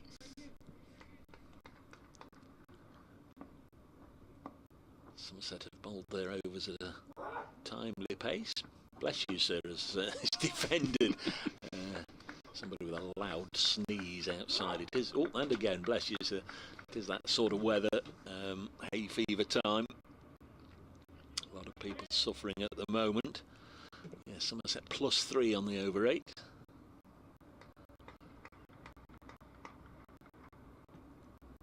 Does make a change to be able to sit in the sunshine without all the layers on today.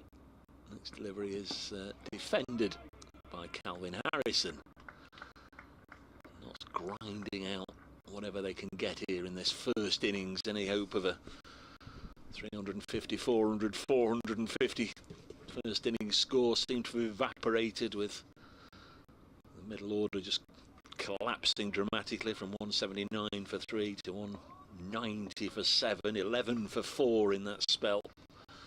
Casey Aldridge getting 3 of those 4 wickets to fall next to no time, as this one's played up to mid-on, no run, 229 for 7 at the end of the 69th. Anthony Gibson will be back with us in the fullness of time. Phil Campbell from the media team with us for another couple of overs, and we'll see what happens in the next Jack Leach over.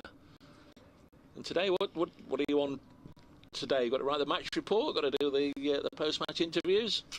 Yeah, so I've been on the I've been doing the Notts Twitter this morning and this afternoon, putting together the match report and chatting up here as well. So it's been a full day.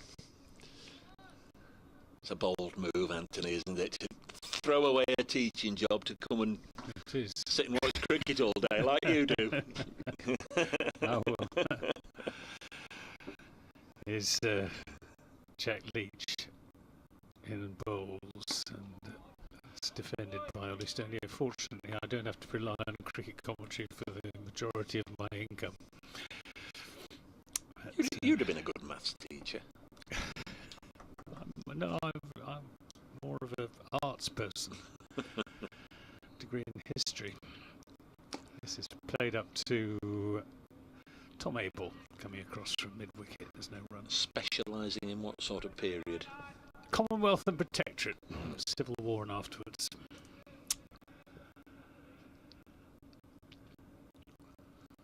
Jack Leach. Wicketless. Back on his stumps is Ollie Stone. Did he hear me knowingly go, then, as if I knew exactly? I'll join you on that, Dave, as Talk well. about history. Anything before breakfast time today is in the dim and distant past, as far as I can remember. Leach in and bowls, and again, Stone back on his stumps. Pushing it through is Jack Leach.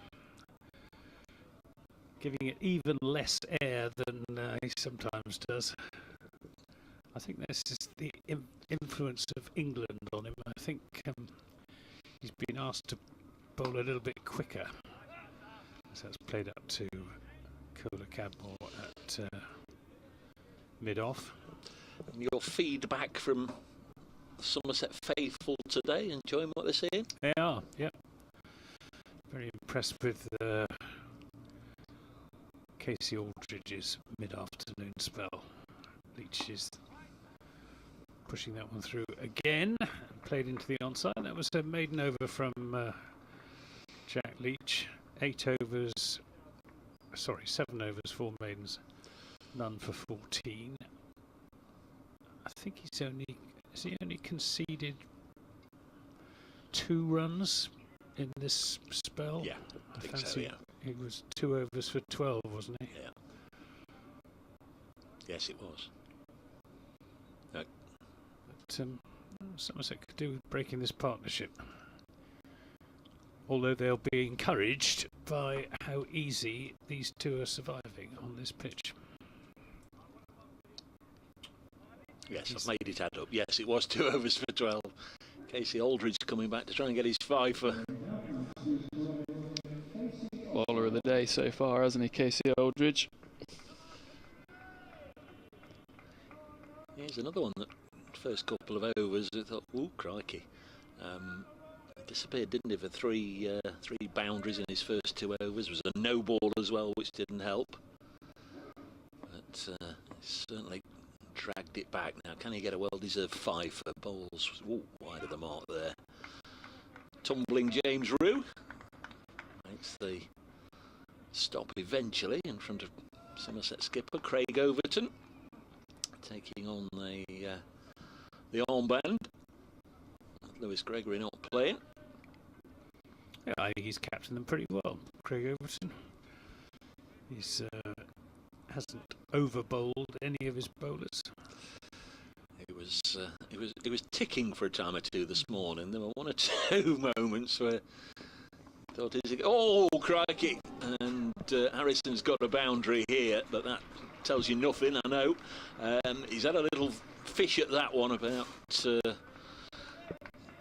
18 inches outside his off stump from Casey Aldridge there. It's flown right off the outside of the bat, catchable height, and in the, what are we calling him, full slip or gully region. Is that Lammonby? It is Lammonby. Yeah. Flung himself to his right, took one earlier on, flung himself to his right on this occasion, and thought for a split second he'd got it, but just eluded his grasp and went for 4. Catchable height, but just not quite in the right vicinity. Next ball, Harrison, more circumspect defence. Again, though, Aldridge making things happen. Yep. Just that little bit of extra pace. I think Ollie Stone will be quite encouraged by that, and Dylan Pennington. The thing is, it was a ball he could leave, but you know, after block. There comes a point, especially with that new ball on the horizon, potentially, where you think, oh, that's one that I can have a go at and maybe I can get some runs. In the end, he did get the 4 runs, but not without risk. Next delivery, and on its way now, goes through to the keeper. It's the sort of catch that he's taken this season as well. It would have been an absolute blinder, but yeah, he survived it just. Yes, Harrison called him on Friday. I know people will have a different point of view, especially Anthony or other people, but I called him on Friday the best fielder in the country at the moment. He has just pulled off, what, 7 or 8 blinders this season. Absolute stunning catches, Harrison. He's got bat in hand now and works this up to mid-on. 233 for 7.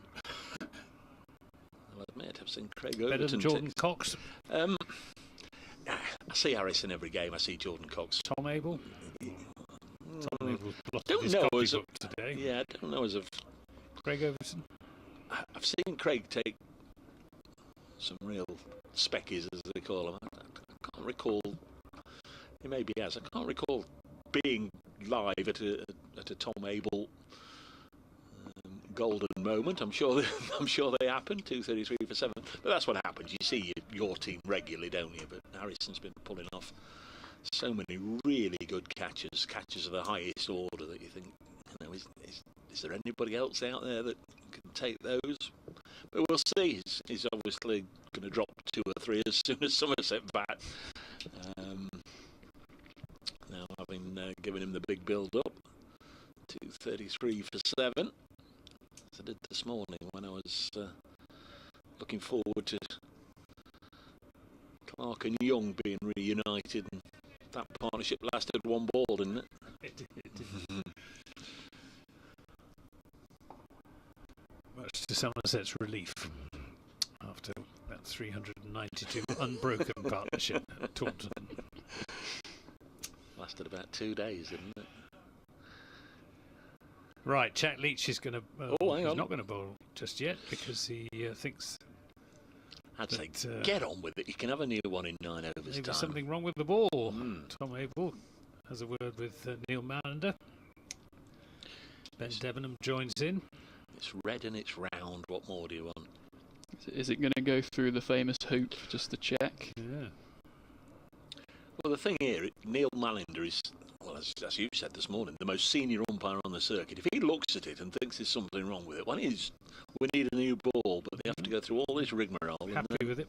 Yeah. At least the umpires are.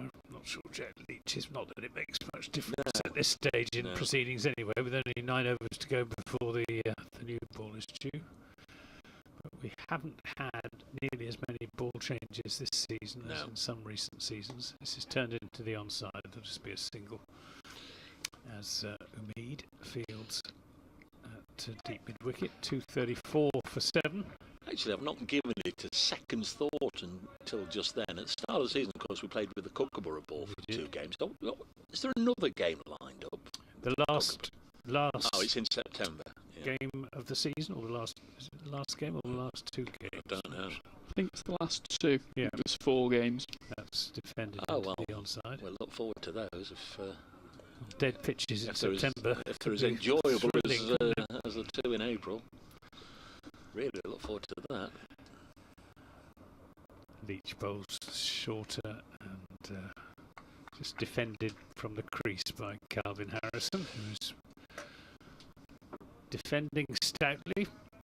Any bad balls he's putting away, but there haven't been very many bad balls from Somerset in recent times. This is pitched further up and given a little bit more air by Jack Leach. And it's driven up to mid-on by Calvin Harrison. I'm already looking forward to going to Canterbury at the end of the season again, like we did last year. I fell down the steps there. Oh dear. It broke me back. Bump, bump, bump, bump, bump. This is tossed up a little bit more, played into the onside. What, going down towards the commentary box there? Yeah. Yeah. Yes, it's a nice ground, Canterbury. Bring your own teas. Leach in and bowls. Again, just giving it a little bit more air in that over Jack Leach. Just the 1 run from it. 8 overs, 4 maidens, none for 15. 234 for 7. We've had 72 overs. So another 8 before the new ball. Yeah, it'd be interesting to see, right now to project and think what the close of play score might be. 24 overs to go. It's not beyond the possibility, or the realms of possibility that Notts could see it through, or maybe even Somerset could be 40 for none tonight. It's one of those situations where things could happen quite dramatically, or conversely quite slowly, as a play and a miss from Ollie Stone. But if this pair just stick around and stick around and stick around, then Notts might be able to nudge on beyond that first batting bonus point and still be there at the end of the day. But again, there is a huge possibility that it could end quite dramatically and quite quickly. Well, these two come back, can't they? Stone made 90 earlier in the season, Harrison made a 50. So they could still be here. Casey Aldridge 4 for 58. Oh, another bouncer to Ollie Stone. That's another one that'll be metaphorically put down in his little black book. Too short. Tennis ball bounce. Dylan Pennington, I've got down 4 ducks this season so far. And Dane Patterson, 2, but they've got a little star alongside them, so we won't worry too much about those. But there's a reason Dane comes in at number 11. Next delivery is pushed into the offside, no run to Miguel Pretorius, who, like Dane Patterson, we're hearing, was able to get away. Get back to South Africa for a wee while. Oh, the blast was on. I'm sure the weather in South Africa during their winter was probably better than ours during parts of our summer. Sure it was. Next ball driven again by Ollie Stone to wideish mid-off, no run. Stone 20, Harrison 22. They've added 44. Yeah, 1 run, and then they'll be level with the second highest partnership. So crucial runs these.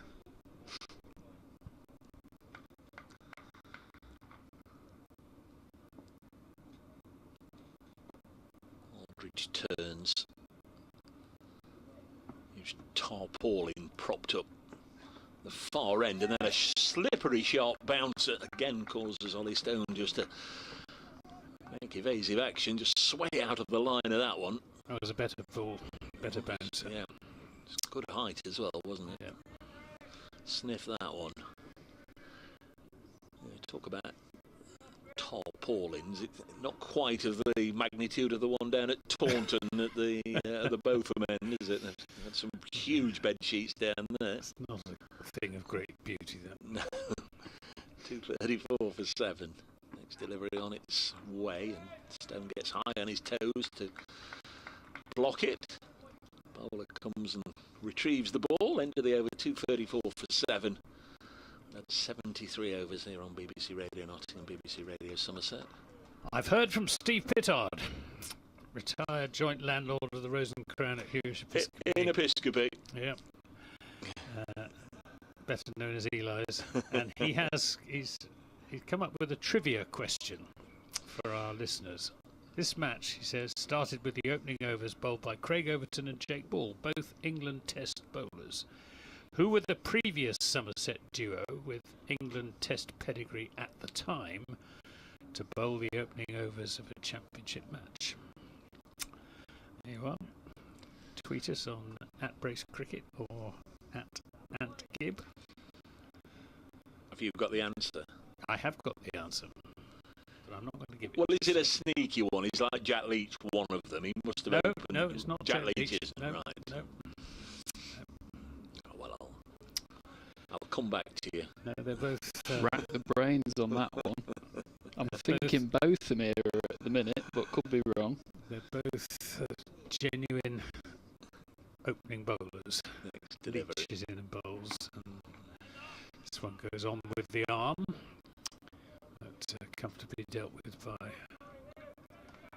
Calvin Harrison. Forward short leg has gone to silly mid-off. Leach gives this one a bit more air, a little bit of bat and pad. I'm not sure whether there was a bit of bat involved. If there was a bit of bat involved, then Tom Banton, had he been at forward short leg, might have been in business, but he ain't. He's at silly mid-off. Do we think Leach has got sights on the first test at Lords for England?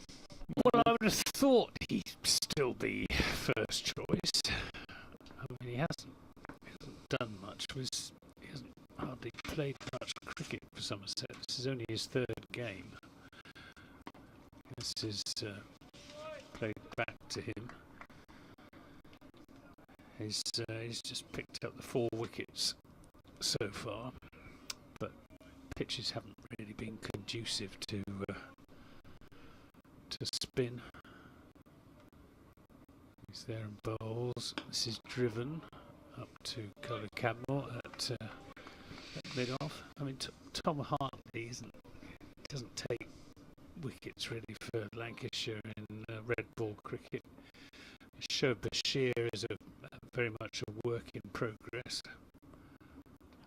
Leach in and bowls, and forward defensive from Calvin Harrison. Of course, the forgotten man of the England spin bowling setup is Liam Dawson. Yeah, of course, Hampshire. Of Hampshire. Worcestershire, who's got a better record in county cricket in recent seasons than anyone. This again is defended by Harrison. That, I fancy, was another maiden over from Jack Leach. 9 overs, none for 15 with 5 maidens. Yeah, I mean, you don't know how that was taken, do you? Because didn't Liam ask not to go on the winter tour because he didn't want to be just seen as the water carrier? And sometimes I don't know. Yeah, I haven't heard that, but you may well be right. Yeah. Phil said Ian Botham, and I would be thinking that the fellow standing out there in the white coat would have been around when Botham was. So Botham and Malinder. No, Malinder came into the side after Botham had left to go to Worcestershire. Under when Richards and Garner were given the sack and Botham went into sympathy. Yeah. And Malinder was brought in by Brian Rose to fill one of the gaps. Yeah, I'm thinking. Casey Aldridge comes in and bowls, and that's a little loose from Ollie Stone, trying to slap the cover off the ball. Gets nothing on it. No, it goes through it's to not Root. from the Botham era. It's more recent than more that. recent. Oh well, that's obvious but then. Does feature one of England's best opening bowlers of the last 30 years. Well, based on my cricket knowledge, which is sort of Anderson 2004 onwards. Before then. Yeah, so it's going to be 90s, I reckon. Yeah.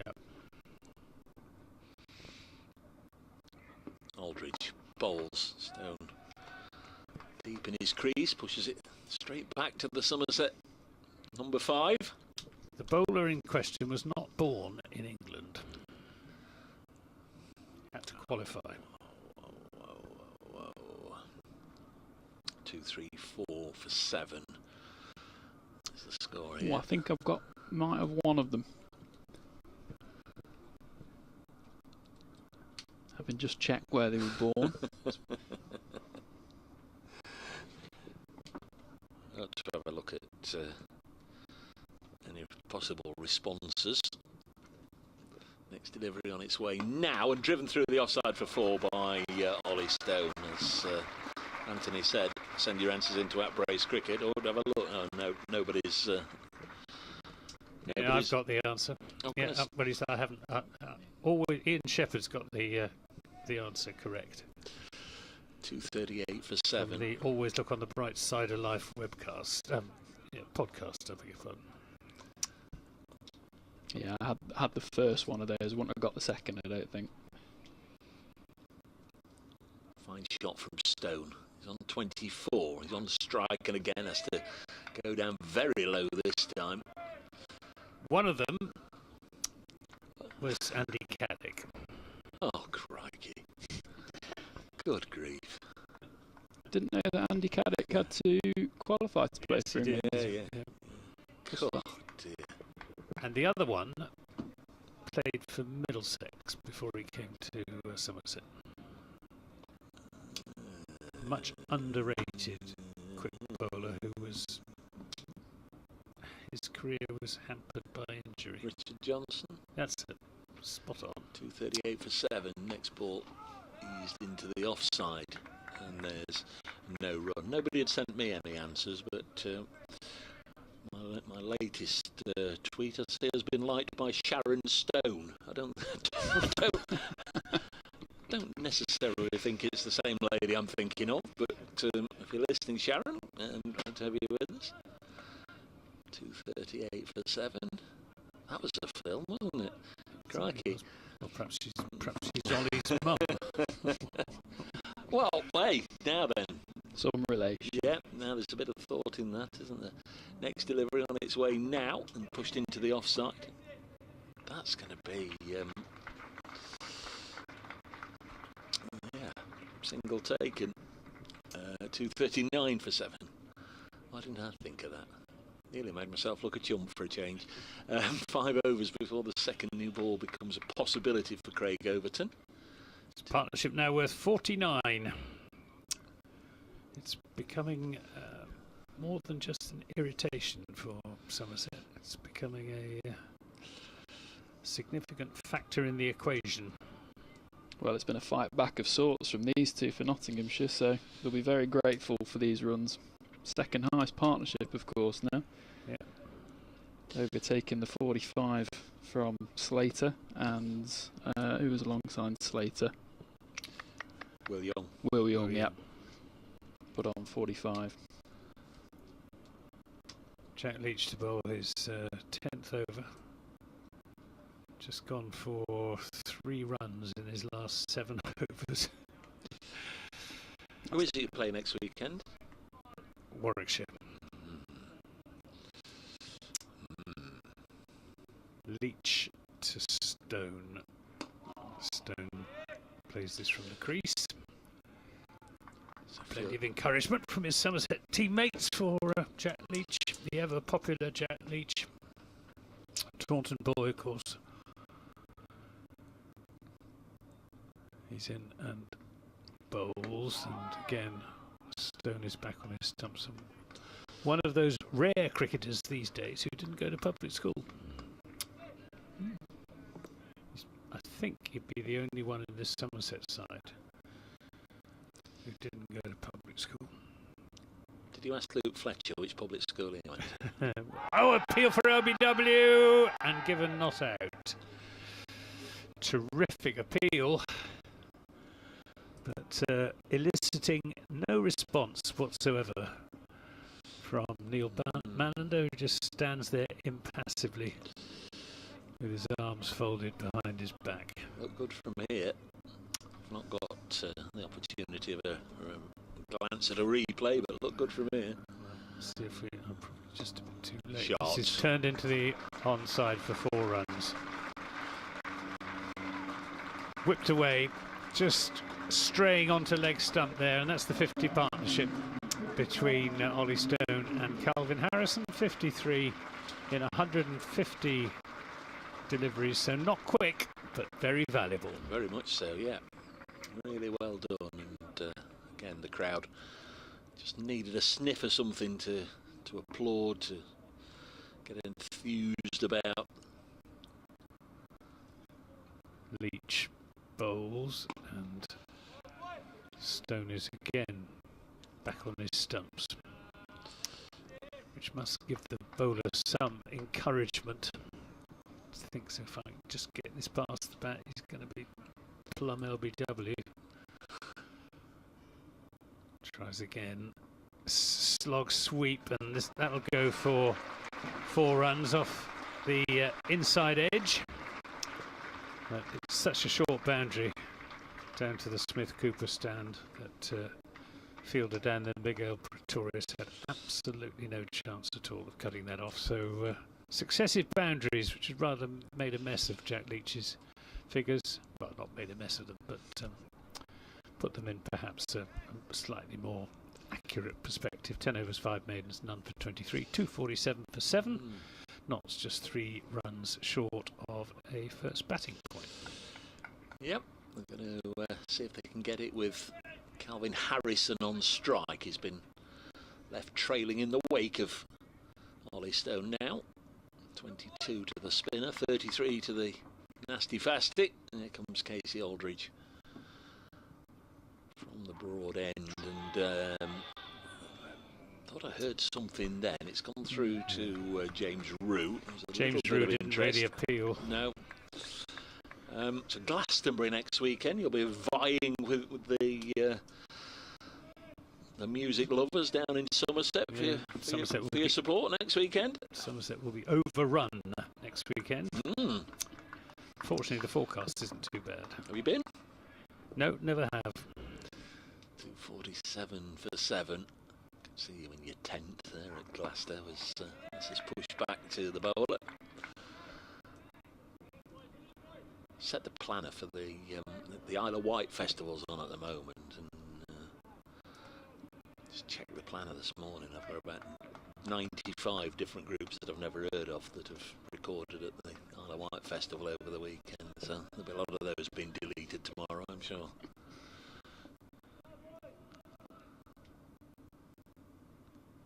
Lots of encouragement for Casey Aldridge.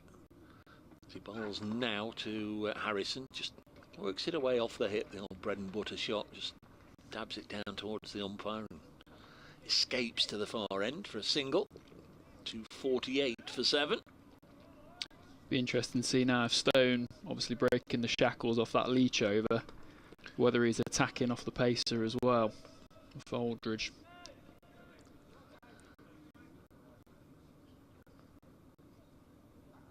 See what happens now. He stands with his bat held aloft and then turns it to mid-wicket, and there's no run. 248 for 7. That's it. No ball. Oh, that's the 250, yep. The sharp eyes of Anthony and the sharp eyes of one or two in the crowd, although it's not gone on the board yet. I think he was signaling. It has now. Yeah. It's a little bit of a one that's gone under the radar there. As this one off the thigh pad, I'm sure, down to the long leg, and a couple of leg buys, and now they do applaud. They do applaud the 252 being brought up. 252 for 7. Good bat. So that come Friday evening. Oh yeah, it's not leg buys to Stone. He's gone to 35. Back on Friday evening. Kept waiting for Samit Patel to come in at 5. He didn't. 6. He didn't. And then can't remember. It was the 6th wicket to get out. It was a really spectacular dismissal. This is the shot of this section so far by Ollie Stone. He's played that beautifully through mid-wicket, wide-ish, long on for 4. Lovely looking shot from Ollie Stone, goes on to 39. Run's just starting to flow now. When the 6th wicket went down for Derbyshire, I don't know what happened, but it was a spectacular thing, and everybody was oohing and ahhing and this, that and the other, and then suddenly everybody looked up and Samit was already out in the middle, and then his picture appeared on the big screen, and I think there was half the crowd that were booing, like pantomime boos, and there were another half giving him a big cheer. It was a strange little moment, but he couldn't have got himself out to the middle any quicker. 256 for 7, and another run here for Ollie Stone, moves to 40. Andy Mead, that's the first time I've mentioned Andy's name for a while, does the fielding end of the over. 257 for 7. It was Ross Whiteley, Dave. He was the man out just before Patel on Friday night. Have you got the card? How was he out? Let's have a look. It was just something that we were all, looking at it was either controversial or spectacular or whatever happens, and it's one of those where you had to look to see it again, and by the time he looked up, Samit was already out in the middle, and then he was in the middle before his picture came up on the big screen, and when the big screen showed Samit in his Derbyshire colours, then the crowd went woof. Yeah, Ross Whiteley was bowled by Lister, caught James. But yeah. Oh yeah, it's a good catch by Lyndon James down to our left at the Radcliffe Road end in front of the big screen, wasn't it? High above his head, would have gone for 6 otherwise. Here's Leach bowling to Ollie Stone. Stone drives back to the bowler. Yeah, that was exactly it, because all the players ran down to Lyndon James, so we were all looking towards our left from here. Pressure catch. Yeah. 257 for 7. Somerset pressing for this 8th wicket. Leach on middle and leg, turned into the onside as far as Tom Abel. So by the time we sort of wax lyrical about Lyndon's catch and look back towards the middle, there's Samit ready to go. Leach and bowls. This is played off the back foot out into the covers, but Tom Lamb is there to do the fielding. Ollie Stone on 40. Calvin Harrison on 23. The partnership now worth 67. This is driven up to Casey Aldridge at mid-on. These two came together in successive deliveries as 2 wickets fell to successive deliveries. This is Stone back on his stumps, taking no liberties in this over. got a nice one from Tony T here, which I'll tell you about after this ball. Last ball of the over. Leach bowls and Stone is forward. End of that over. 11 overs, 5 maidens, none for 23. Jack Leach knots 257 for 7. Yeah, Tony's listening. Hope you're enjoying your day, Tony. Afternoon, Dave. He says Samet was given a very warm round of applause from the Smith Cooper stand as he left after his innings, and then he waved back to us to acknowledge. So thank you, Tony. From up here, it was split. You could hear boos, and they were pantomime boos. I know they were. He's been idolised here by a lot of the Nottinghamshire cricket public over the last 2 decades. I think it was the fact that he just suddenly appeared on the screen in his Derbyshire colours, and there was a lot of applause. And as you say quite rightly, Tony, when he left with a lot of applause. Got a bowling change here. Andy Mead coming on. I don't think it's going to be the longest of spells in the world, because we're knocking on the door of a second new ball being taken, so he might, in all probability, only get 1 over. He might, which I think is about as many overs. He's bowled 3 overs so far this season. 3 overs, none for 30. Now's your chance to shine, Andy. Where's number 1? Which, I guess if you need to know anything about a player's character, you can sometimes have a little look, and those that wear number 1 certainly tend to have a degree of confidence about themselves and about their game. His first ball brings an LBW shout. It was, we'll talk about his action in a moment, or maybe even better Anthony will, but Calvin Harrison went on the reverse, trying to switch it, missed it, and it struck the pad. And he comes in off 3 or 4 paces. We'll have a closer look at this. Roo standing up, of course.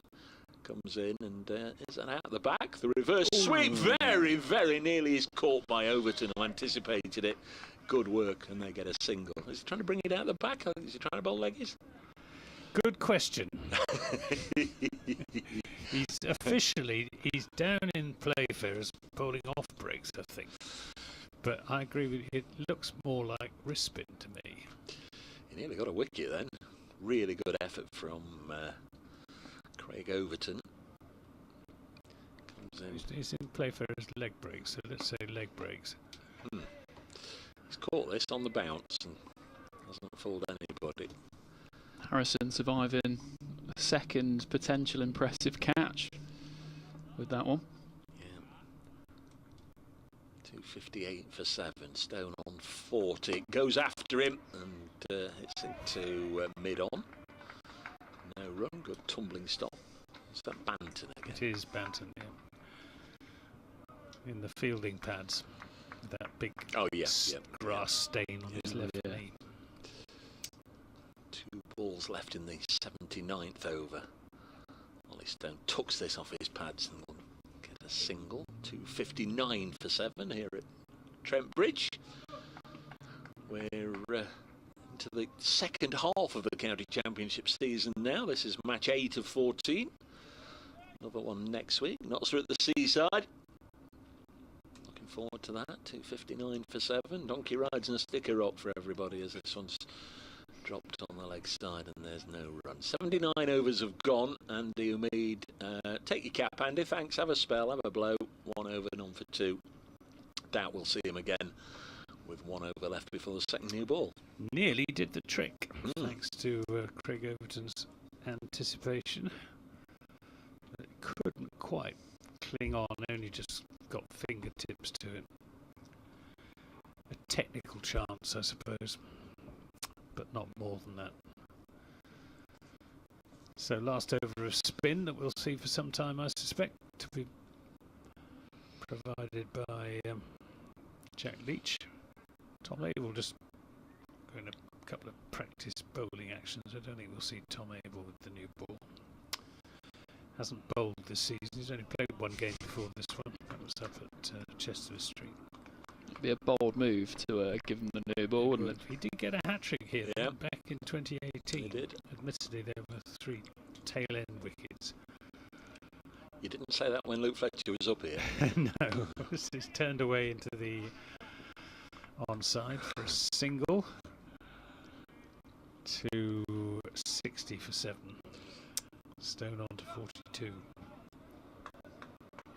Somerset would dearly like to get a wicket before the new ball exposed the tail to the new ball as Leach bowls and Harrison defends. 102 deliveries Calvin Harrison has faced for his 24 runs.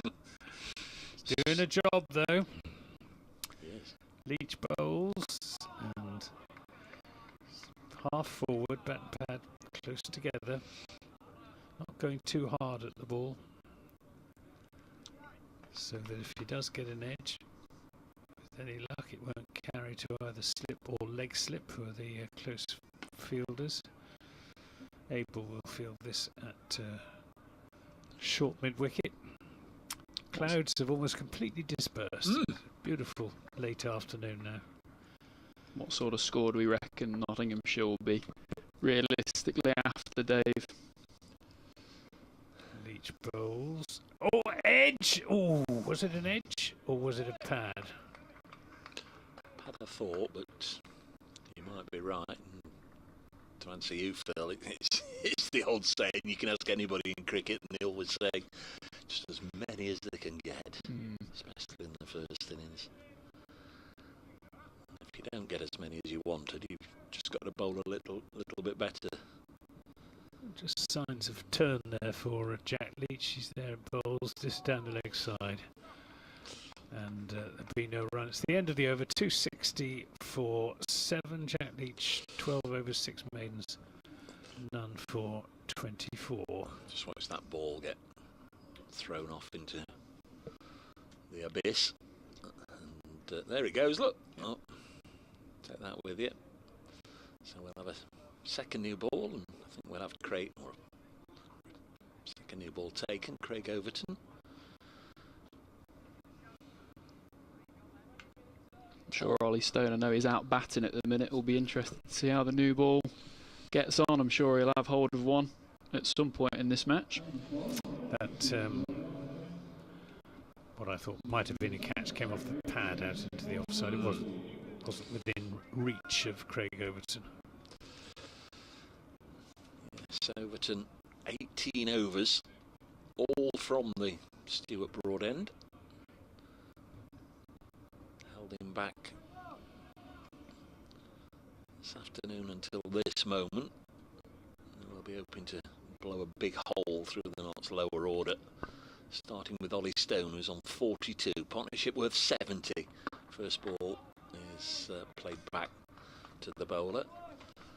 I've got a Steve Pittard stat on Craig Overton.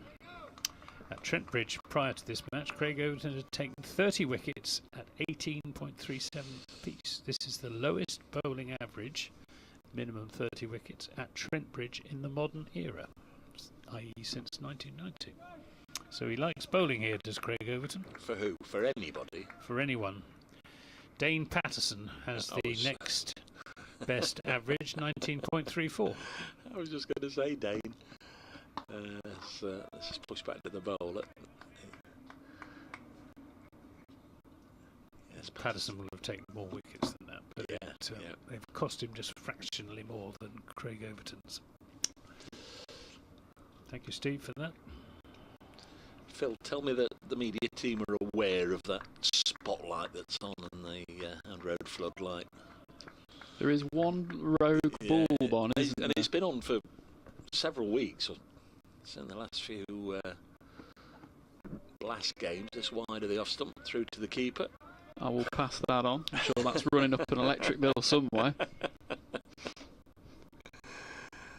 Definitely no need for the lights at the minute. Trent Bridge is, as you've said, Dave, bathed in sunshine. It's a glorious Sunday afternoon in supposedly summer, and we've actually got a summer's day today.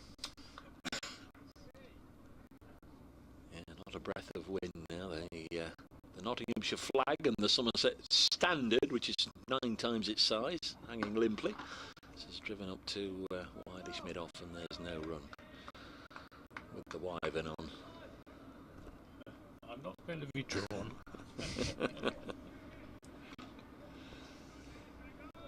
Tom Abel, when we asked him about it, said, well, we know it's a dragon, but we like to think of it as a wyvern.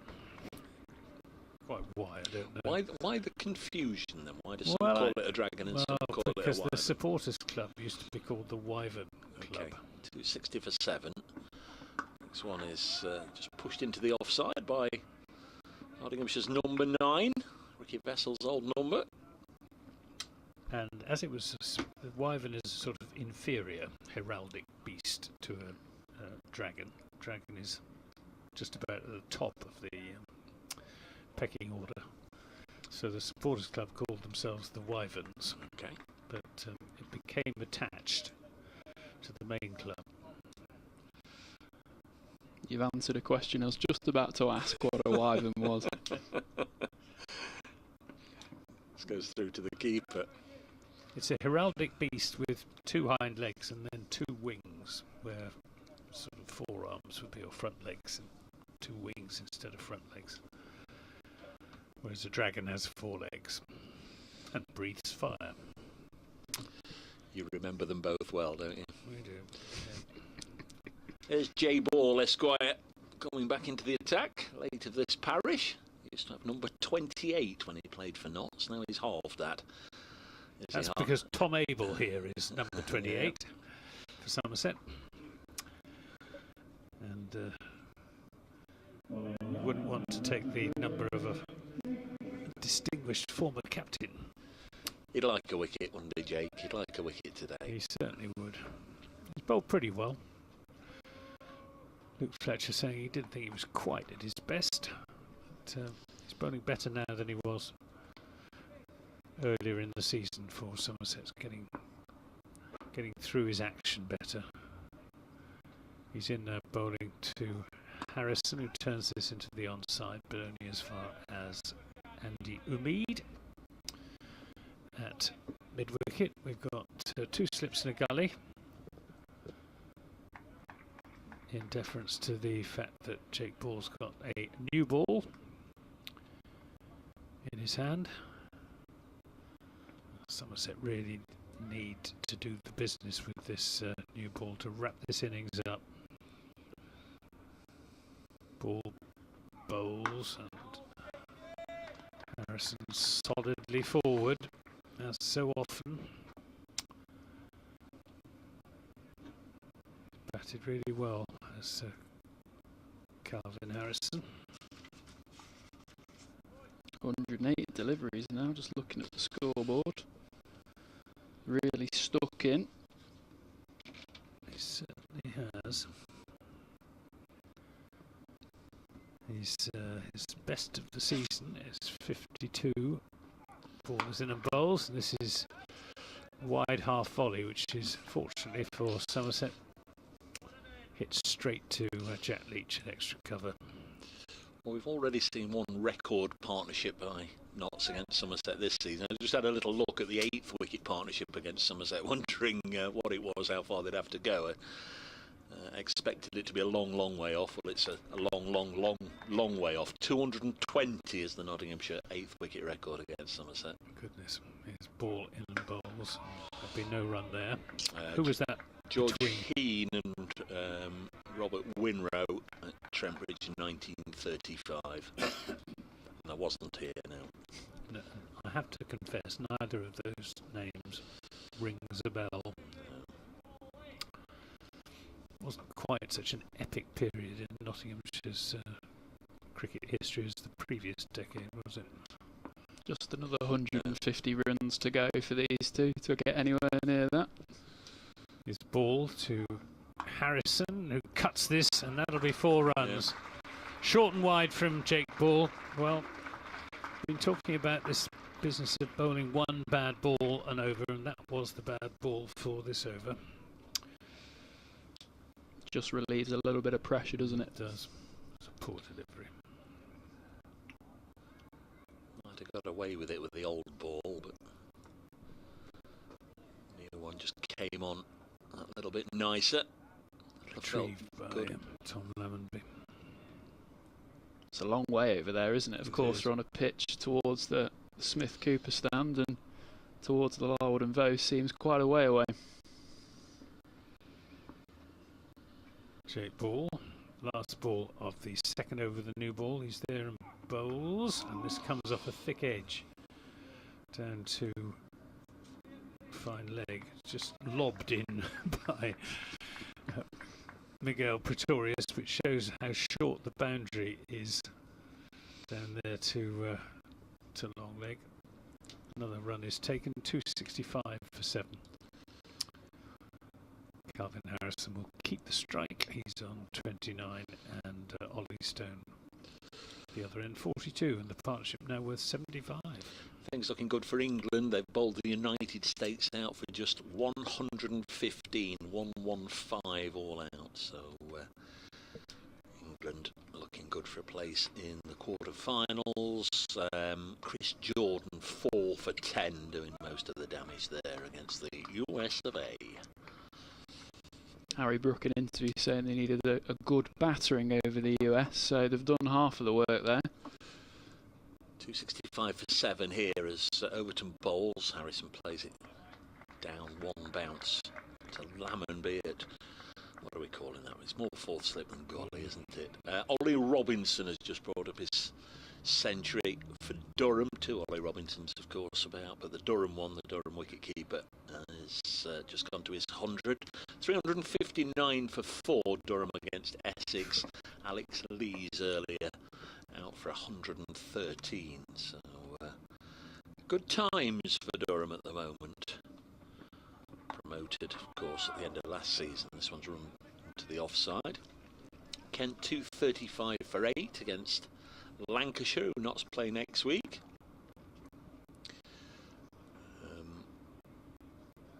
Young Tawanda Moyei, 52 not out there.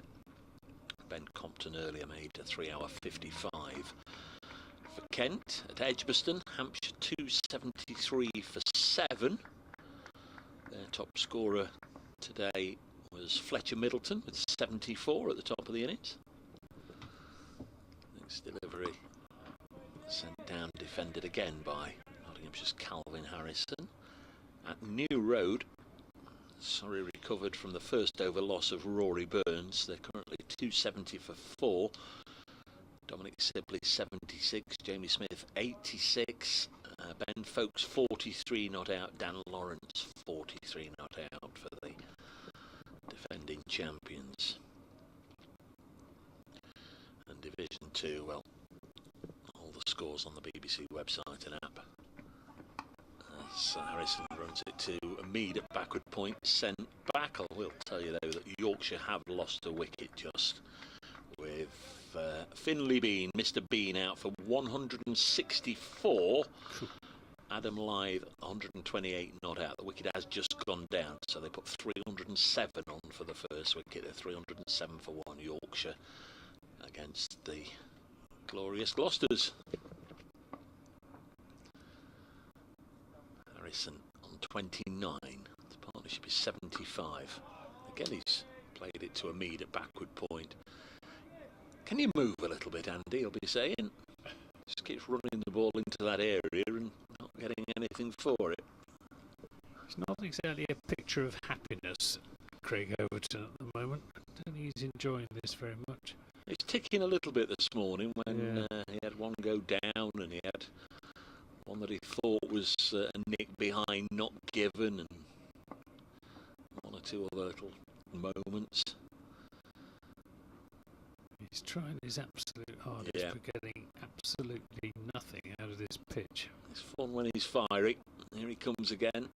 Bowls now, and that one nearly snuck through, but you have to say again, well watched, well defended by Calvin Harrison. And it's the end of the 83rd over. 265 for 7. We're going to go 13 overs to go. We'll be done in a few minutes. Well, we won't be far beyond 6 o'clock, will we? There's every chance. It's nice to see the overs bowled in the allotted time, isn't it? every Somerset chance. are good at that. Dave, you were just talking about Ollie Robinson making, you know, another young up-and-coming wicket keeper. I just wanted to ask about James Rew at Somerset. I mean, you know, he's someone that I'm sure England will be looking at. He's not having a great season, James Rew. He's been a little bit found out. He's vulnerable to the short pitch delivery. He was bounced out at the Oval by Gus Atkinson, for example. This is outside the off stump from Jake Ball. His wicket keeping is, I think, better than last season, but he's only scored 241 runs in 10 innings at an average of 24.1, whereas last season he was averaging 50 plus. Yeah, very impressive last season, wasn't he? He was. But he'll come again. Ball in the bowls. This is whipped away through the onside over pitch from Jake Ball. That's his bad ball of this over. 269 for 7. Juicy leg stump half volley this time. He just signals with his right hand where that ball was supposed to go. He's looking to bring it back into the right-hander, which he succeeded in doing, but it was over-pitched, starting too much on middle stump, veering towards leg stump. And Ollie Stone now within touching distance of 50. I wonder if it's crossed his mind or whether he's still just in the zone. 269 for 7 as Ball is in and bowls. That's much better. I think at this level of the game, with two giant screens at either end of the ground, you can't not know what you're on. I think in a little club ground where they're using the tins, I think you get away with not knowing how many you've got, but certainly not here. I wonder if some batsmen are superstitious about it and won't actually look. I wouldn't imagine They're so. a superstitious lot of cricketers. Yeah. Ball is in and bowls down the leg side. Well taken by James Rew. I can't imagine there's anybody that racks up at a county ground at this level and think, oh no, my individual score is going to be on that big scoreboard. I don't like to know. They're very stats yeah. conscious, the modern cricketers, aren't I think they they? all So love to much know. easier for them to get stats in the computer age. I suppose Stone will be quite happy to see 46 next to his name, won't he? He will. He'll have 4 more. 269 for 7 as this is played firmly to Tom Banton at mid-on. Banton just having a chat with Neil Manander, who likes a chat. He does. Luke Fletcher saying he was one of the more goes. talkative umpires. I've always wondered that, whether the umpires do chat to the players in between balls and overs and things like that. I think it's a bit some and some. It's a long day otherwise, isn't it? Yeah. Of course, the players and umpires have a lot more respect for each other than they do in football. I can tell you that as a referee. Ball in and bowls, and this is played nicely through the offside. There should be 2 runs here as Lammonby has ground to make in the deep, and 2 runs indeed are taken. End of that over from Jake Ball, who has figures of 17 overs, 1 maiden, none for 67. Yeah, a couple of Not great. couple of overs from each end, of course, since that second new ball. Both fresh into their stints, no reason why Craig Overton won't keep going. Just wondering about Casey Aldridge and whether he might be slipped in a little earlier in this phase than he was right at the start of the day. I think Jack Leach is signalling. Is he signalling to the pavilion for something? Or now 28. Who's that? That is Tom Abel. Something's awry, maybe. 271 for 7. Overton bowls, and this is turned away by Harrison on the leg side for a couple of runs. Oh, Leachy! Dragged it back. In fact, they're going to come back for 3. What are they clapping? They're clapping. Who knows? Who knows? I think there was always going to be 3. I think that perhaps. Well, no, you can't speak for the public, can you? What they were thinking, but good running, maybe. Yeah, well, it was good running. Probably thought it was Ollie Stone. Well, I was going to say that, but you can't necessarily assume that all those that were clapping didn't know the difference between number 9 and number 31. But there we go. It seemed a prolonged applause for the ball eased into the leg side for an obvious 3. Anyway, this is turned to backward point, and there's no run. 274 for 7. There's the Nottinghamshire score. It's been moments in the day where they seemed well set for a good score. There was certainly a moment mid-afternoon when it seemed as if they might be blown away for less than 250, but the truth could have been less than 200. Well, yeah. The truth probably lies somewhere in between. 274 for 7. 300, I think, will be a score that'll have them interested. Wide of the off stump, this goes through to Root. 49 to Ollie Stone. 48, I beg your pardon. That's Tractor driver from the depths of the Smith Cooper, or the heights of the Smith Cooper stand. Can you see him or just hear him? I think he's at the top of the 1, 2, 3rd bay in from the top. This ball driven away, and that'll be Ollie Stone's half-century. Very well battered by Ollie Stone. It's only the 3rd time in his career that he has reached 50 in first-class cricket, but twice in 3 matches for Nottinghamshire, and the previous time he did it was in his Northants days in 2016. So Notts didn't necessarily get a deal out of Ollie Stone last year through injury. This year they've got a quick bowler, and they've got a very decent lower order batter as well. 90 against Lancashire, 24 in the last match that he played against Hampshire, sat out the Worcestershire game, and now again with an opportunity with the bat, he's 52 not out.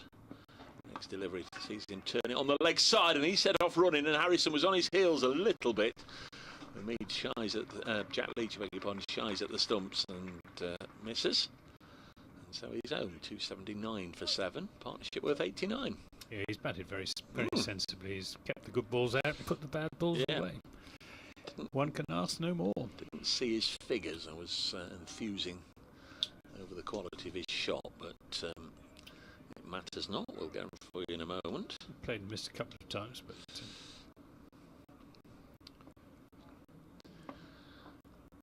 Harrison on 32. I wonder if I do put a social media acknowledgement to his half-century. I wonder if Sharon Stone will like it again. 279 for 7. Next ball is turned to mid-wicket to Leach, who's another one, actually, Samet-like, who bowls left arm and throws right arm, doesn't he? Absolutely right.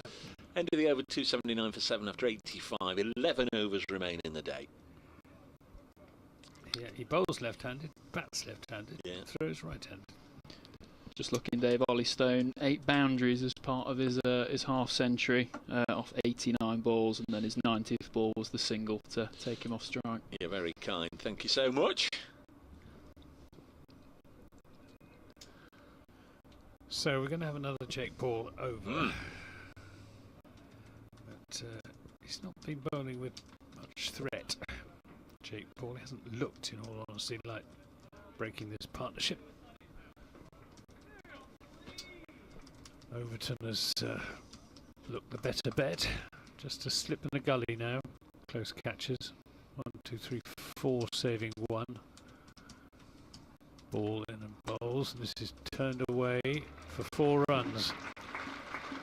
He split the difference between deep backward square leg and long leg. Neither had a prayer of intercepting that shot. Takes Ollie Stone on to 57, 283 for 7.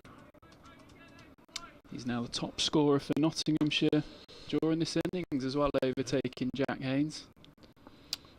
Partnership now worth 93. 93 very frustrating runs for Somerset. Ball in and bowls. This is driven, but fielded at mid-off by Tom Kohler-Cadmore. All that heavy cloud cover tomorrow, Anthony. I think it's going to be an even better day tomorrow. It's going to be even warmer, I think. Ball's going to Somerset got to take they've got to break this partnership first before thinking about batting tomorrow.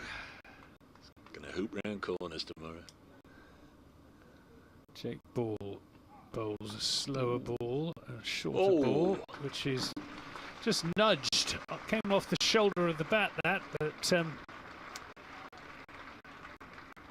neither deep backward square leg nor long leg had any chance at all of intercepting. It wasn't a very good ball from Jake Ball, and I've been saying that rather too often. He's now gone for 75 halfway through his 18th over, so he's going at over 4 runs and over. That was purely due to the fact that he's been out there for so long. That was just a lovely bit of timing. Yep.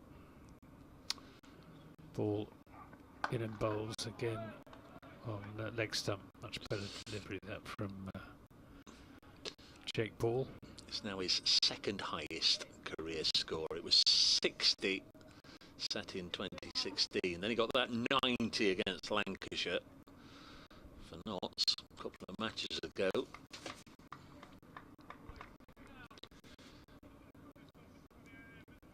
All that time he was out injured. He's maybe batting lessons. Ball to Stone. It's played back up the pitch. Ball tried to get his right hand down on that, see if he could deflect it onto the stumps. Failed to make any contact. Can you do an online batting course? Probably. There'll be one somewhere, I'm sure. My word, he's played well. He has. It'll be interesting. Well, they both played well in their different styles. Yeah. You know, well aware could be talking him out any second, but it'd be interesting if he does get a little bit further along. Ball in and bowls, and Potential gentle medium pace delivery, which is just played up to mid-off, ended that over 287 for 7. He was so disappointed to get out for 90, understandably, last time round. If he does extend his innings into tomorrow morning now, there'll be a fierce determination, you'd imagine, to try and get across the line.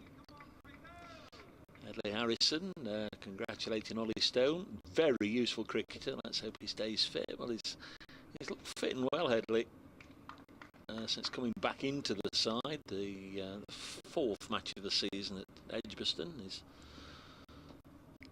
played most of the games since then. Played all the Blast games. As Harrison nudges this back to Craig Overton, who's put a decent shift in here. This is his 22nd over. That looks like Benny Green on the field. It is. It's a rather splendid mullet that he's got. 287 for 7. It's a haircut that's definitely coming back around a little bit, isn't it, the mullet?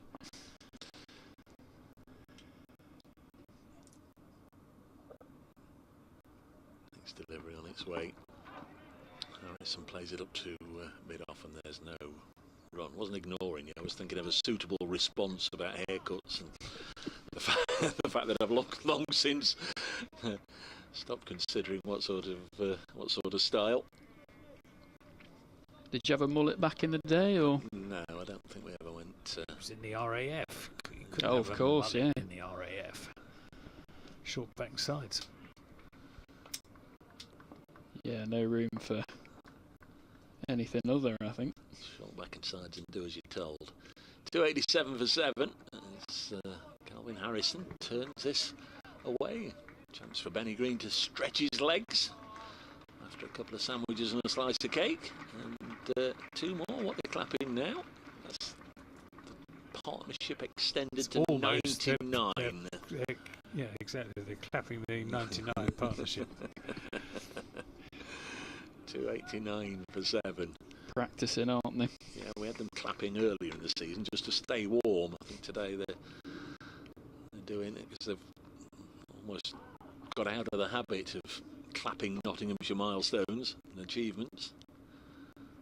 Extraordinary number of gentlemen with their tops off around the ground as they're going to scamper through here for the Century Partnership. Listen to that. It's a leg bite. It's a 100 partnership. 217 balls. Calvin Harrison 34 from 121. Ollie Stone been predominantly the driving force, 61 from 96. But you can't have a 100 partnership unless you're both pulling your weight, or generally you can't. Sometimes you'll have a Stokes and Leach partnership, I know, but generally you've both got to pull your weight a little bit. And certainly Calvin Harrison came out and set his stall out to provide a formidable defence. This one wide of the pegs goes through to Kangaroo. 290 for 7. Just a bit of perspective, the 100 between Clark and Haynes was off 131 deliveries earlier in the match, and this one over 200, so very much a slower pace but very much valuable runs. It's not how you get there, it's just getting there. What is it? It's a song, that, a lyric in it somewhere. It's not the journey, it's arriving somewhere. 290 for 7.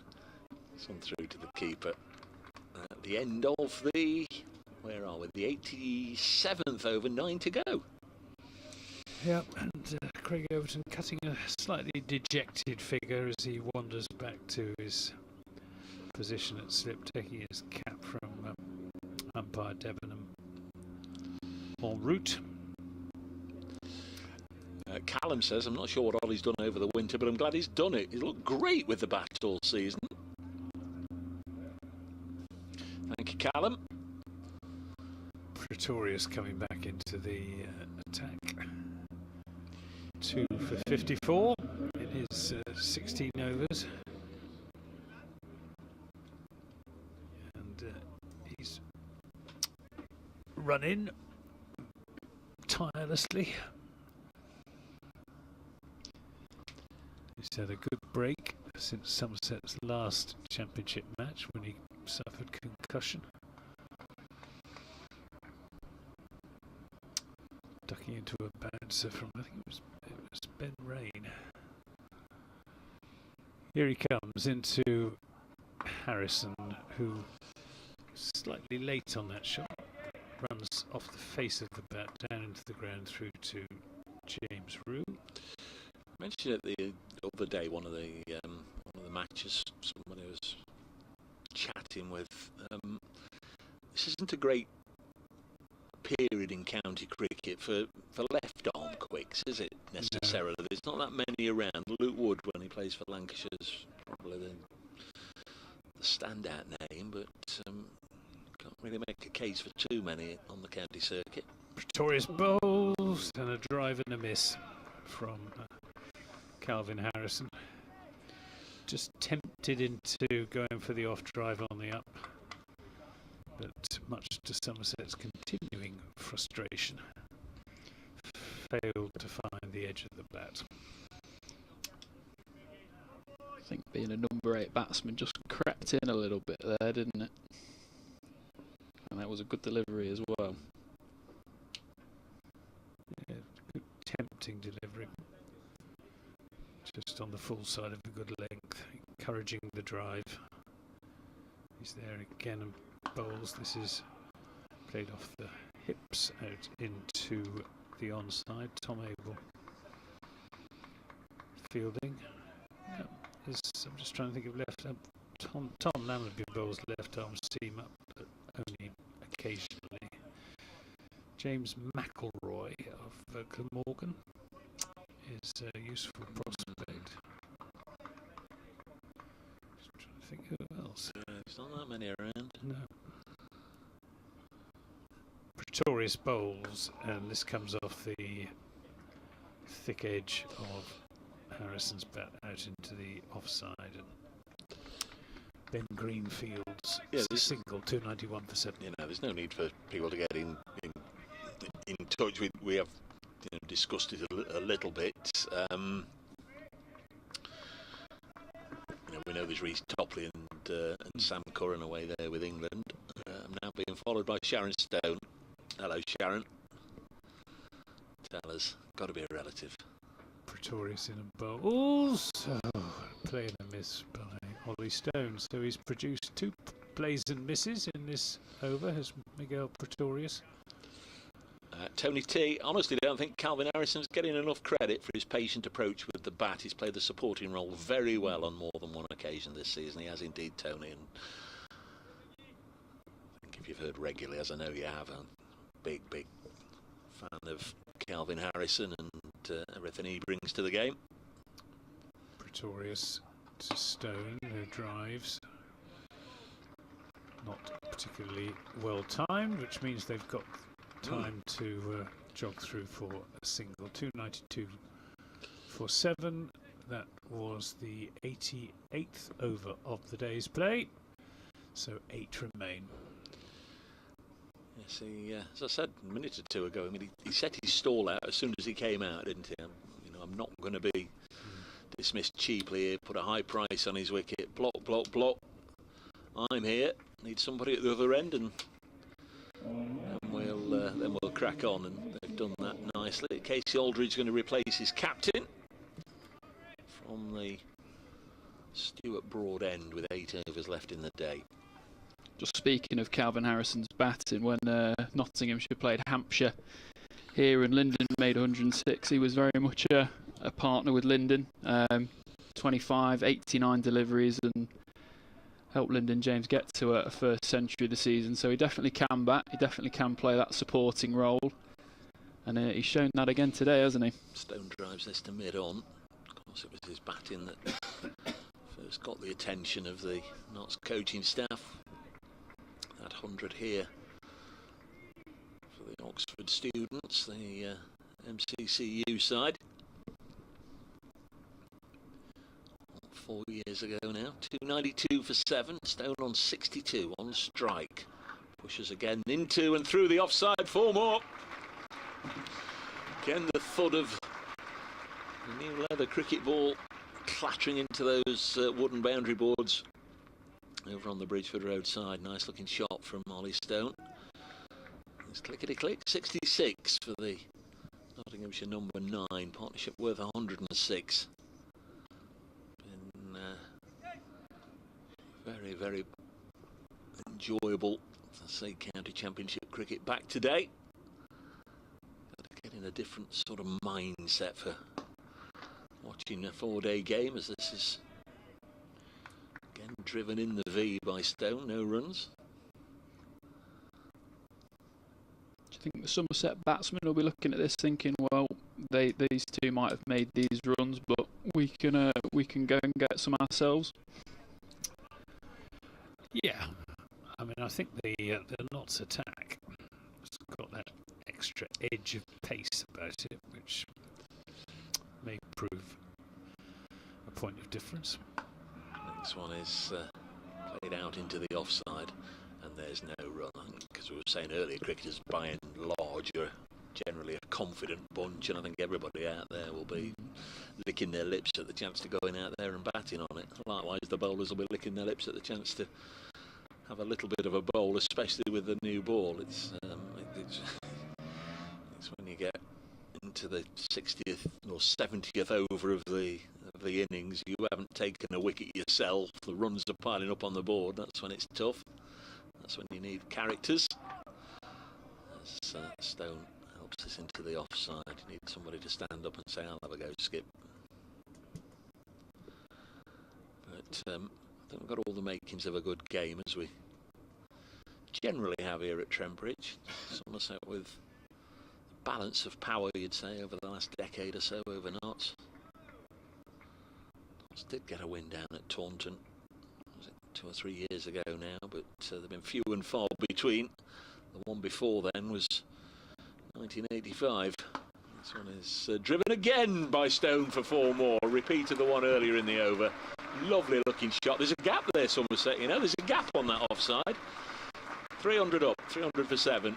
It was the same spot, wasn't it? It was like there was a furrow laid from the first one, and he's hit the ball in that furrow through the offside to get Notts a second batting bonus point and go to 70. Yeah. Somerset ought to have a sweeper out on that short boundary.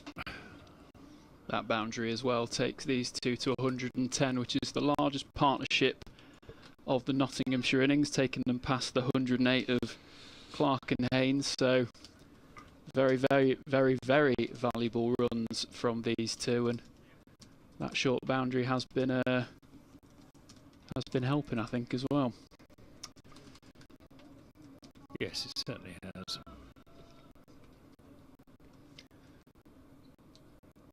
Pretorius again, he'll be bowling.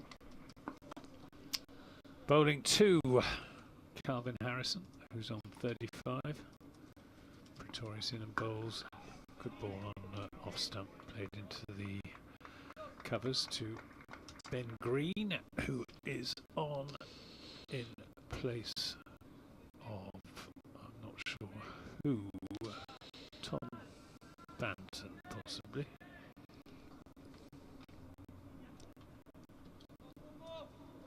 Can't actually see Tom Banton at the moment. Maybe going to get kitted out with the fielding pads. Pretorius in and bowls. Abel quickly onto it from mid-wicket.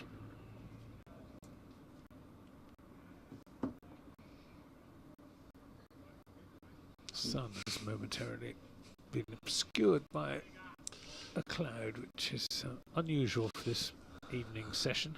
Just watching Jack Leach playing his shots. May well be opening the batting. Just scored a quick 50 there. Shadow batting. Pretorius bowls and Harrison with his nose over the pitch of that ball, smelling the leather. He's at it again. Oh. He is. Very, very stylish, Jack. Just punching it through the offside by the look of it. He's played them all. Save some for when it matters. Well, it makes a change from watching cricketers rehearsing their golf swing. Exactly. Yeah. Is Pretorius in and bowls a bouncer. Got to call that, Mr. Malinder. Yeah. He has. Oh yes, he has. Yeah, he consulted his fellow umpire Ben Debenham, standing at square leg, and said, "Yep, that was over head height." It certainly was. It wasn't a particularly good bouncer. It was quite quick, but ill-directed and too short. Can you play on this strip, young man?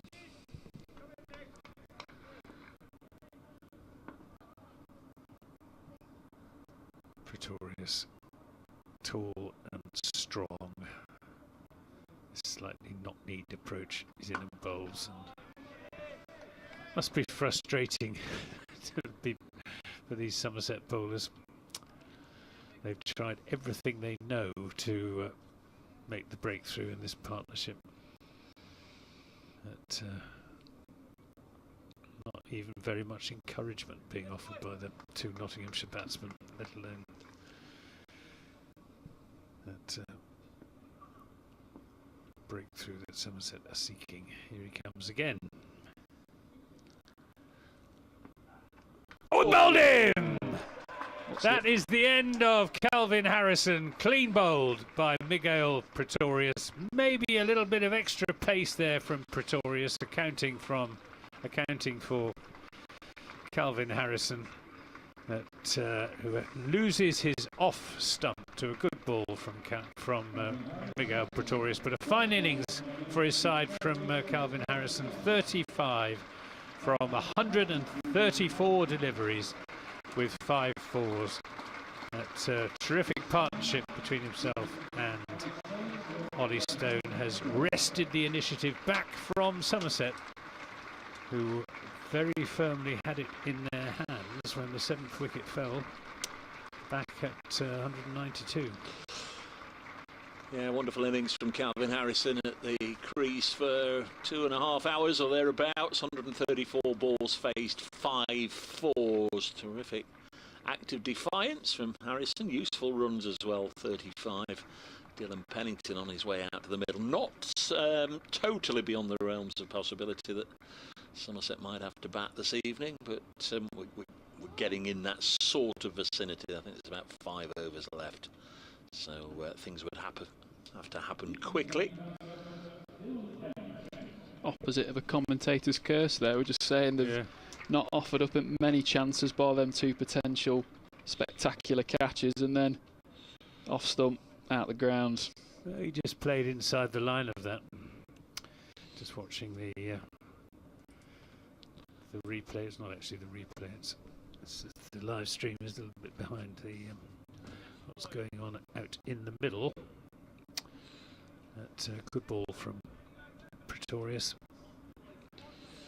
Yeah, he's now got a 3-for with 2 wickets left. Well, I'll be saying to Casey Aldridge, forget about you getting a 5 for, mate. I'm going to nip in there with these last 2. So Dylan Pennington, a close season signing, although it was announced last August, from Worcestershire. His debut this season, first game of the season against Essex, he came in at this situation number 10 in the order with Sam Cook on a hat-trick, and he was out first ball. He was it's not a great way to start your Nottinghamshire career, I think.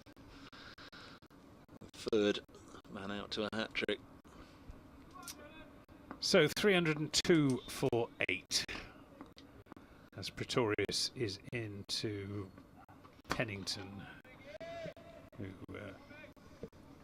plays that back up the onside of the pitch. End of that over from Miguel Pretorius, who has figures of 18 overs. 4 maidens, 3 now for 58. Yeah, 6 overs to go in the day. So these last 2 wickets went in the next couple of overs. Somerset would have to go out there for a short testing period. They're all at it now. That was Pretorius just changing the bails around. The old Stuart Broad trick. Yeah, well, Craig Overton's been doing it, and now Pretorius is doing it. I think it's probably lost its magic. It doesn't have any magic. That's my problem. I've lost my magic. 302 for 8. Absorbing day of cricket. 90 overs we've had. Casey Aldridge has bowled 19 of them. It's interesting to see whether Ollie Stone really goes on the attack now. No real reason he should, is there? He'll want to be there for the morning.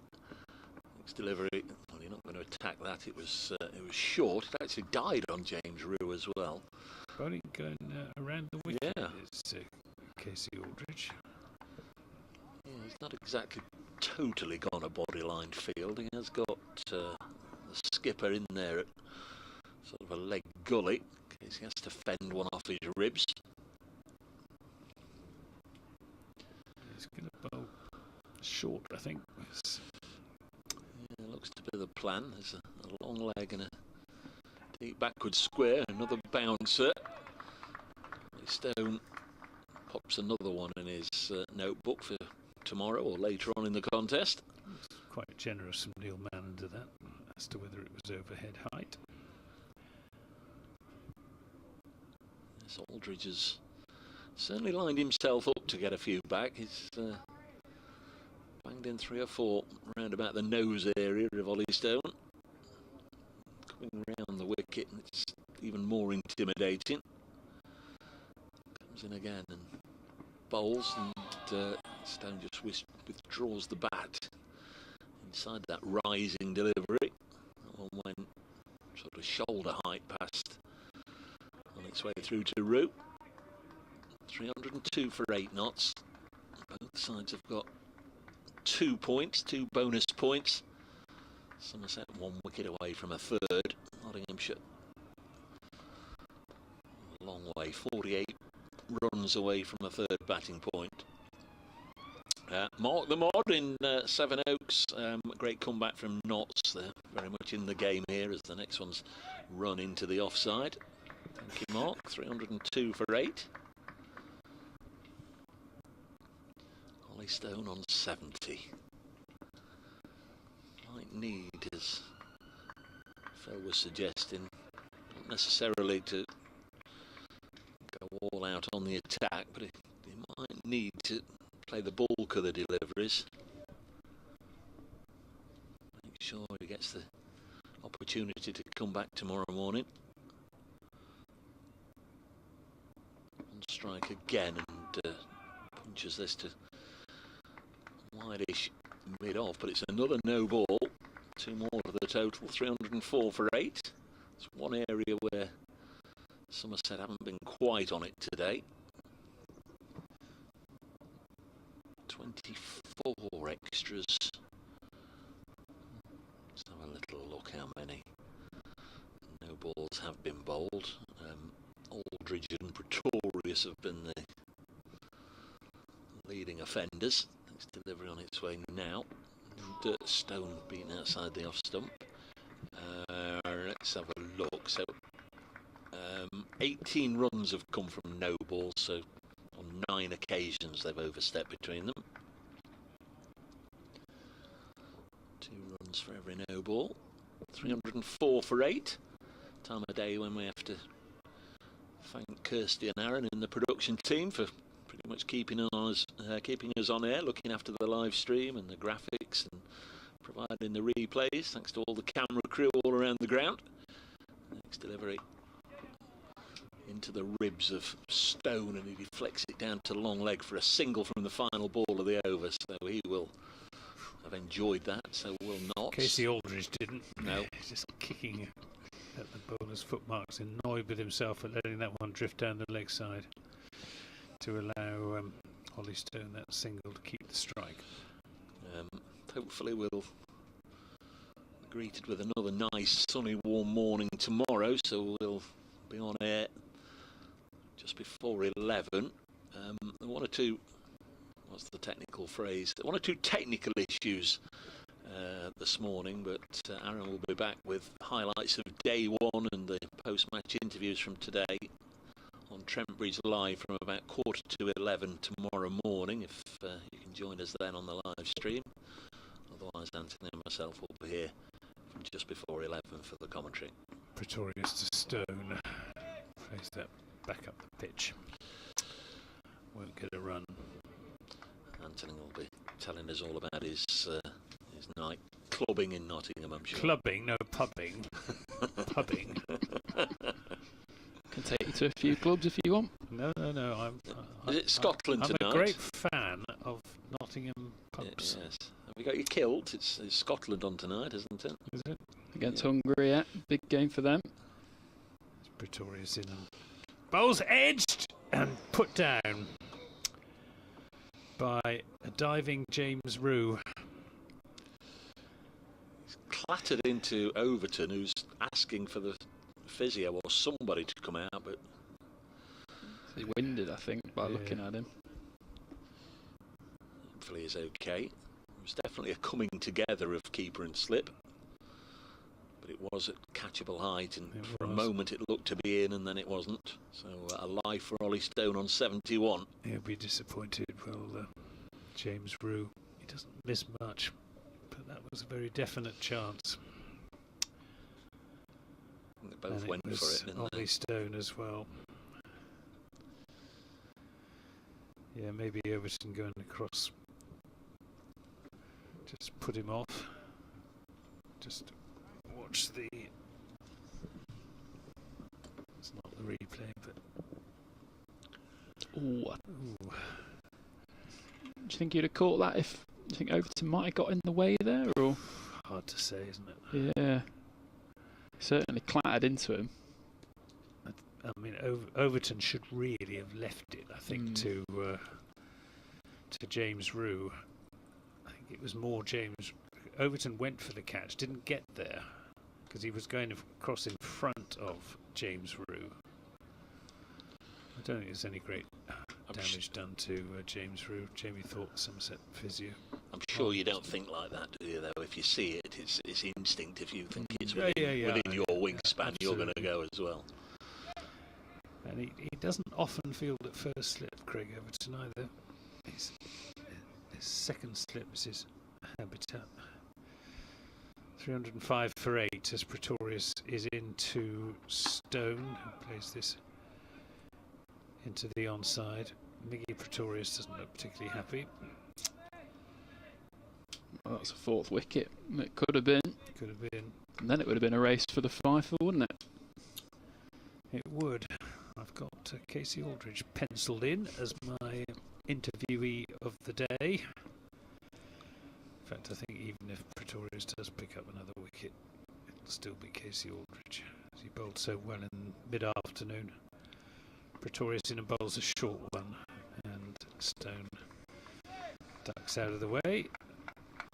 I think the Notts media team will be looking very much at Ollie Stone. That's who my money would be on. Oh no, it's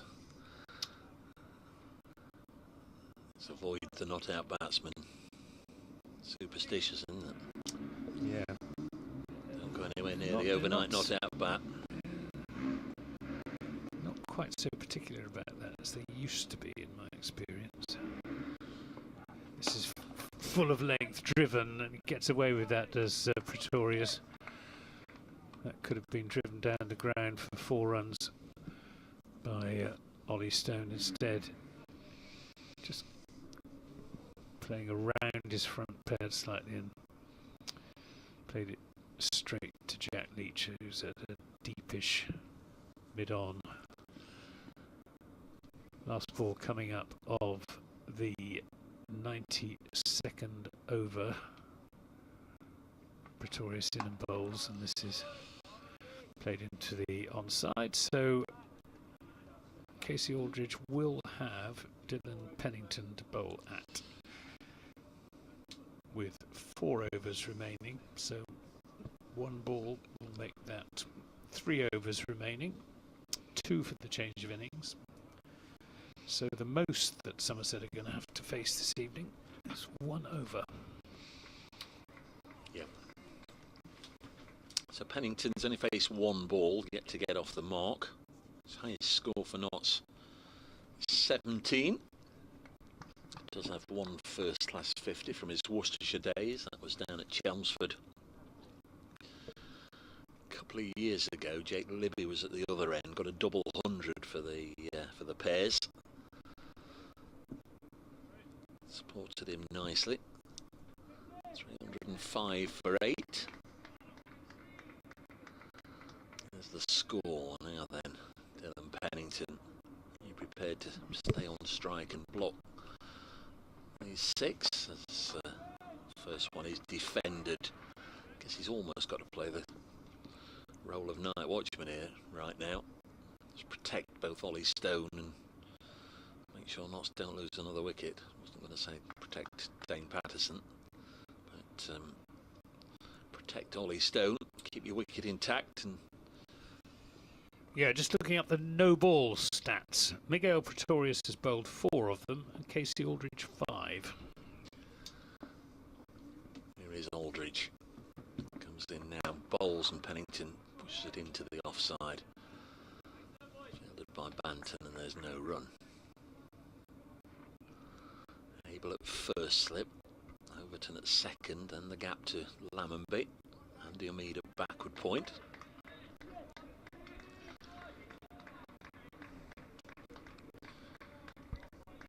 Rest of the offside, Banton and Pretorius. 305 for 8 Notts. Won the toss this morning. Omid opted to bat first. This next one's pushed into the covers. A rather Craig Overton lost the toss because Asiba Mead flicked the coin up. There was a loud cry of tails from Craig Overton. Neil Malinder wandered over to the rolling coin, and when it settled, said it's heads. Notts have won the toss. Halfway through the 93rd over. Next ball. Oh, a play and a miss there from Pennington. No foot movement whatsoever. Just a little bit of a loose waft in the general direction of where he hoped the ball would be. It wasn't. It was already in the gloves of Rue by then. 305 for 8. Just joining us, Notts.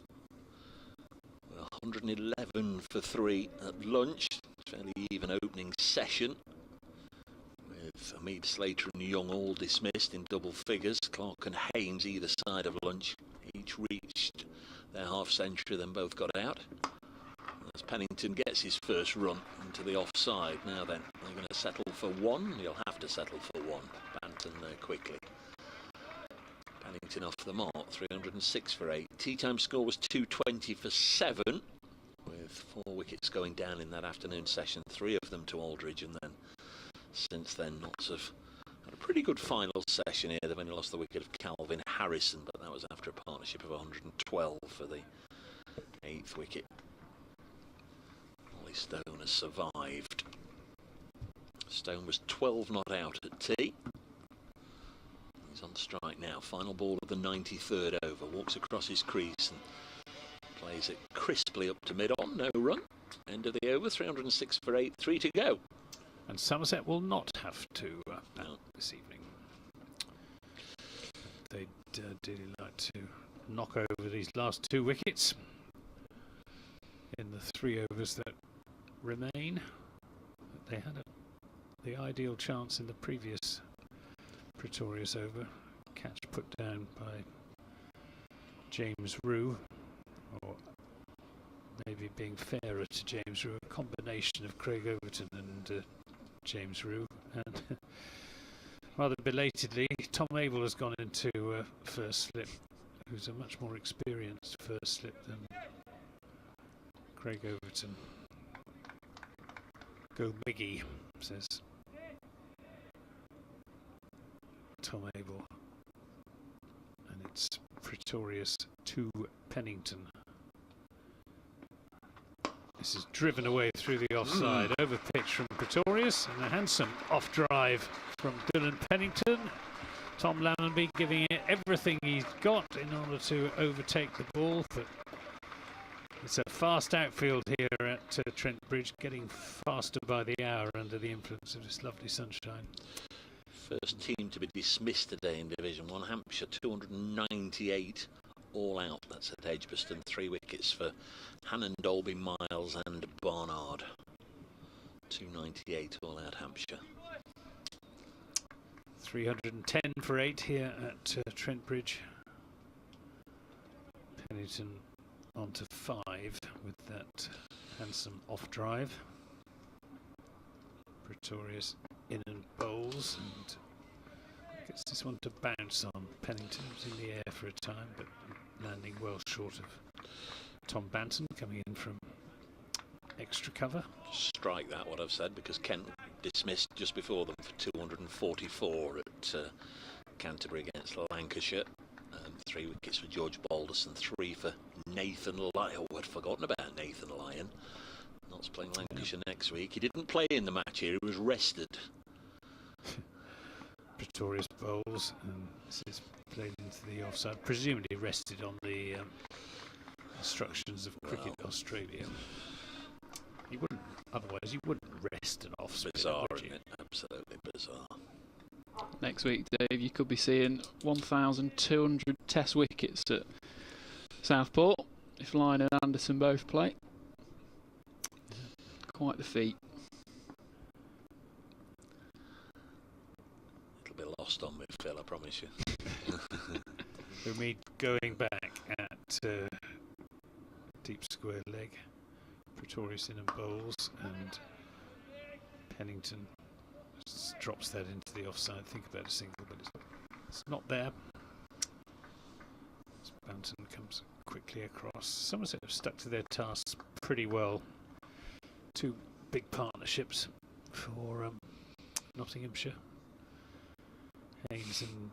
Jack Haynes and Joe Clark this morning, and Ollie Stone and Calvin Harrison this evening.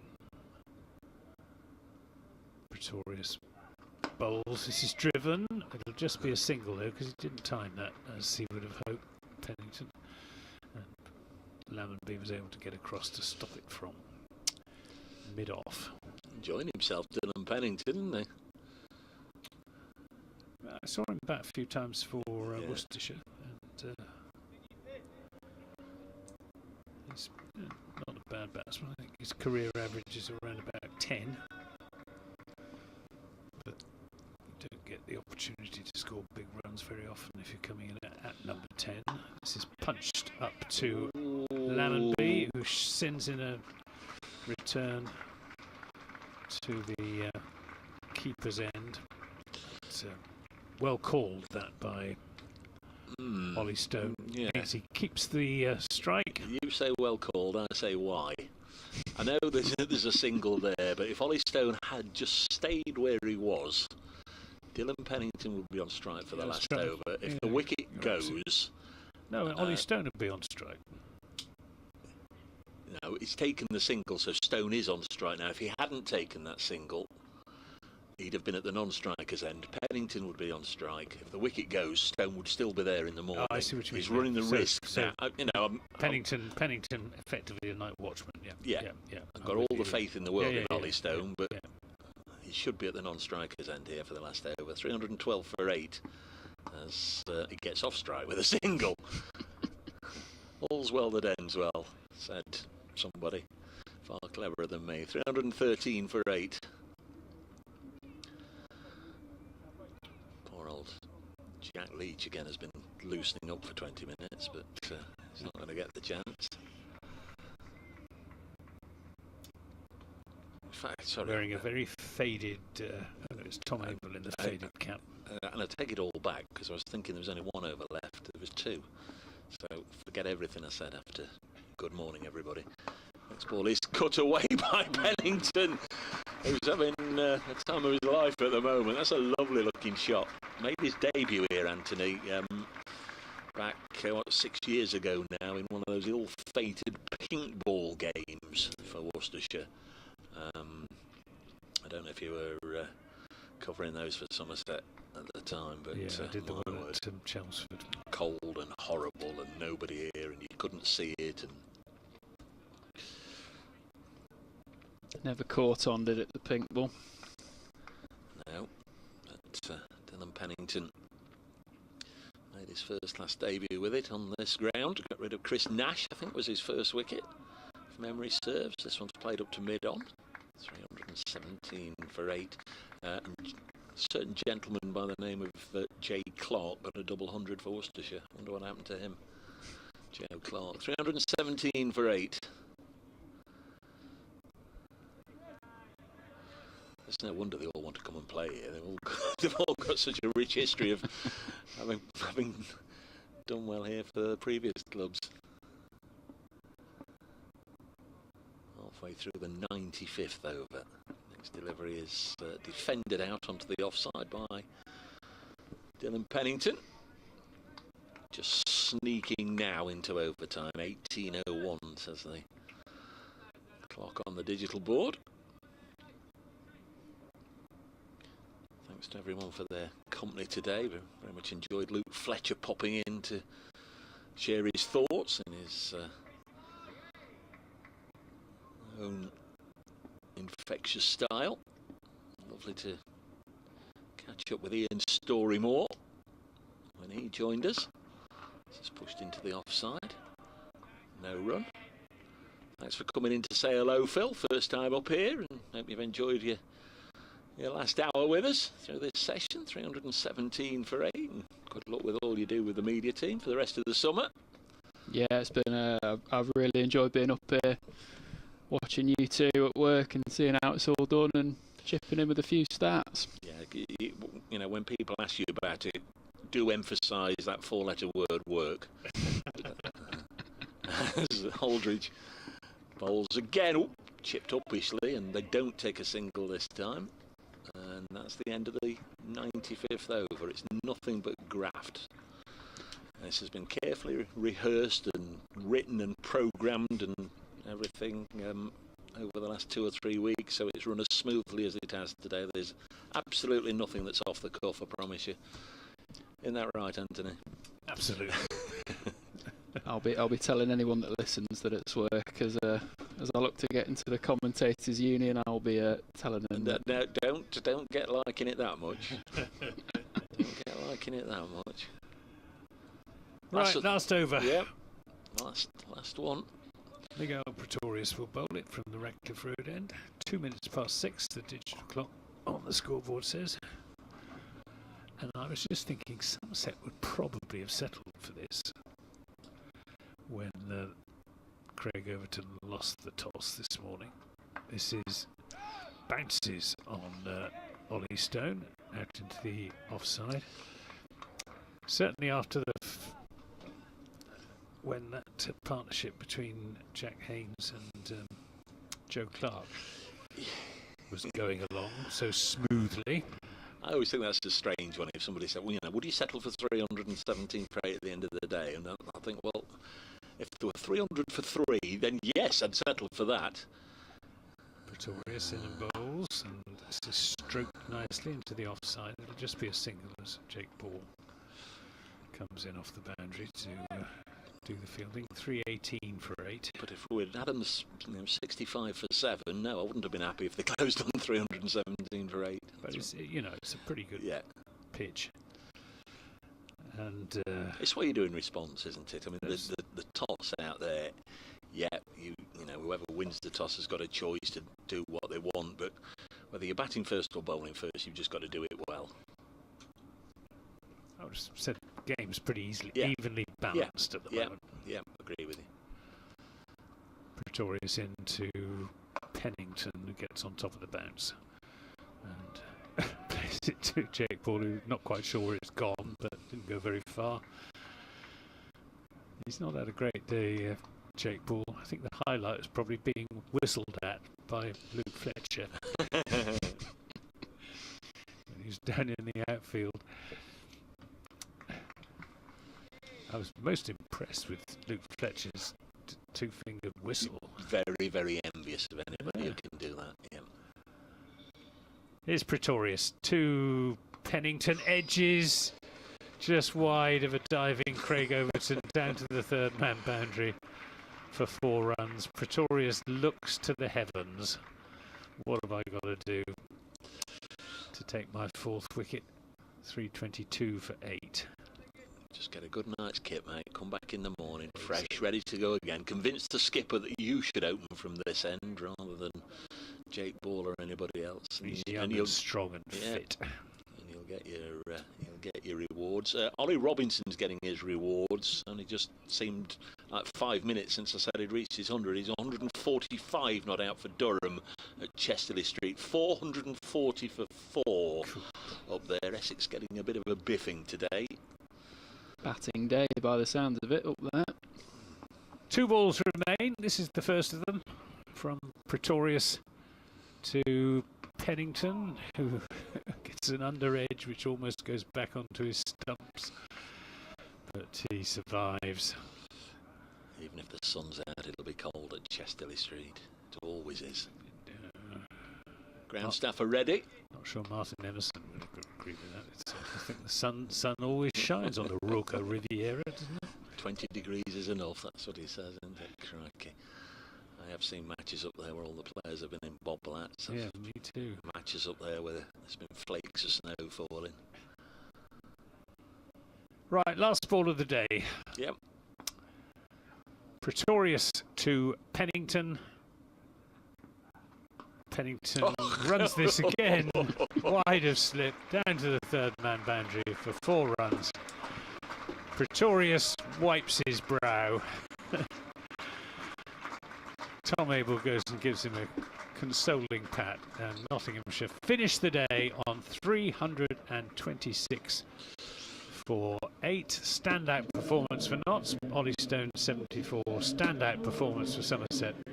Casey Aldridge's 4 for 90 in 22 overs. And again, just those last couple of boundaries takes Nottinghamshire to more than 100 runs in the session for the third session running. But critically, in that last 2-hour session, Somerset only picking up the 1 wicket. That of Calvin Harrison. 111 for 3 at lunch, 220 for 7 at tea, 326 for 8 at the close. Very good day's cricket, warmly applauded by the crowd that have stuck around. And I think everybody will keep a beady eye whether they've got to return to what they normally do midweek over the next few days, just to see how this one pans out. I hope you're able to come back and join us. Just quickly to recap, Ollie Stone finishing on 74 not out. Thanks for Phil for joining us in that session. He's got to dash off and help the media team with their post-match interviews. That'll be screened on Trent Bridge Live. It'll be on social media, of course, this evening as soon as they've done it, but it'll be on Trent Bridge Live tomorrow morning at 11:15. Ollie Stone 74 not out. Wonder what he can do in the morning for Somerset. It's been a day of perseverance. I mean, you've just they've stuck to their guns pretty well, I think, Somerset. Yeah, it's a weakened Somerset attack without their captain Lewis Gregory, but Casey Aldridge has stepped up very impressively. Jake Ball less so. I think it would be fair to say not quite at his best. Craig Overton plugging away as determinedly as ever, and likewise Miguel Pretorius, who has kept running in right to the end. Thanks, Anthony. Very much enjoyed catching up with you again. Enjoyed your company and your commentary, and thanks for being so engaging with all our guests that we've had this afternoon. Always a long old day. If there's 2 of you, so very kind of the people that have popped up to say hello to join in the commentary. I hope you've enjoyed the coverage. If you have, come back and we'll do it all again tomorrow. And one final word, thanks once again to our camera crew, and there's 4 or 5 of them out all around the ground for this one in sunnier weather than they've been used to for the rest of the season. Your work very much appreciated, bringing you the pictures. From the team here at Trent Bridge, we'll leave you with the score. Nottinghamshire 326 for 8. County Championship cricket's back, and so will we tomorrow morning. Please come and join us. Good night from us all.